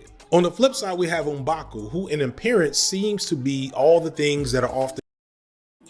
He is gonna tear this character apart. I can already see it. God forbid, he's gonna shit on him so hard. This would be so funny. I can already see it. It's gonna be so funny. It's gonna be so salty too. Black masculinity. He's loud. He's extra. He's seemingly on. He's not loud. He's not that loud. Not all the time. He's boisterous. He needs to be loud. He's loud. He's not loud. He's yeah. boisterous. And he's self-confident. Yeah. Vainglorious. Yes. Reasonable, maybe a little reckless, and overly focused on tradition. There's another slight commentary here. Overly focused. That's all they got is tradition. Have you seen this motherfucking place? They run on tradition. That's what they. Because this is often the way that working class black men are slighted within community. While everyone loves to celebrate the black male elites, the doctors and lawyers and educated brothers, understand that it's the around the way brothers that literally make the world go around. And they. You did not just quote a song. Oh my god, my brain cells are depleting. Oh my god. Roundaway brothers make the world go round. Oh, so clearly not you then. Cause it head ass and gay. Head ass, head ass, head ass, head ass and gay, head ass and gay. Oh Jesus! Oh my god! John Smith says this dude is corny. see, this signifies what happens if Carl didn't get bullied in his youth and he just got transported to the 1970s and grew up and became this corny ass nigga. Okay. He gets a full connecting beard and fucking dreadlocks, but he makes the corniest fucking lines and references and has zero game in there and fucking funny. Oh my god. I want Tupac Shakur to come back from the grave just so he can bitch slap you for quoting his song like that. Often the first black men disregarded and derided, unless of course they become martyrs. Now he obviously acts a donkey at first, but toward the end in this exchange, you see where his grievances lie. It is for all of us. Oh, us. Us, you are the first king to come here in centuries, and now you speak of us. The Jabari are just as important to Wakanda, if not more, and they feel slighted and looked down upon, and they want their voices to be heard. In my joking summary earlier, I was gonna call them the Black Manosphere, because like that description I just gave, I know all the Black Manosphere niggas still watching this are gonna be like, yeah, that's what we talking about. That's it right there. But then y'all. Oh, shut the fuck up, you absolute fucking baboon. No, niggas who hate you are not gonna hate watch your content to give you views. First off, you have no idea about the Black Manosphere, and the fact I haven't dug into your ass, ew, Carl, ew. But I'm gonna finish my sentence. I haven't dug into your ass. I just became preaching my own head. Pause. Because we haven't dug into your ass and spanked you about that fucking rhetoric you had there doesn't mean that you've gotten off the fucking hook from people like me or Jay or anyone fucking else. You're corny as shit, and the shit you and every other fucking member of BreadTube had to say about the fucking Black Manosphere is fucking wrong, especially the absolute bullshit you claim about fucking Kevin Samuels, and you know you're fucking wrong for it. That's why your bitch ass is saying this now. But no. First off, they are a unified nation based on tribes that were conquered. It's like if all of the Indian nations of the New Americas had conglomerated together into a superpower of Native Americans that when the first pilgrims arrived from Europe with their pestilence and plague, they got gunned down by a fucking railgun out of the fucking woods, powered by wood, sticks, and Native American hawk energy after they came back from a spirit venture and told them, "You stand on our ancient lands. The Great Spirit does not respect you. Leave now or die to the might of our pride." And these giant railguns suspended on wood cannon structures. It would be like that, okay? And if there had been a comparison between them and them, they operate collectively. They are not more important than the bunch. Just because there's a crown country or a crown king or a crown family, a crown prince, a crown daughter, whatever, just because they're people of royalty wouldn't mean that the royalty stands above them as an indentured and separate part of the nation. They are just as integral as every other person of that nation state. Because if you cannot collectivize together as a nation and rule together and at least survive together, then you should die separately. That's the entire purpose behind his conquer and divide plan.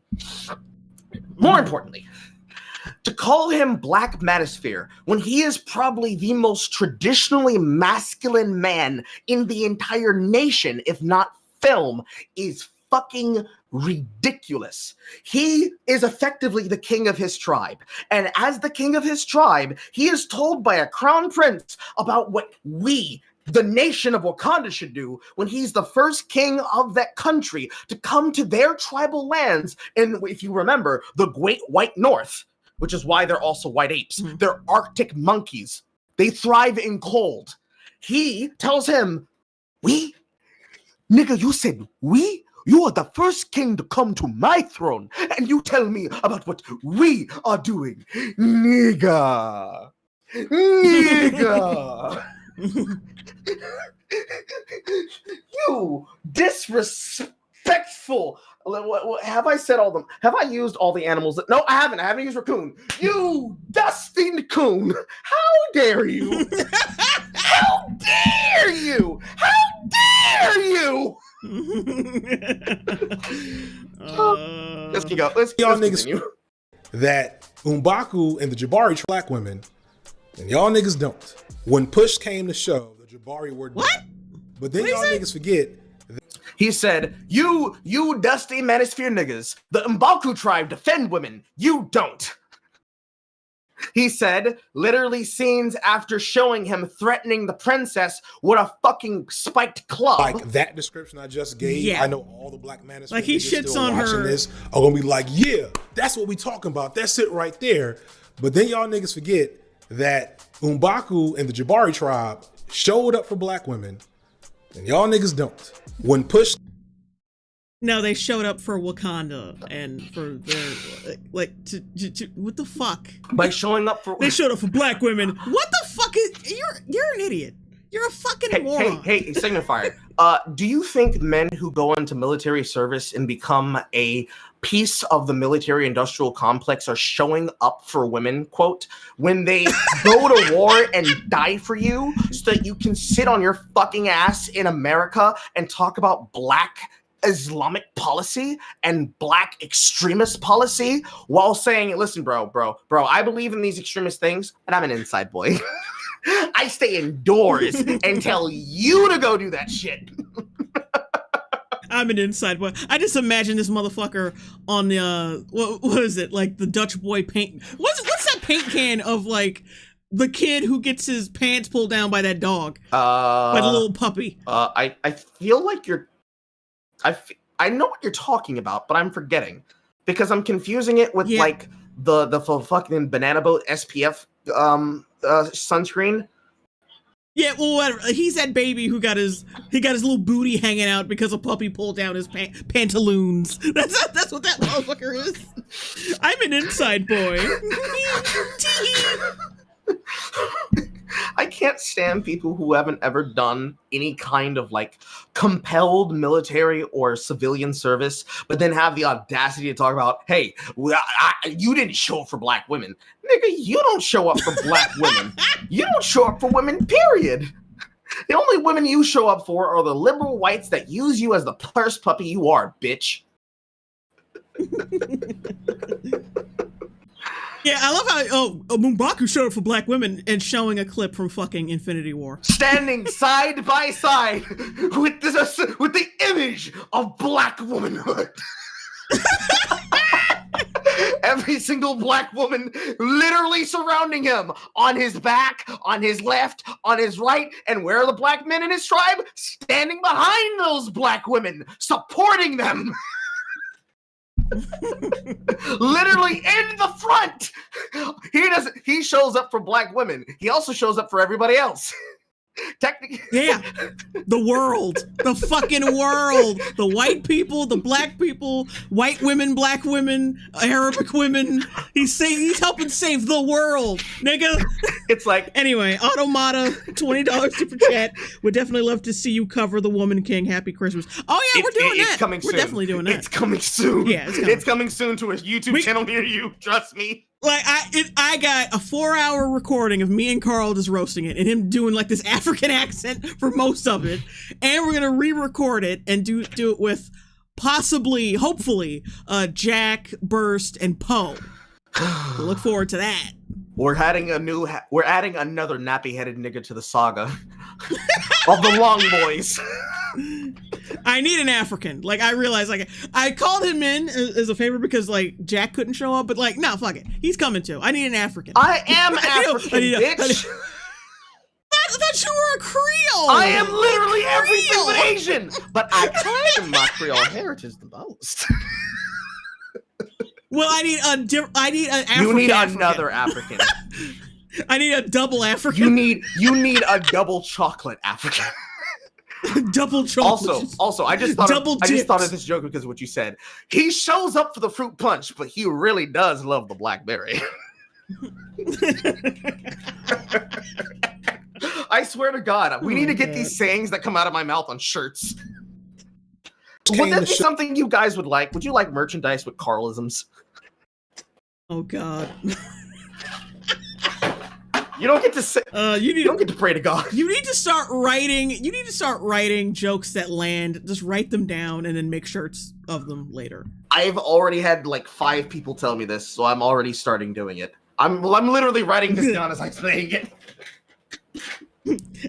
Analytical Scribe, $5 super chat. Merry Christmas. What is wrong with dude? This is almost as insane as the EFAP Synthetic Man response episode. Yeah, I didn't watch all that. I watched some of it. And yeah, that dude is fucking embarrassing as a human being. Ugh. Yes, she does mean Poe, Twitter Poe. Yes, yeah, that Poe. Crazy ass, showing videos of people getting their heads blown off Poe. That guy. Carl, if he like never got socialized. American Psycho Poe. Oh my God. So let's down for the people, all of the people.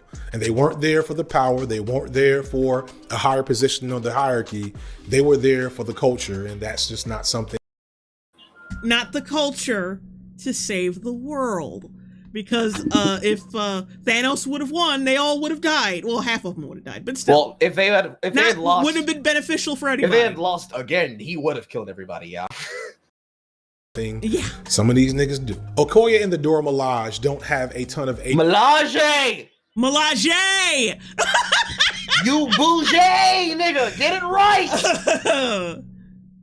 Just in the film, which is unfortunate, but you know, it's fine. We'll see how that changes as they take the front and center in the next film. But it is. Whoops. I can just tell by your reaction it's not good. Well, we'll see what happens with them later. Oh, Coogler is a master of engaging around black men's experiences and views, but he, like many male writers, doesn't quite have the voice for black women. So Okoye doesn't get a lot. When you hold on. When you say that, tell me your opinion of Tyler Perry real quick. I want to hear this from you, Signifier. What's your opinion of traditional known black writers? And I want you to be specific when you talk about Tyler Perry. Because the way you talk about black love films makes me think that the way you must think about them tells me that you must call him the hard R when nobody hears you. Tell me how you really feel. With her character, except for, you know, loving Wakanda. Still, there's a very telling moment that I think a lot of black women may relate to here with W'Kabi, who she's in a relationship with, where he undermines her in what she thought was their common goal in front of Killmonger for his personal gain. And again, this is how some black men, both working class and college educated, are willing to dismiss the needs of black women and maybe sometimes other black people who they are in community with for the sake of seeking power and status. You were a eunuch. You were a fucking eunuch. Your dick is gone. Dick, balls, everything. It's all gone. You don't even have a prostate, bitch.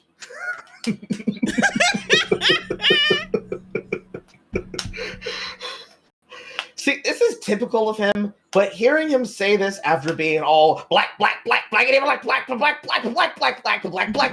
historical black, they ain't got time to talk about the black, but you should care about it for my friends who are also pro-black, black. But you know, some of you niggas don't like your black queens. You'll trade up real quick if you get a promise of power and status, or God forbid, look left, look right, get real close to the mic, whispering real close, white pussy. He just really doesn't like masculine black men because they used to bully him in high school and probably in college too. Got all the ass, and he was left with whatever the fuck he could get. That's literally his backstory, Jay. That is literally his backstory. You have to see one of the fucking versus chats I did about it. But that was literally the fucking explanation he had when he was talking about his experience in college with his personal friend. He literally was the loser of the group who didn't talk to girls, and his friend, who was a player who was like the lowest rung of player amongst the college friends, they specifically talked to his friend because he didn't have enough experience fucking. And he's like, oh yeah, we love losers like you. Like, we can do all the hoe shit with you. And this nigga was in the corner like, I'm just gonna wait for my black queen to come along. I don't need to go to any college parties. I am completely fine on my own. I'm a nerd. Let me just read my non-existent Black Power comic books, and eventually a queen will pick me up by my toes and will curl them in the bed while I cry and whimper about sex like a little baby, saying, I wanted to be good for you too, baby.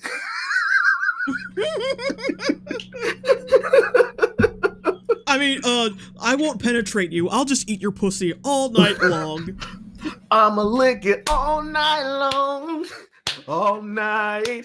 My pleasure is secondary to yours, queen. Oh, wait, hold on. Let me read these super chats right quick. Analytical Scribe, $2 super chat.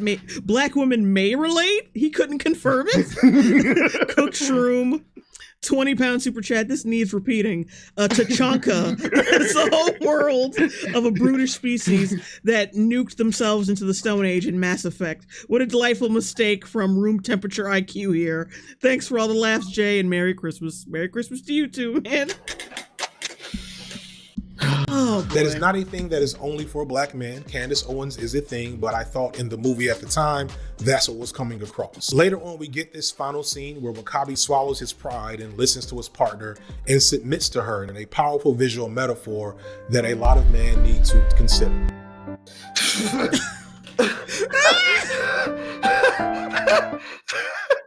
this music? What the fuck is this? This moment in the movie is unlike most of the things in the story because it's pretty explicit and definitive. Other things are not so direct in terms of this moment. All the way to the beginning, Is partner and submits to her in a powerful visual metaphor that a lot of men need. Thank you for the membership, Automata. As the twists lock and as the perms hold, these are the naps of our heads.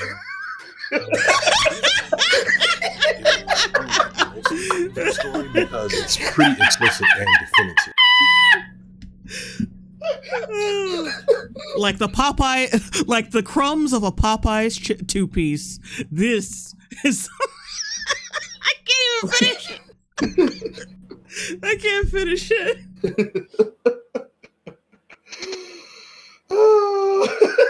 Stick out here just inventing music for a non-existent African-American soap opera. It's got the perfect name, The Black and the Nappy.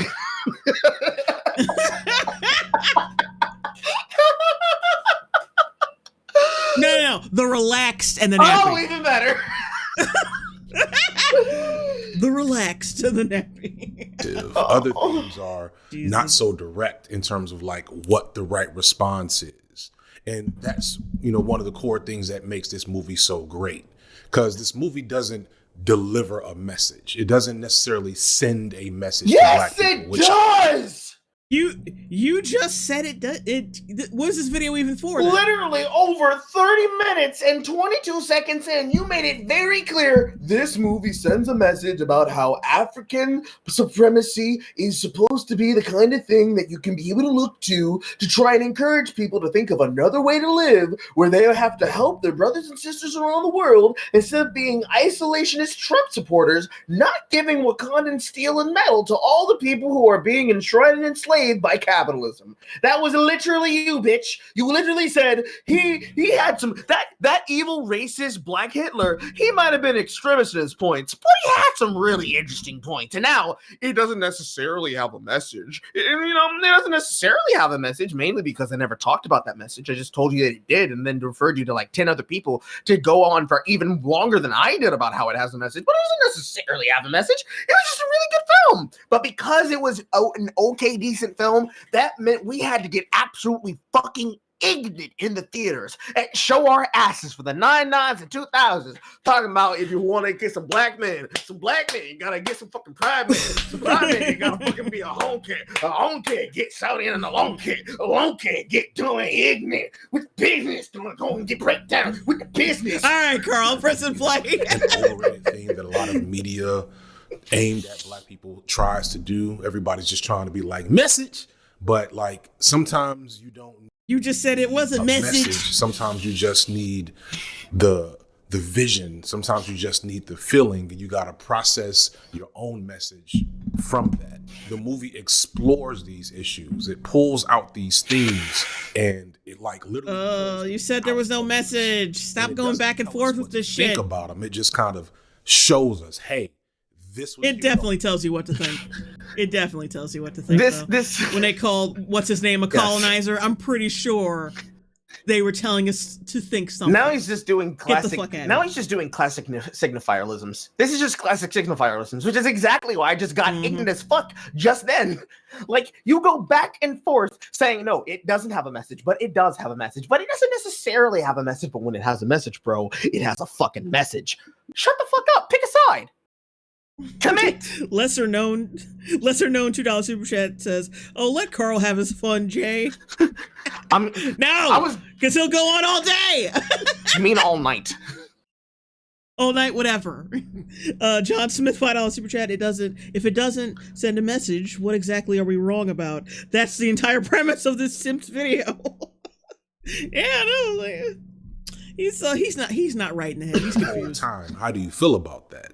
So that's why I think a lot of folks felt like so raw and vulnerable after watching it, and why there was such a need for discourse in a lot of black circles, because so many of us like were feeling these things and thinking these things in the movie, and just hadn't put thought and words to them in the way that the movie was forcing us to do. All See, of these I told you. Again, Carl calls it. issues, all of these conflicts, none of them have a demonstrably right side that always makes sense. It's all going to be contextual and situational. And I think Black people need to let go of the luxury of knowing that there's one particular right way that things should be done every time, because that's not true for anything really. And it's definitely not true for Black issues. However, regardless of all, just let go of morality, Black people. Let go. Kill your local white person. Morality doesn't exist. There is no right or wrong. There's just Black excellence. All this and powerful imagery and metaphor going on in the film that I love so much. I love despite one. What is this? Oh, I see what he's doing. Let's rewind that a little bit. All this in-depth and powerful imagery and metaphor going on in the film that I love so much. I love despite one really major flaw, that the white man the white and is often ignored by most who love it, myself included. And that's its clear alignment to the status quo and the fact that despite all of this radical engagement with Blackness, this is a Hollywood product and we have to be critical of that. Oh my God. Sliding. I can't wait for you to not be critical. He's pulling a fifth level signifierism. You see, this film has such a great message that could be extrapolated if you just pull the bullshit directly out your own ass. But at the end of the day, you have to remember, even though we showed our asses about this film, we showed our asses for capitalism. We got used. We got played. It wasn't pro-Black from the inside out. And that's why I don't have a message about it. But I do have a message about it. And it's that you're wrong about this film. Because actually, and he hasn't gotten to the rest of his bullshit yet. Keep in mind, guys, we spent this long getting here, cracking up and having jokes, but he spent an hour and 2 minutes getting to part 5 with almost 18 minutes left on the clock to explain how actually you are wrong about Black Panther because it's not completely pro-Black because capitalism. He's got to pander to the Reds. He's got to pander. He's got to pander to the comrades. He has to pander to the commie fucking white liberal bitches that drink yerba tea and are art hoes that have nasty fucking pussy. He has to pander to the people who call his channel ethnic. It's just a different perspective. It's so different from all the white people who say the exact same thing. It's so different. Versus siding with the ops. Here's how you fix Black Panther to be the perfect Black movie. In this scene, Claw, an Afrikaner of the European settlers who came to South Africa, his people who are responsible for many a historical atrocity of Africans, a murderer, a weapons dealer, meets with Agent Ross, a Fed whose organization is also historically responsible for numerous atrocities of your favorite villain also worked with the CIA. They did they did just as many atrocities. What the fuck? Also, I find it interesting that you're saying, listen, he's applied crack and destroyed the inner cities. Oh, you mean like what you guys immediately then did to the whites? Not talking about that. Providing arms to pro-American forces in Anglo-Civil War. You mean how we're supplying weapons, armories, and outright political money to people who are supposedly allied with American interests overseas for no other reason than because, listen, we said we support Ukraine. We said we support Ukraine. So we need to give them over $1 trillion in money. You don't need to read what's in this fucking omnibus bill. And if you try to do so, you're a fucking anti-terrorist person. I took a fucking screenshot of this earlier. Where the fuck is it? Fuck, it's on my cell phone. Give me a second.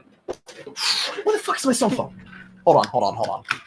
Kawebo, $4.99 super chat. He's mad that the film ends up saying unconditionally that considering genocide is wrong. Lamau, yeah. Shit. What the fuck is this? I know I had it earlier. Like naturally, somebody like FD Signifier would probably be committed for supporting genocide. He absolutely But should be. he gets he gets away with it because, like I said, you know why. Ah, fuck, I had it here somewhere. I bet you if somebody like Destiny or somebody said some shit like this, like, I think the genocide thing was fine. Oh god, it was. People would clip that shit.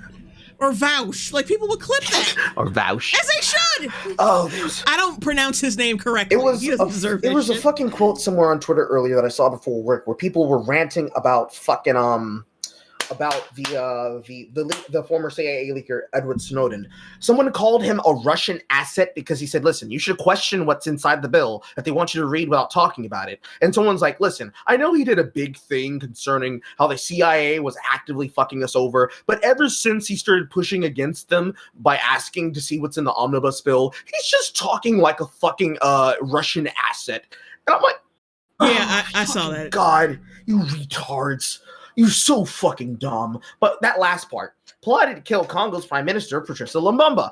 Let's not talk about any of the people who were assassinated under Trump. Let's not talk about any of the people assassinated under fucking Obama. Let's not talk about any of the people who've already been assassinated under Biden, whether you know about it or not. Let's never talk about any of those asset wet work missions that were done specifically, unless, you know, they're the dictators that we murdered. You know, let's talk about all the dictators we murdered. Totally. Zero Dark 30, guys. It was super based when we did that.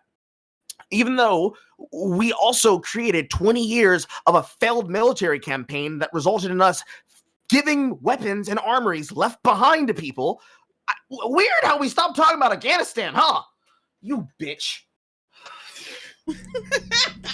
It's even more insulting because as an ex-federal agent myself, it is so annoying hearing somebody who knows nothing about what he's talking about, and yet I can't talk even further about it because, unfortunately, that hasn't been unclassified yet. You fucking pussy.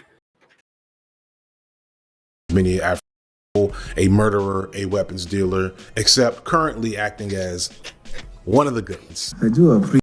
Yes, he was. He fucking sacrificed. He jumped in front of Black BP's girlfriend and saved her life, and then he hopped into a holographic spaceship and saved more lives, and damn near sacrificed his own life again for free. He didn't even get promised black pussy. Yeah, usually, like at the end of a film like this, like you'll see him hugged up with some big Amazonian hot chick, but at this time it would be a black chick. Mm-hmm.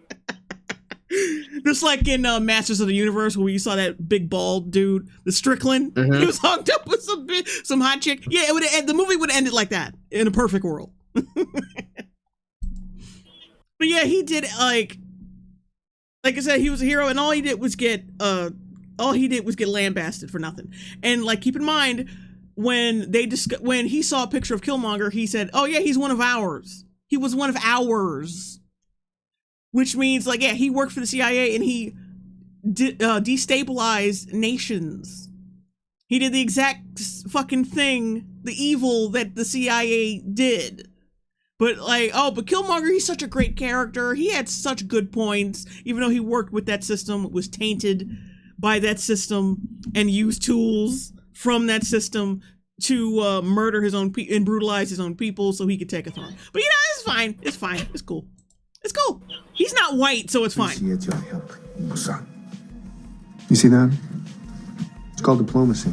It's telling that Claw spills the beans on the truth about Wakanda, exposing the fact that Wakanda has valuable resources, because in real life, in this situation, that's exactly what he would need to do. Ross wouldn't be like, "Oh, what do you mean?" He'd be like, "Oh shit, we have a whole new set of black people to exploit and get resources from." They're weapons. Weapons? Makes my arm cannon look like a leaf blower. That's a nice fairy tale, but Wakanda is a third world country, and you stole all their vibranium. I stole.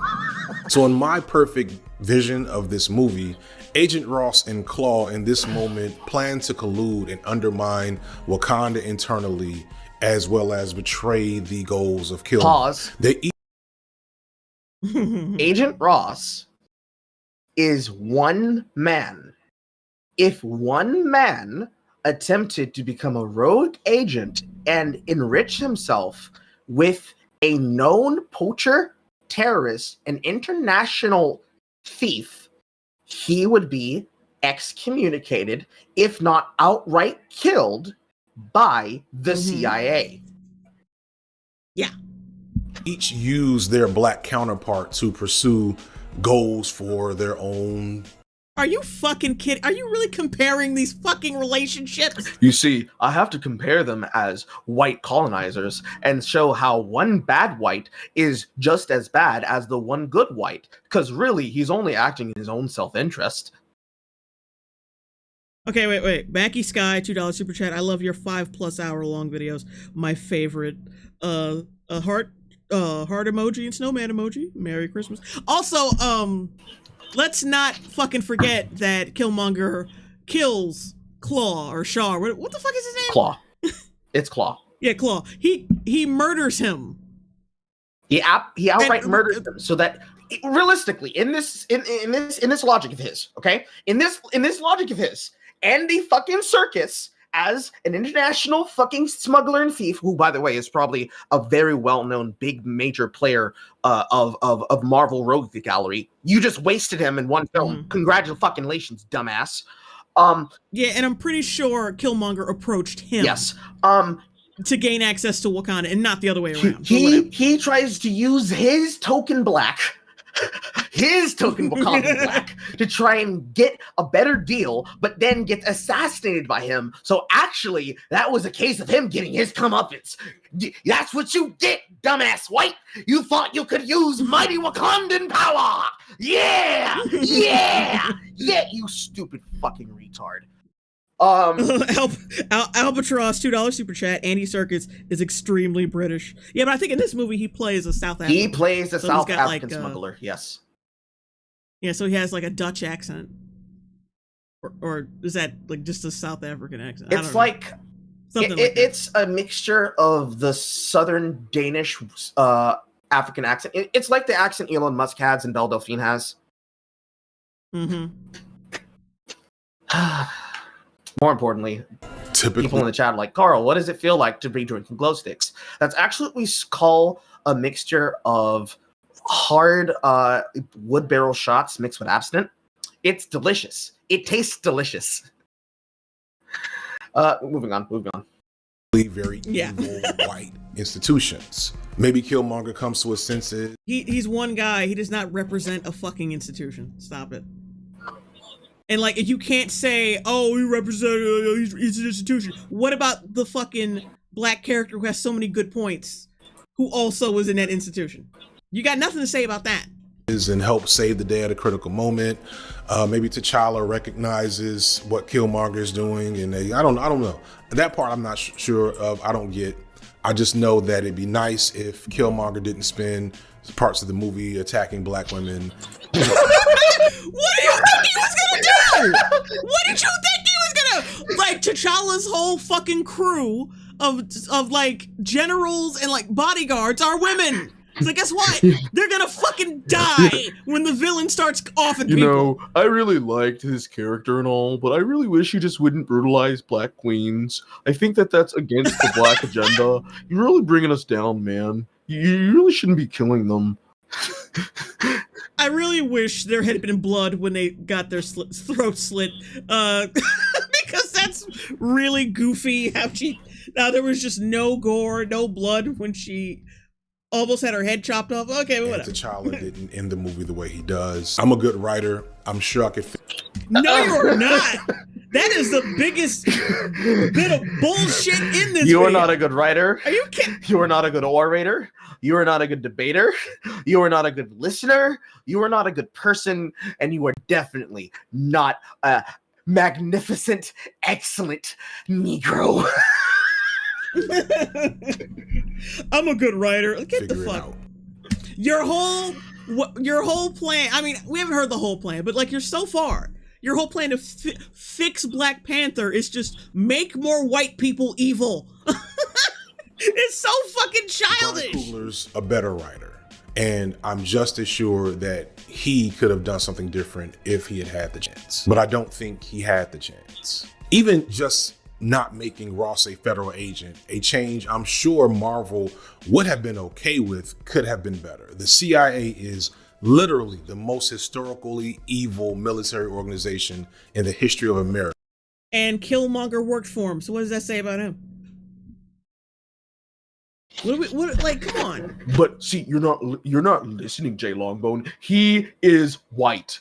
Therefore, it is worse.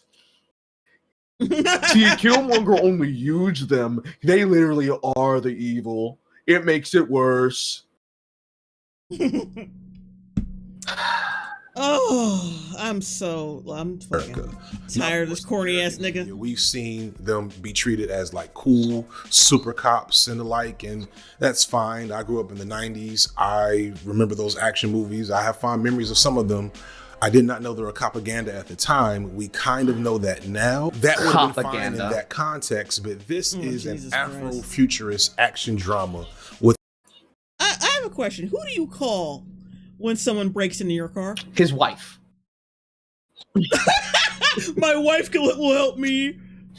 Mommy, help me. I'll suck on your boobie, mommy, if you help me. His fucking wife. His wife probably knows karate and all kinds of shit. She is like the Action Jackson of the household, and he's just some bitch in the background. He's clutching his pearls. Sitting in the kitchen in a fucking breakfast nook recording video saying, honey, I haven't ate breakfast. Can you cook for me?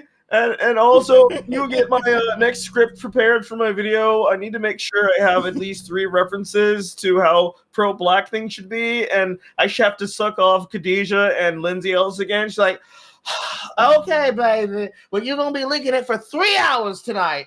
Yes, ma'am. You are not the father of your children. You might have no. Even worse. You might be the father of the child, but he does not recognize you as his daddy. You canceled, nigga. Like he's just in his kid's in his diaper. Like, you canceled, nigga.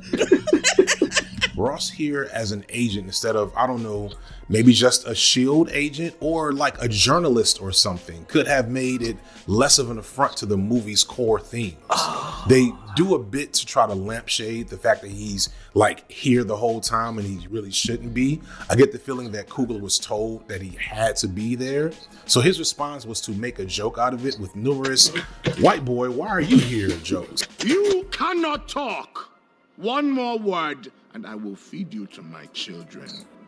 But at some point, he gets the "I'm one of the good ones" treatment. And this is, again, presented to us in the juxtaposition between him and Claw in this scene, as if their opposing white institutions are different when really they're exactly the same. But we're supposed to think as the viewer and the characters in the... How is a fucking smuggler, this some 2-bit smuggler, the same as the one guy from the CIA? Because he doesn't like him, that's why. He's white! He's a cracker!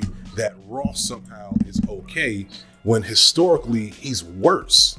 The worst part of Ross is his very small moment in the very final scene of the movie, which I really wish I knew the lore behind this. The movie ends first with this still very cringe moment where T'Challa pops up in the hood with his Maybach spaceship or whatever and is giving dinner with Jay-Z. Maybach spaceship. A car company spaceship. They make the same stupid joke in the film, like, oh man, is that like what do you say? Is that a Bugatti spaceship? He makes the same dumbass joke. I'm just giving niggas. It's because like after all this talk and all this drama and this amazing final moment and final words of Killmonger before he dies and like all this engagement with the Black experience and this moment. It's not the Black experience. It's a fucking Marvel film of like conflict. Like saying the Lion King is the Black experience. The Black experience of seeing a lion beat the cheeks off another lion.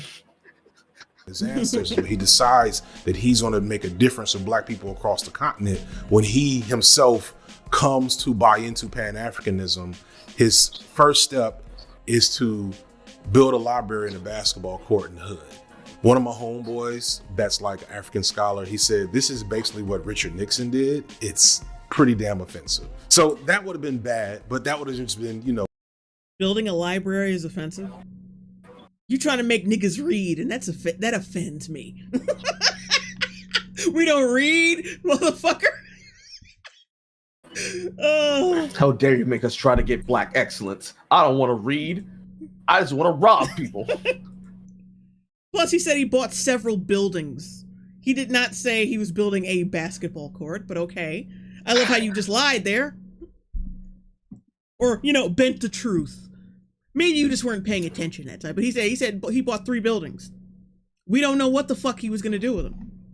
No, he said he was building a Wakandan outreach center. Yes. Because that carries on over into Wakanda forever. Right. No jokes. That could have been the end of the movie. But then we get end credit scenes. And historically, Marvel's end credit scenes have mostly been to like push into the next Marvel movie. Previews of something happening elsewhere in the world of Marvel, or like a one last silly joke. But here we get this scene that undermines everything. This scene is clearly fashioned after the historical speech from Patrice Lumumba mentioned earlier.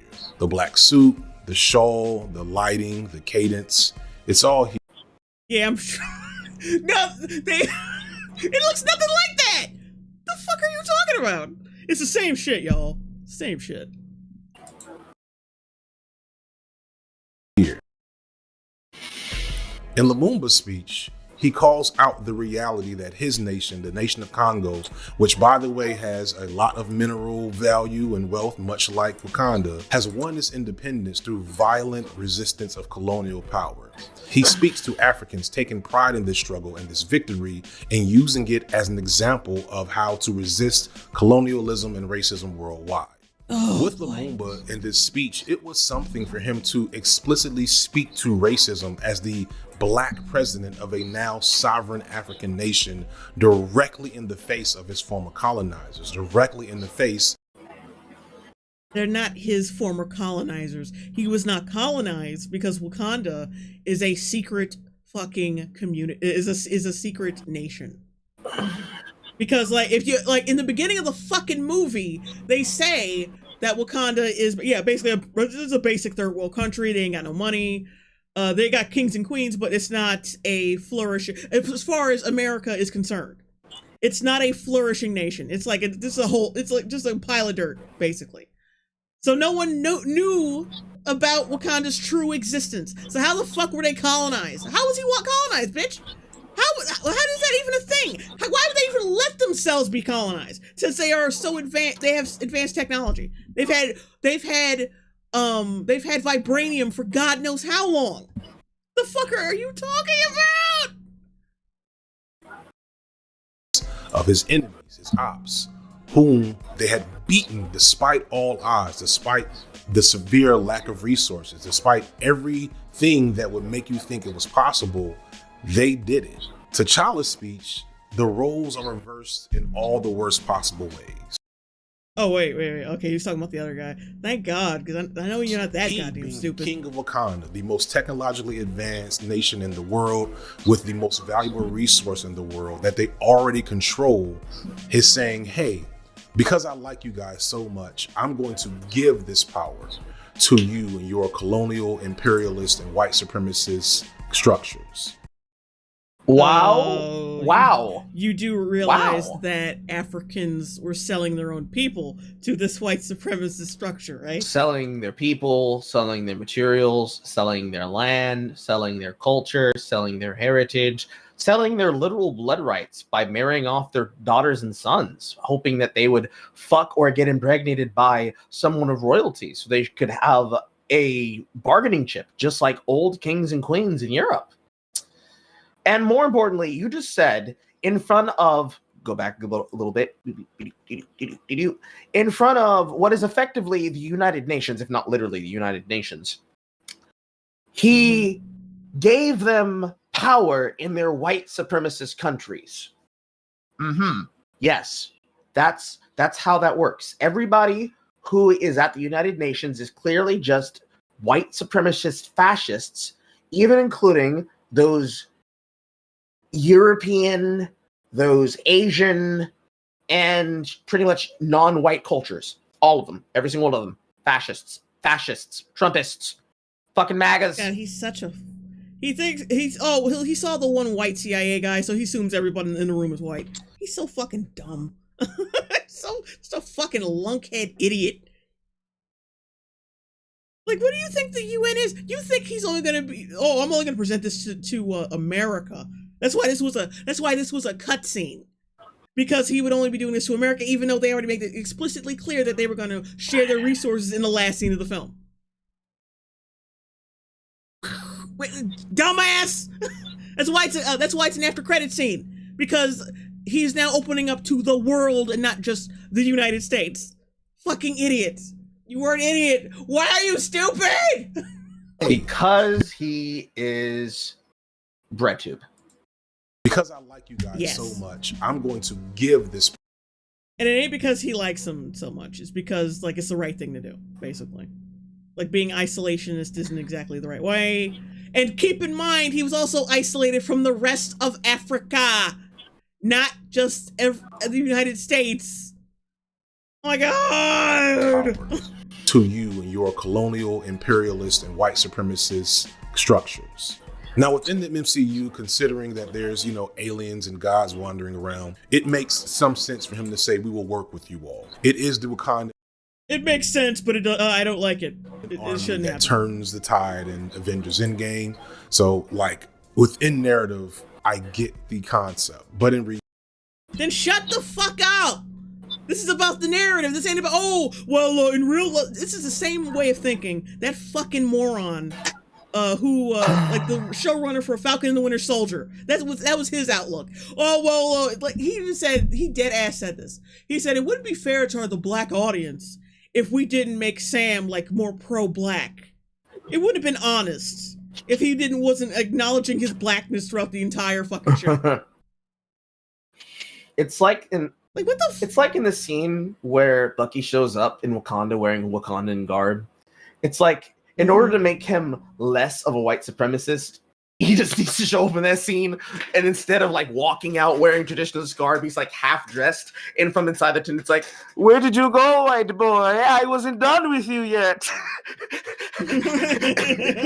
Like the king or fucking the fucking Jafar black nigga shows up. He's like, "Oh, you're not done with your Wakandan pendants yet, white boy."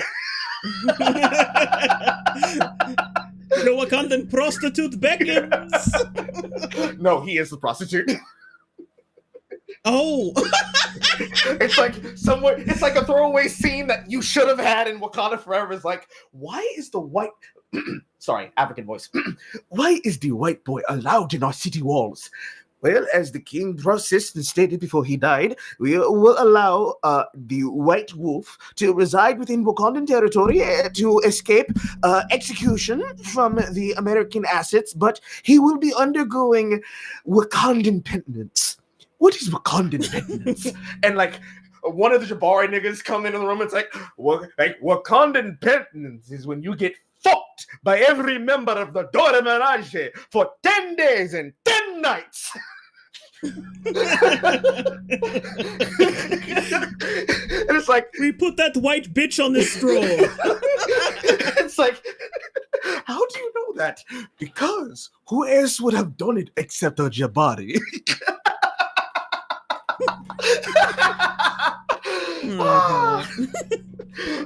Anyway, we're almost done.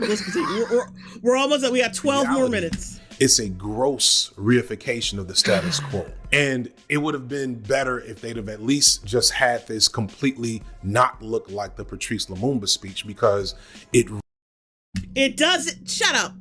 You're reading into that. There's no way in fucking hell it's the same goddamn. I don't believe that Ryan Coogler or anyone was thinking of that. I don't believe that. Because it doesn't fucking look like it. Otherwise, they would have really pimped that shit out. They would have really made it, they would really set it up that way. But they didn't. It does not look anything, it looks remotely similar. It's a perversion of what that speech was supposed to be. Fuck you. You're seeing that. You want to see that. You want to see that. Undermines this whole thing we're going through with Killmonger, where we're supposed to recognize Killmonger's like views as being righteous, but his actions as being inappropriate. But this is neither. And all the while in the back, CIA dude is smiling like, I got these niggas. Like, what? Oh, yeah, I got these. Yeah, I secretly don't like these niggas. I want to use them, but I saved their fucking lives. It's like I helped them it's out. like in the back of the room, like fucking Death Note music starts playing, and he gets this fucking aura around himself where he just starts laughing maniacally to himself, like according as planned. He walks out of the fucking room as he continues talking like what the fuck?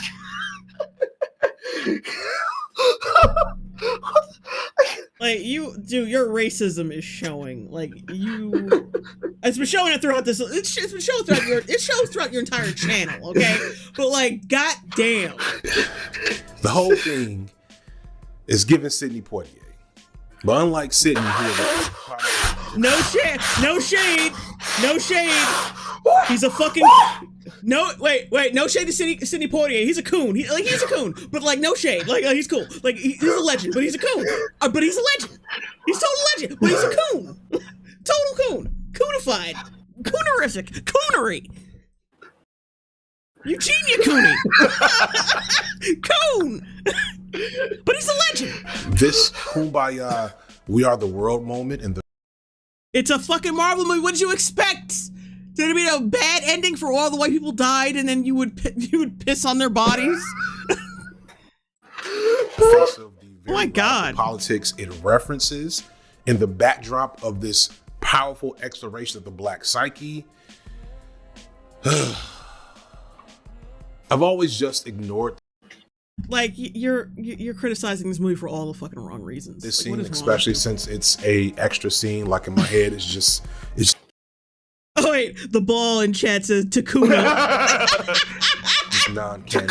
Or like my initial. What a wonderful phrase. That wasn't really a message to like white colonial power, which in context it was. That was a final message to us, the black viewers, to seek the goals of Pan-Africanism, to seek unity of the diaspora. That whole "we are one tribe" line is more for black Africans and black Americans worldwide than the "can't we all just get along, all life matters" context it takes on within the story. But that's a reach. This scene. Your entire fucking take is a reach. A sentient DLDO says he was one cool cat for a coon. Is emblematic of the conflict of creating as a black person under white supremacy, under corporate control.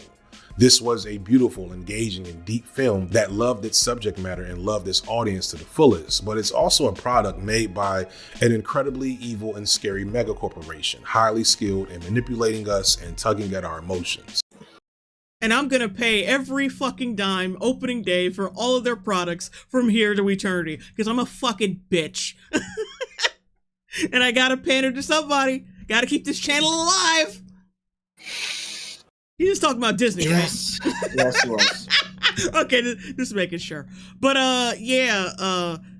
that scene was to connect this to the rest of or at least to the next movie, because in the next movie they actually do talk about them sharing their resources with the rest of the world. So him saying, like, he basically lied, saying, well, usually after credit sequences like connect this to the next movie, and this one was more like some We Are the World coon shit.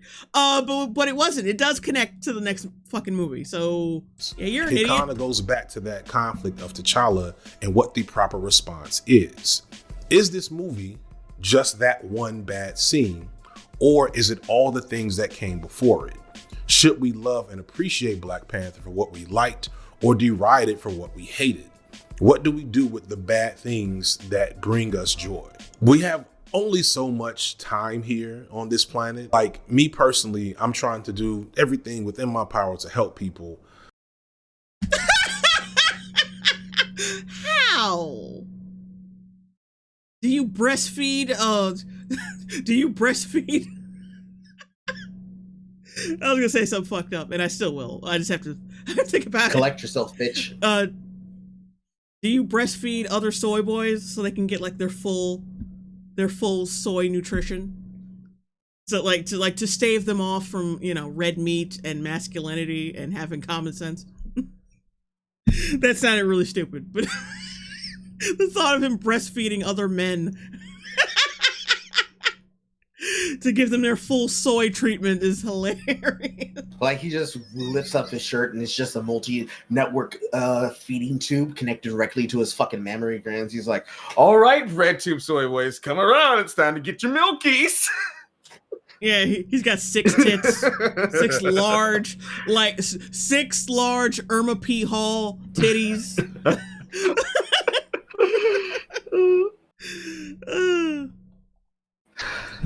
Plan to enjoy the blessing that is life.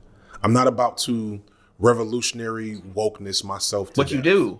This movie is par for the course in Hollywood. And if you go see a Hollywood movie with black people in it because you want to be entertained, you should always know that they're going to do something to undermine liberation. And you have to decide whether or not you support and what you're really getting out of abstaining, because it's not in and of itself fixed.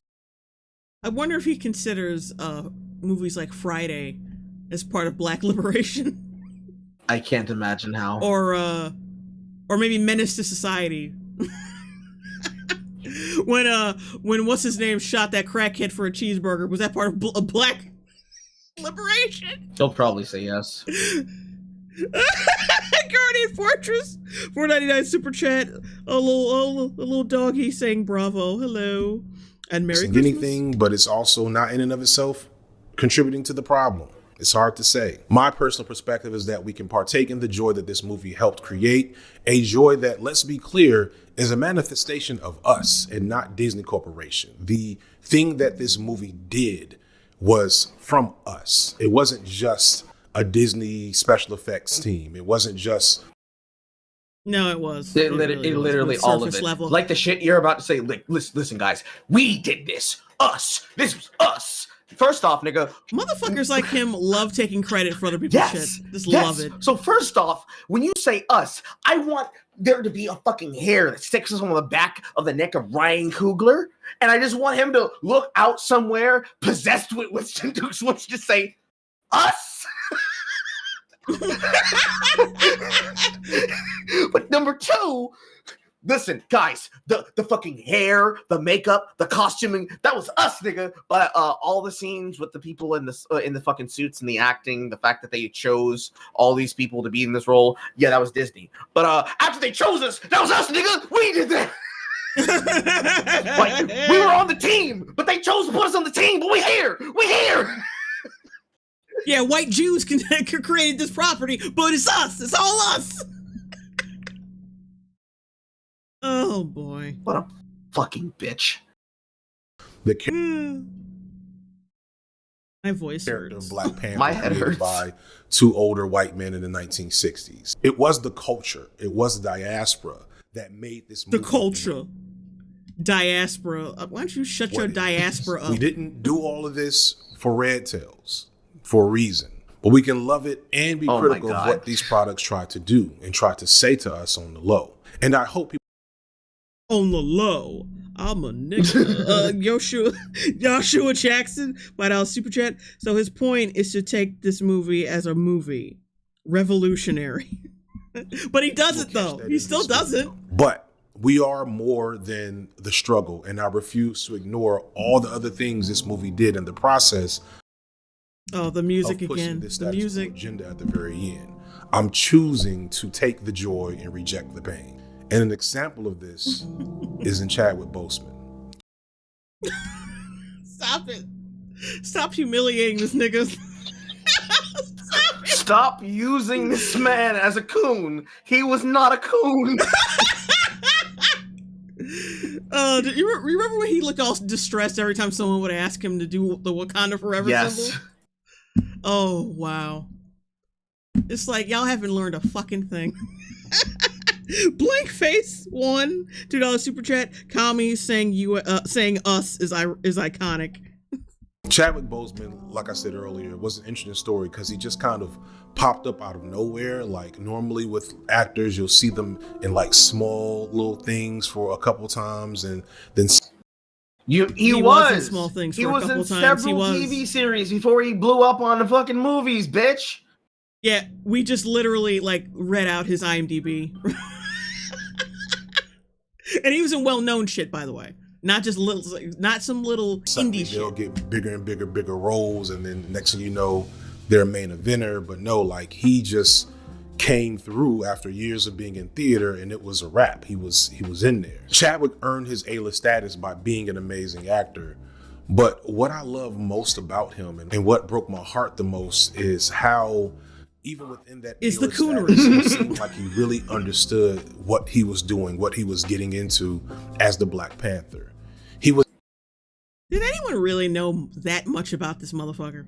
Yeah, like let's be honest with ourselves. Did we know anything about him as a person? Probably not. No. Oh. All right, hang on. I need to get rid of these hiccups. Damn.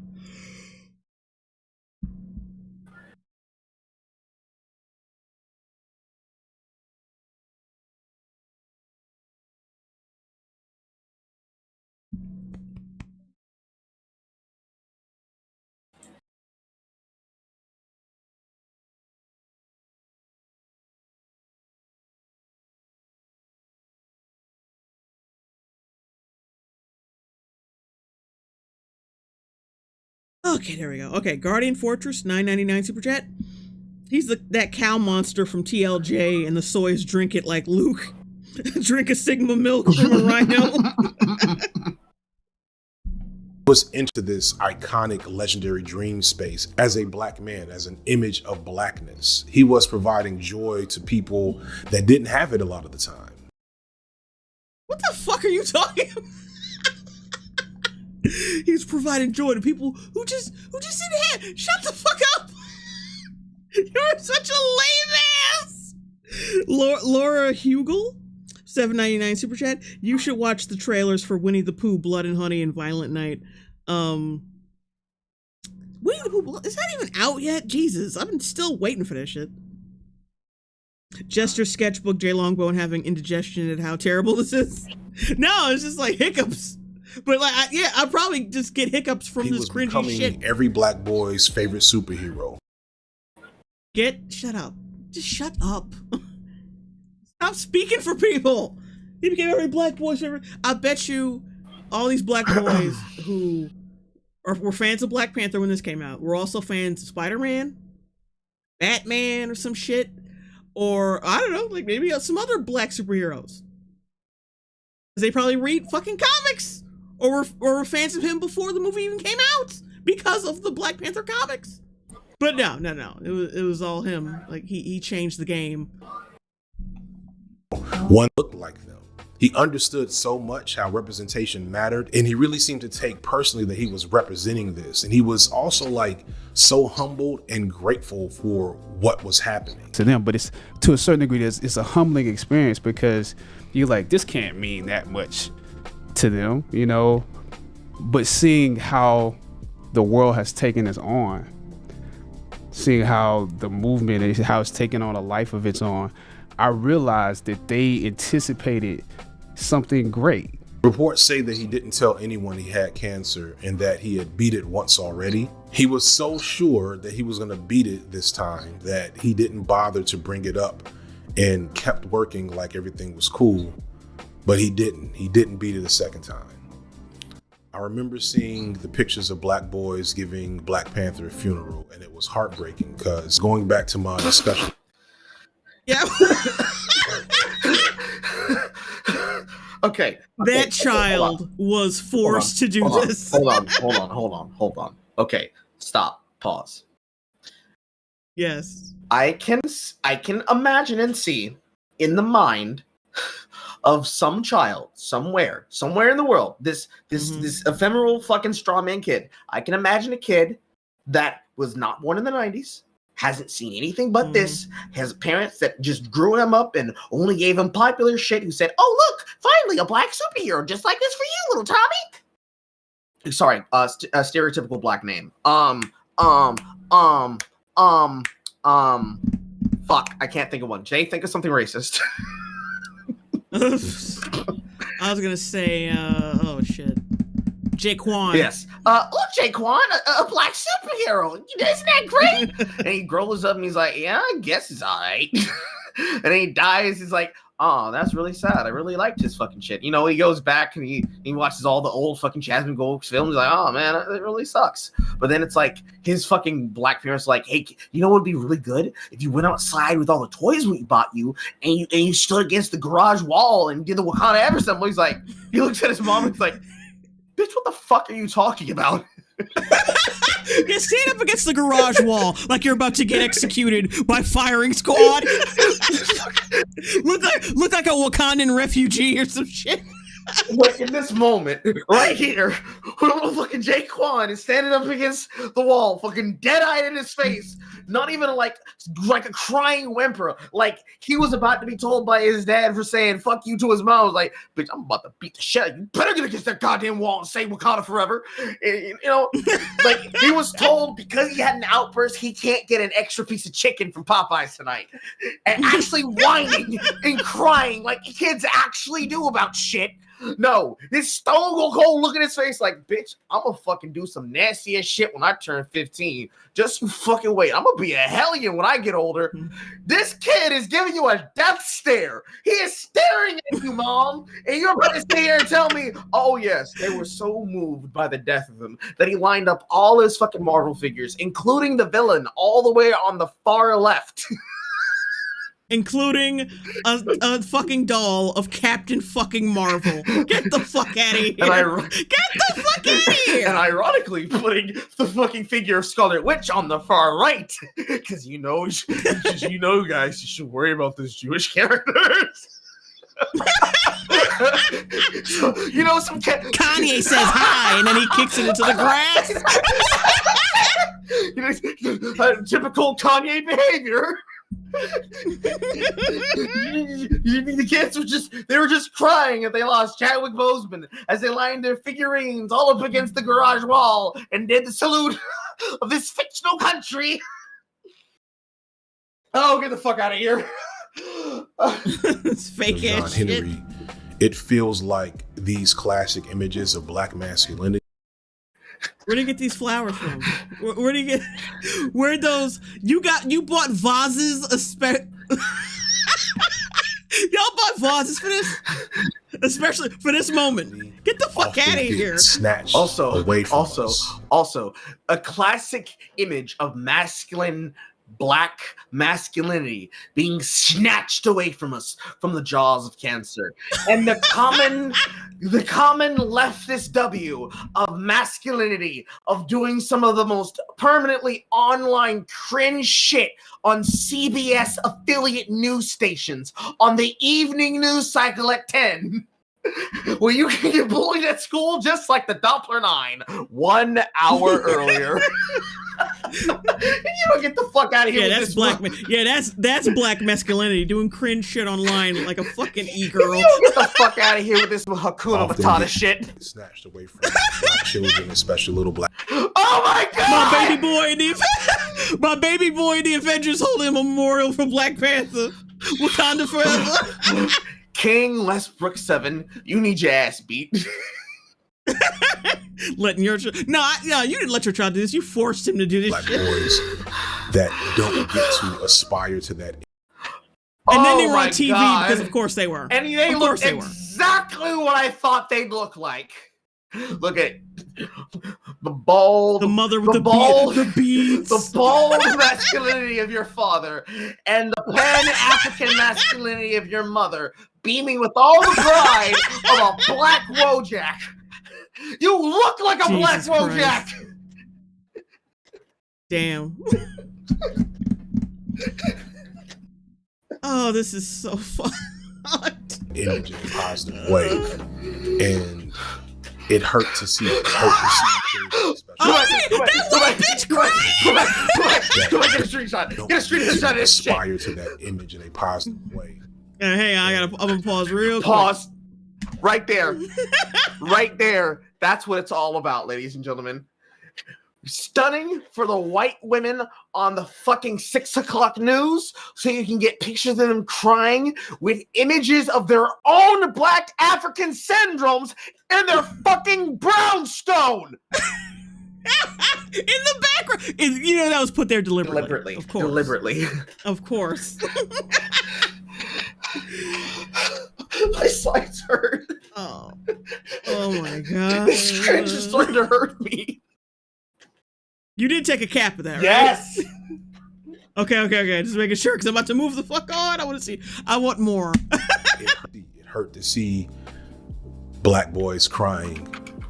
Shut up. Anyway, Grapple R, $5 super chat. This man's personality is actually a CGI special effect by Disney. Is what happens when you put melanin and soy together and blast it with radiation. Not radiation, retardation. Retardation.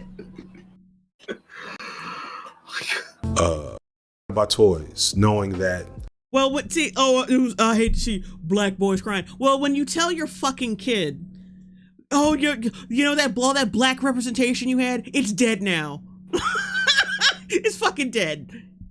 Yeah, they're gonna fucking cry if you make their whole fucking identity about who's the next black actor in something.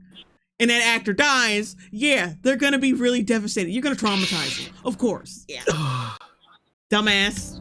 This was just them trying to express their pain. When they do eventually recast T'Challa, and they will. But they didn't. This is not. No! This didn't age well. This did not age well. This was not a common. I understand some people's frustration with them deciding not to recast immediately. I personally feel like they should have recast them immediately. I hate that it's become a rallying call for some of the. Even his dumbass thinks that they should have recast him. You know when everybody is coming together saying, why the fuck didn't you recast him? You should have recast him. Worst types of dudes to, voice their negative opinions about black women. But you are still on about negative opinions of black women. Oh my god. Hold on. Adam Milan, 250 RSD, a 5-hour-long stream. I see I barged in on the part with colon cancer, and I'm not talking about Chadwick's. Too soon. Keep up the great work. Thank you, and Merry Christmas. When they do recast him, I don't know if they'll be able to find a dude that takes this role, not just the acting role, but that iconic, legendary role, as seriously as T'Challa. Yeah, because he's the only black man who would take this seriously. He's the only black man who could be able to properly be a fictional black fucking leader. Like, why don't you butt fuck his corpse? Jesus Christ. Or no, have his corpse butt fuck you. just bend. Yeah, like hook him up to one of those fuck machines. Just have him fuck you. Because you're just such a goddamn simp. It's disgusting. Just like get bent over and be like, oh my god, you're such a better black man with me. Oh no. I wish you could have fucked my wife in front of me. Oh god. You're hitting my O-ring just right. Okay, I gotta stop. I gotta keep going. As unassuming and dignified and private and just like chill as Chadwick Boseman was. Because understand, whoever they pick, they got to get it right. I hope whoever. Look, you even yourself said that the character was flat. They can't do anything but get it right. What are you talking about? Like, yeah, if this was following Civil War, I'd be like, yeah, it's gonna be hard to find someone who took it as seriously. But like after the first one, it's like, yeah, I think anyone could have played him. Like, just get someone slightly better as an actor. I'm not saying Chadwick Boseman was a bad actor, but like, some people are only as good as the writing and the directing. Like the directing was because it was a Marvel movie, but the writing was not good. So the character writing especially. So, yeah. Whatever it is. They made him look replaceable. But that, yeah, like I said, that's Marvel's and the screenwriter's fault. I'm sure we'll find out in a bit. So yeah, that's it. That's the Black Panther video essay that I've always wanted to make. The one I needed y'all to see. And what did we learn, Jay?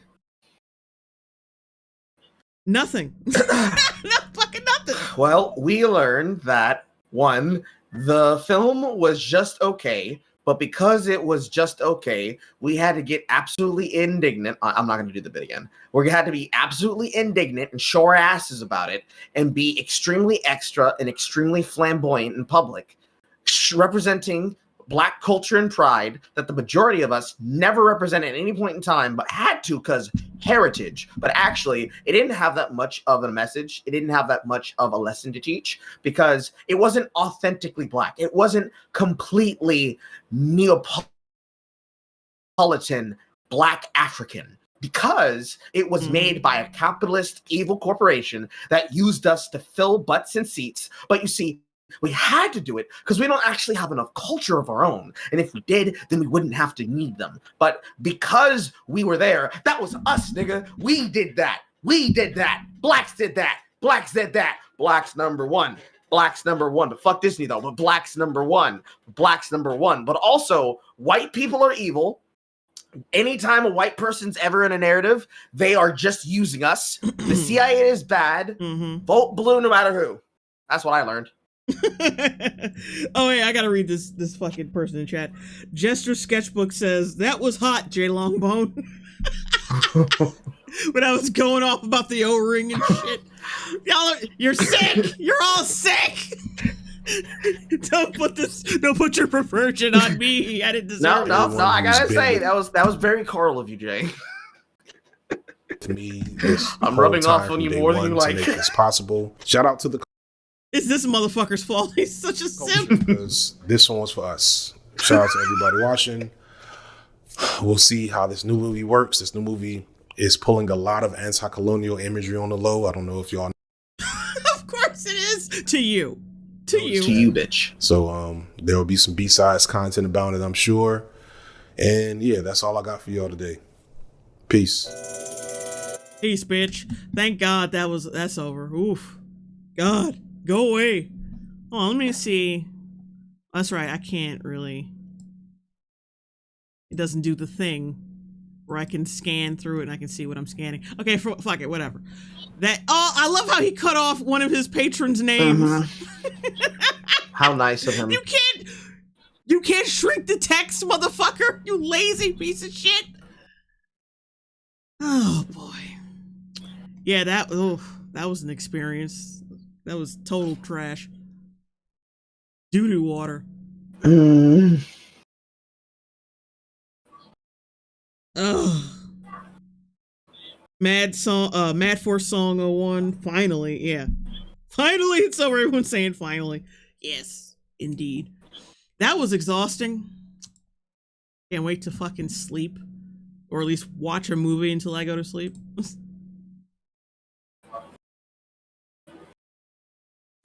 Well, guys, we're gonna go. Thank you for tuning. Well, what do you want to say? I was gonna say, we've seen enough here. We've tortured you enough, ladies and gentlemen. Yeah, it's fucking Santa's about to come down the chimney in a few hours. It's almost 3 a.m. Yeah, he's gonna be coming down y'all's chimney. So let's just end it now. He's gonna hear Santa's gonna hear so many slurs coming from your computers. He's gonna turn right and go right back up that fucking chimney. He's just gonna hear. Oh wait. He's gonna hear our voices coming out of your fucking stairs and be like, "Oh, not these two niggas again." John Smith, $5 super chat. I'm going to bed. Merry Christmas, Jay and Carl. Merry Christmas to Merry you. Crimbo. Yeah, like I said, yeah, that's gonna be the end of the stream. Thank you for all the memberships, super chats, the comments and everything, and for hanging in there. Like, we maintained like 400 to 500 fucking viewers until 3 a.m. That's pretty good, because we started out like at our peak. I was actually at my peak for like a second. I was at over 600, but like, yeah, it's been we've been steady at like a high 500, so this is pretty good. Anyway, yeah, like I said, another Interview with the Vampire reaction with me and Carl will be coming out. I'm working on it right now for episode 5. And my editor is working on the next She-Hulk reaction, and then the She-Hulk reaction after that. So yeah, so that y'all got that to look forward to. But yeah, thank you guys for watching and enduring. I'm going to fucking bed. I gotta turn my heater back on because it's cold again. Good night.